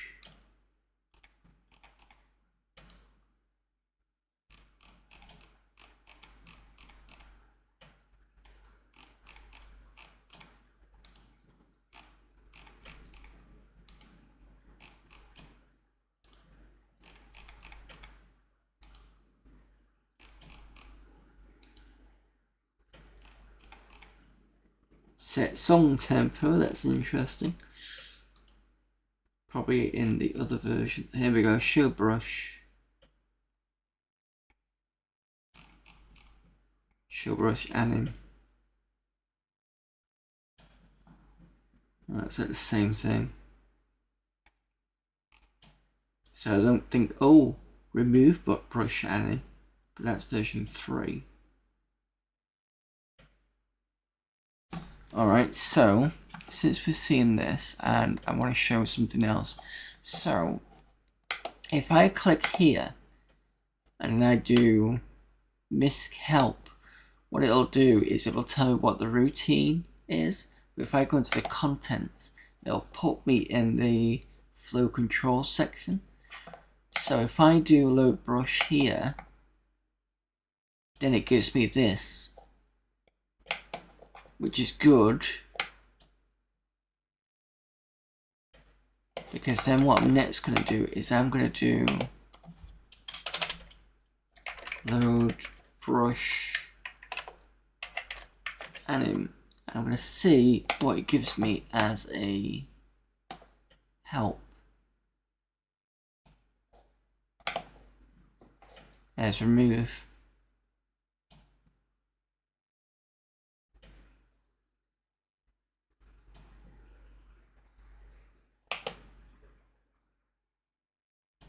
Removes it from display but does not flush it from memory.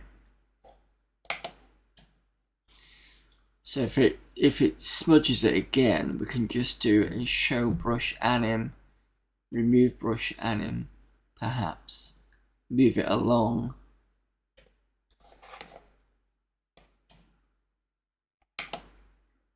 Right, okay. We're in the right area, I think, with this.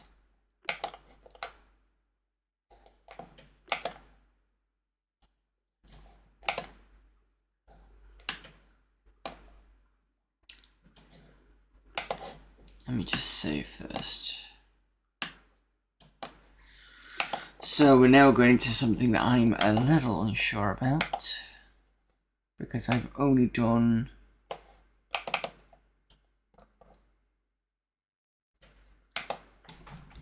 the artwork side. I've not done any animation.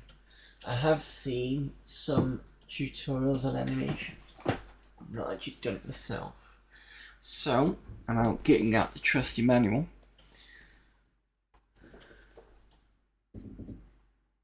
I have to sort of skim rig this, because I've not done any of the animation tutorials, I don't think.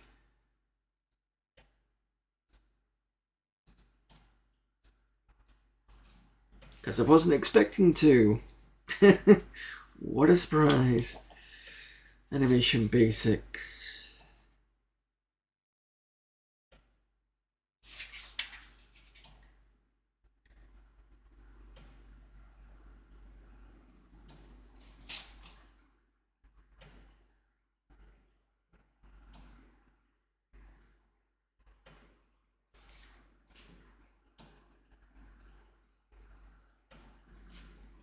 Choose frame set number from the animation menu.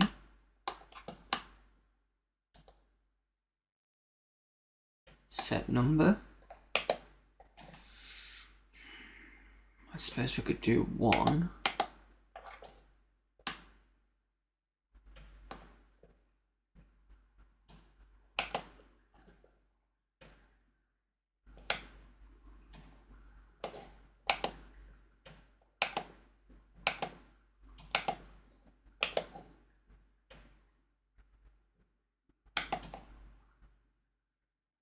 I know it's the wrong palette, but I have to be okay for now. Oh, hang on. What am I doing? It was... No. There was a certain way of getting the...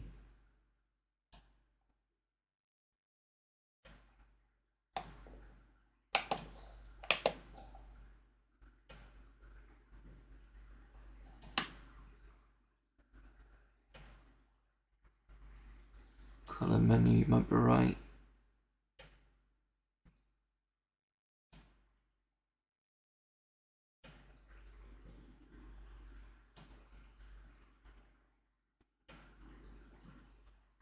There we go, use brush palette.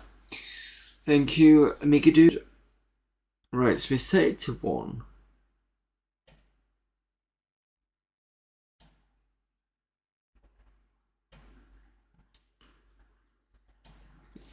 So in this example there was a 10 frame. Notice the numbers 1 to 10 at the left hand side of the title bar.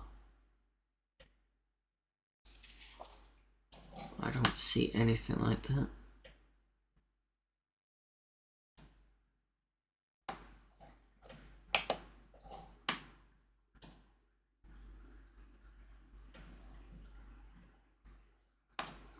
Try 2. There we go, 1 of 2, okay.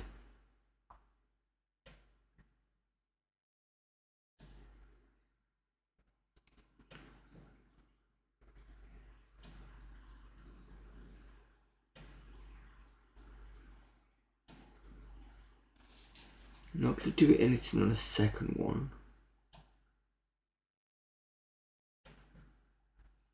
Select control panel on from the Amiga anim menu.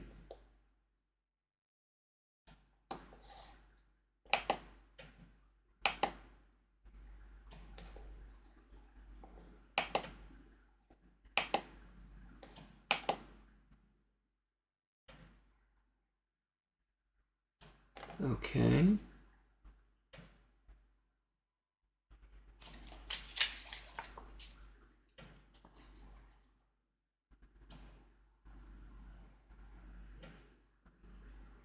Do I just save it as an animation now?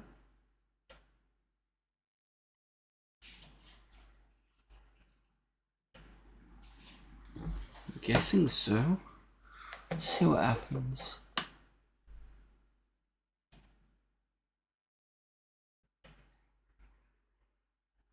Oh, wait a minute. Save anim brush.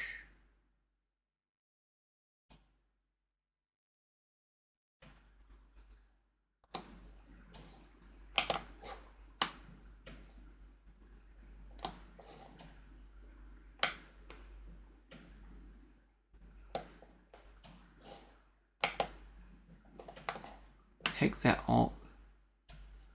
Save. Okay. I'm wondering if this is the way of doing it. Then we go over to Can Do. Brush anims. I'm assuming that's what the file thing is, so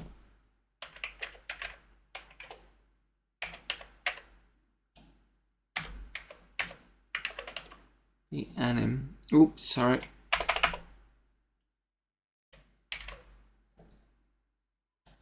I'm just going to save it here for now, and I'm going to move it in later. And then if I do Amiga M to get back to, been a while. Yeah, no problem. Thank you, Amiga dude.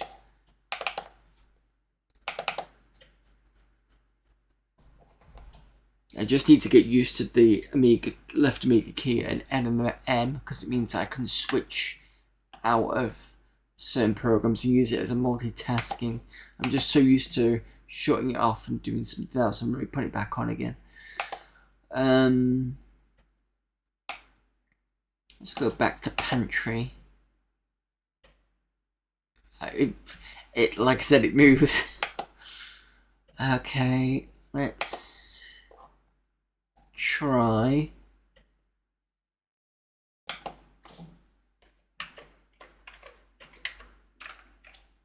Counter brush.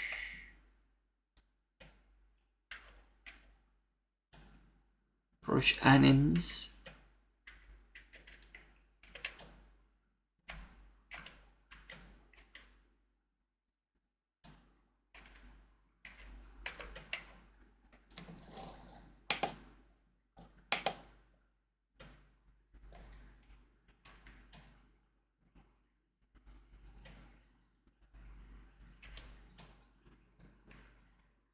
There we go. Click this.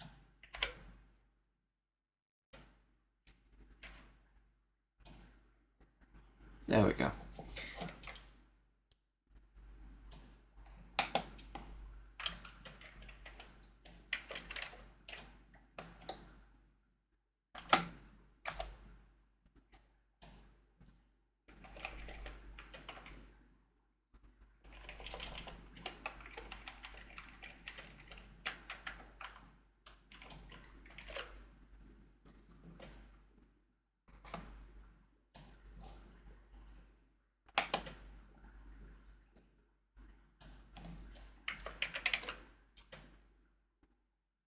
Right, let's see what this does. Just out of interest.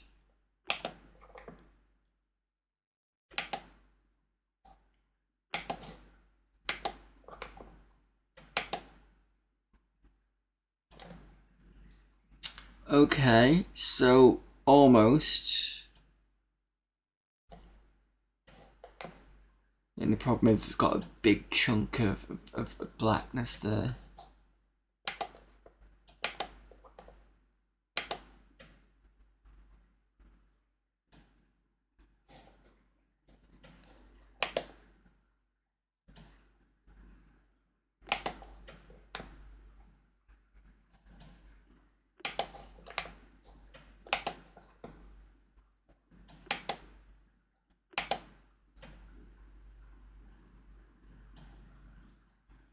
What did we say? Show brush and then remove brush.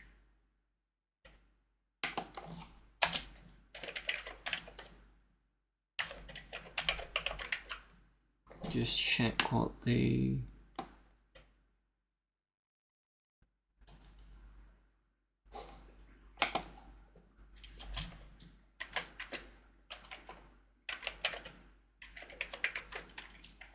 so this should be what we thought about was the hiding part.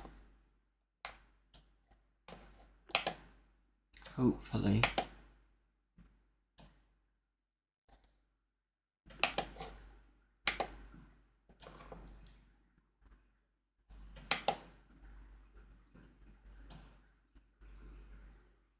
Okay, fair enough. Transparent on.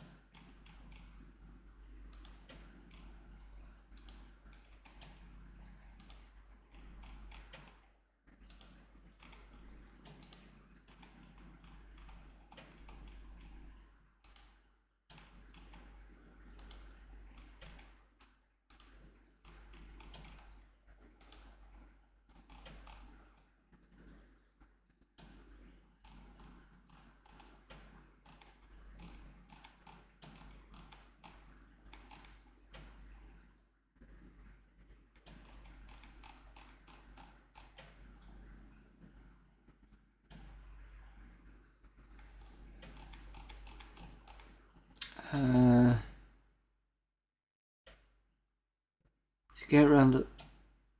Yeah, no, I'm just checking the documentation about the...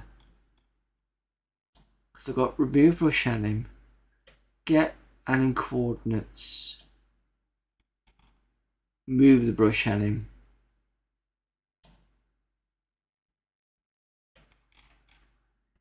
move it to show it. It just has XY. Load it. It says nothing about transparency. Unless I've got to set it beforehand.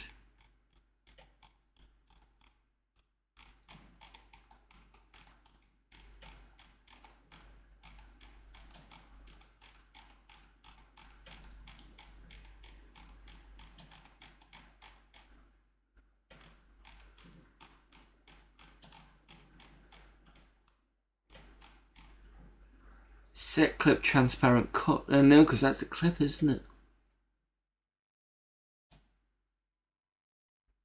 Set clip transparent color command sets the background color used in a clipped brush. This color is transparent in the show brush command when transparent is on. Oh, right, okay. I see.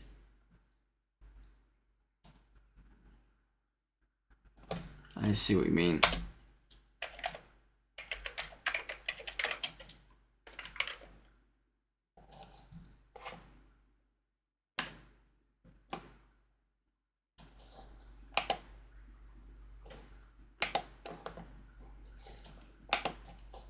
Right, let's see what this does. Oh, doesn't do anything because we're told it to remove the brush.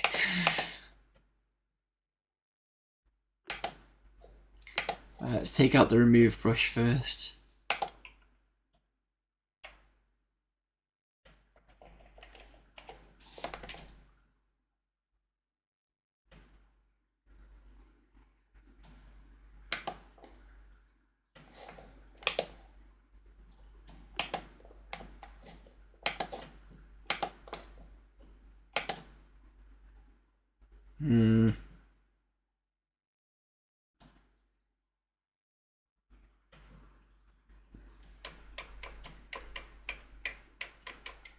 Right, let me have a think about that one.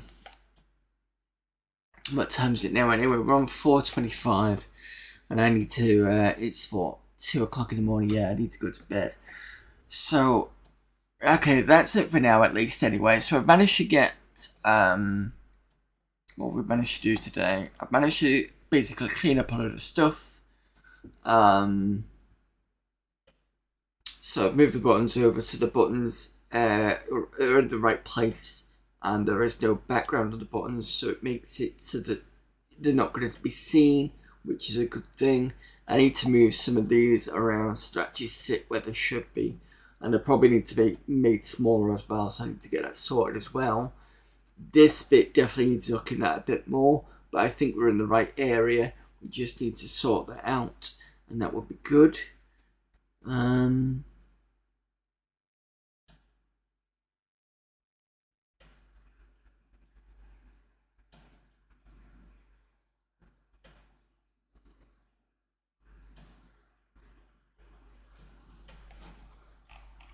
Let me just see what Amiga Dude is saying.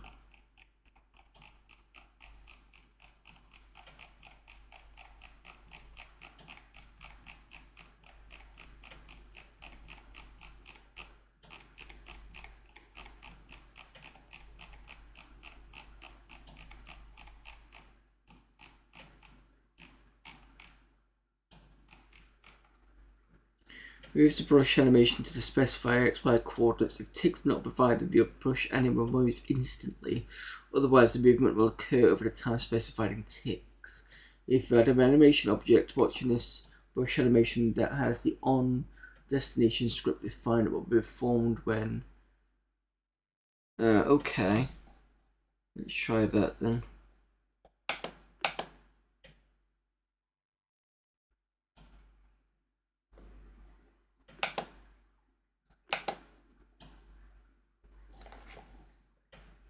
It would be nice to comment these out instead of having to remove it, but okay, so you're saying lose this.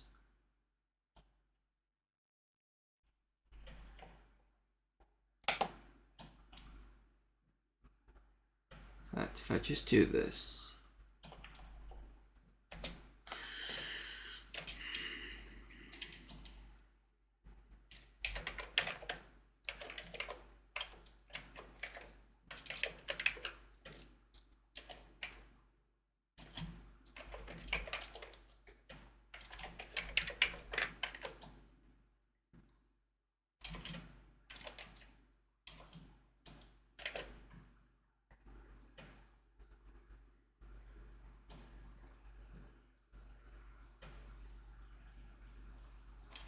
You're saying that?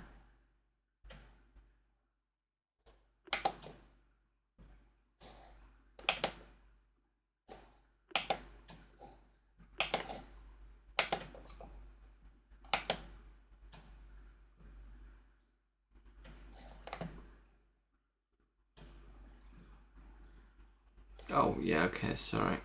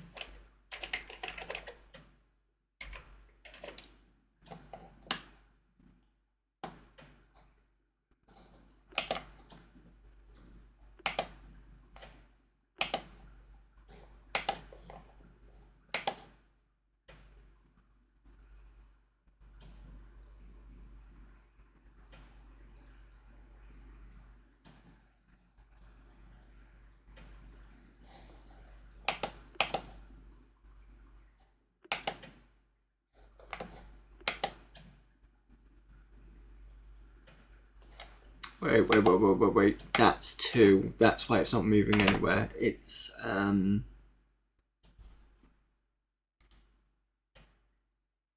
did I say 75? Because that's moving from start 2.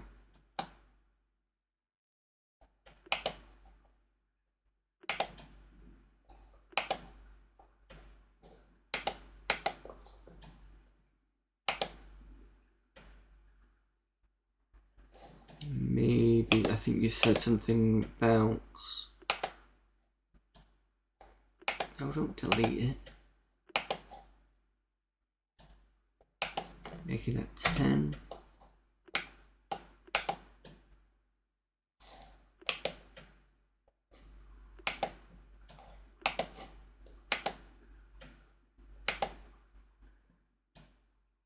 Still needs to... kind of there, but still needs to, yeah, I will have to have a look at that later.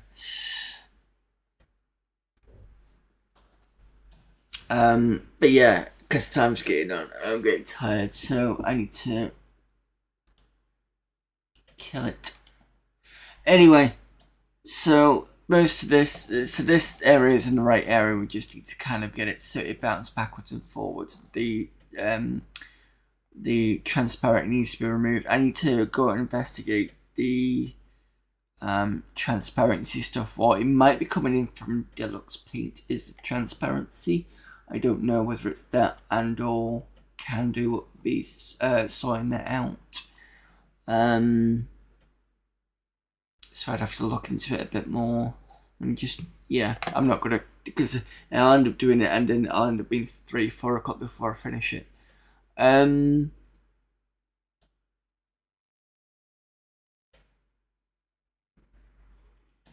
So yeah, we've sorted some of the buttons out. I need to sort out these here so that I can move them into there. I need to check them against the original so that they're the same. I also need to make them a bit smaller as well. So I'll sort that out and then we can look at this later.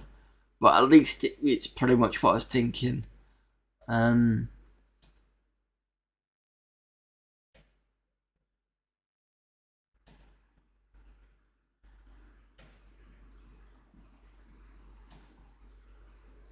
But yeah, that's it for now anyway. So thanks everyone for popping in, and thank you for the raids and chats and stuff. It's going to...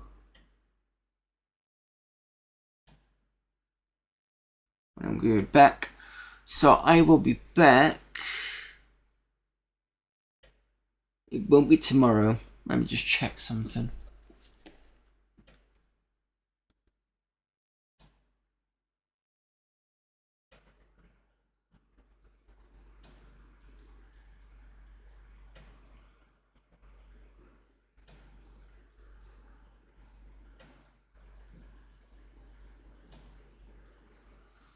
If it's not tomorrow, it certainly will be Wednesday. So Wednesday I'll be doing more artworky stuff for this game.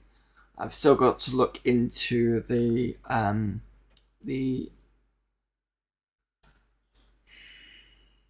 top right inventory. So it's the inventory. Yep, cool. That's what I thought.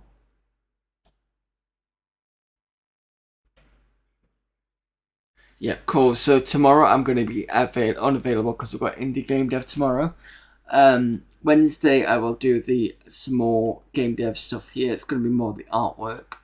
So I need to look at the inventory, I think, because I think the original game, I've put this in text form, but it actually needs to be in image form. So that when I pick it up, I should be able to change the pointer to whatever the brush is. I think you can do that in Canada, which is good. Then Friday is going to be Age of Empires. We're getting through a load of that. I think we're about to finish the Genghis Khan map. Once that's done, we've got Barbossa, and after that we can move on to something like Dark Reign. Even though I did say I wanted to do the Conquerors expansion, but it just feels like I've spent so long with Age of Empires now. I'm kind of Age of Empires out for a bit, so I have to come back to that and finish it off later. But yeah, we're getting through Age of Empires. That's good. Sunday is going to be Mech Commander. I think we managed to... No, we didn't. I said I need to do that mission off stream, even though I was getting close to doing it, because I've moved Vixen from the Atlas into the...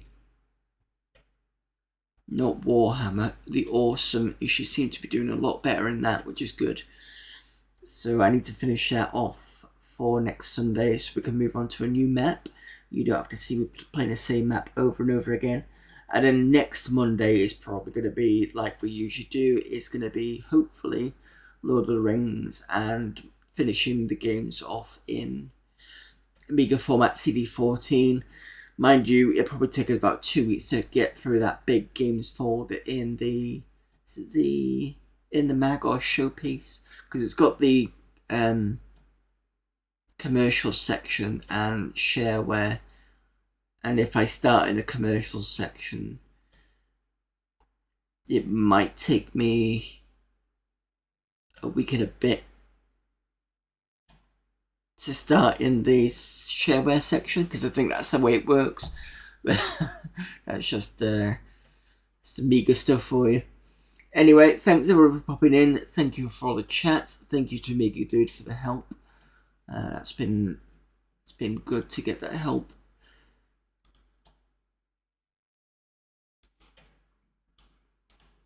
Let's see who's available for raiding.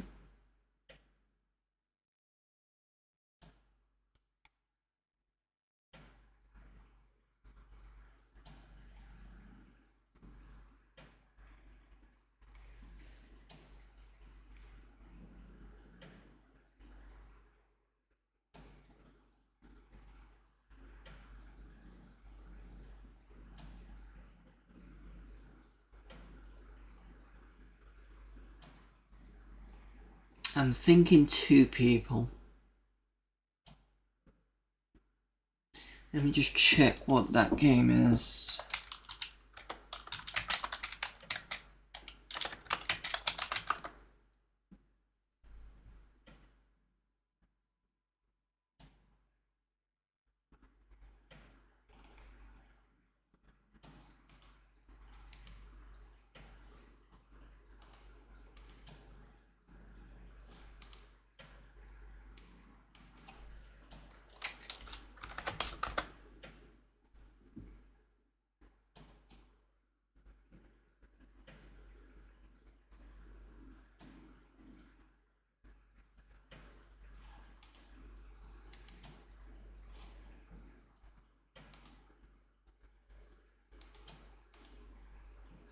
Yeah, okay. I've not raided Tawija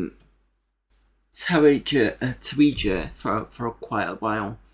She's playing an RPG called Brain Lord, which is a SNES game I've never heard of. So let's go raid Tawija. Tawija.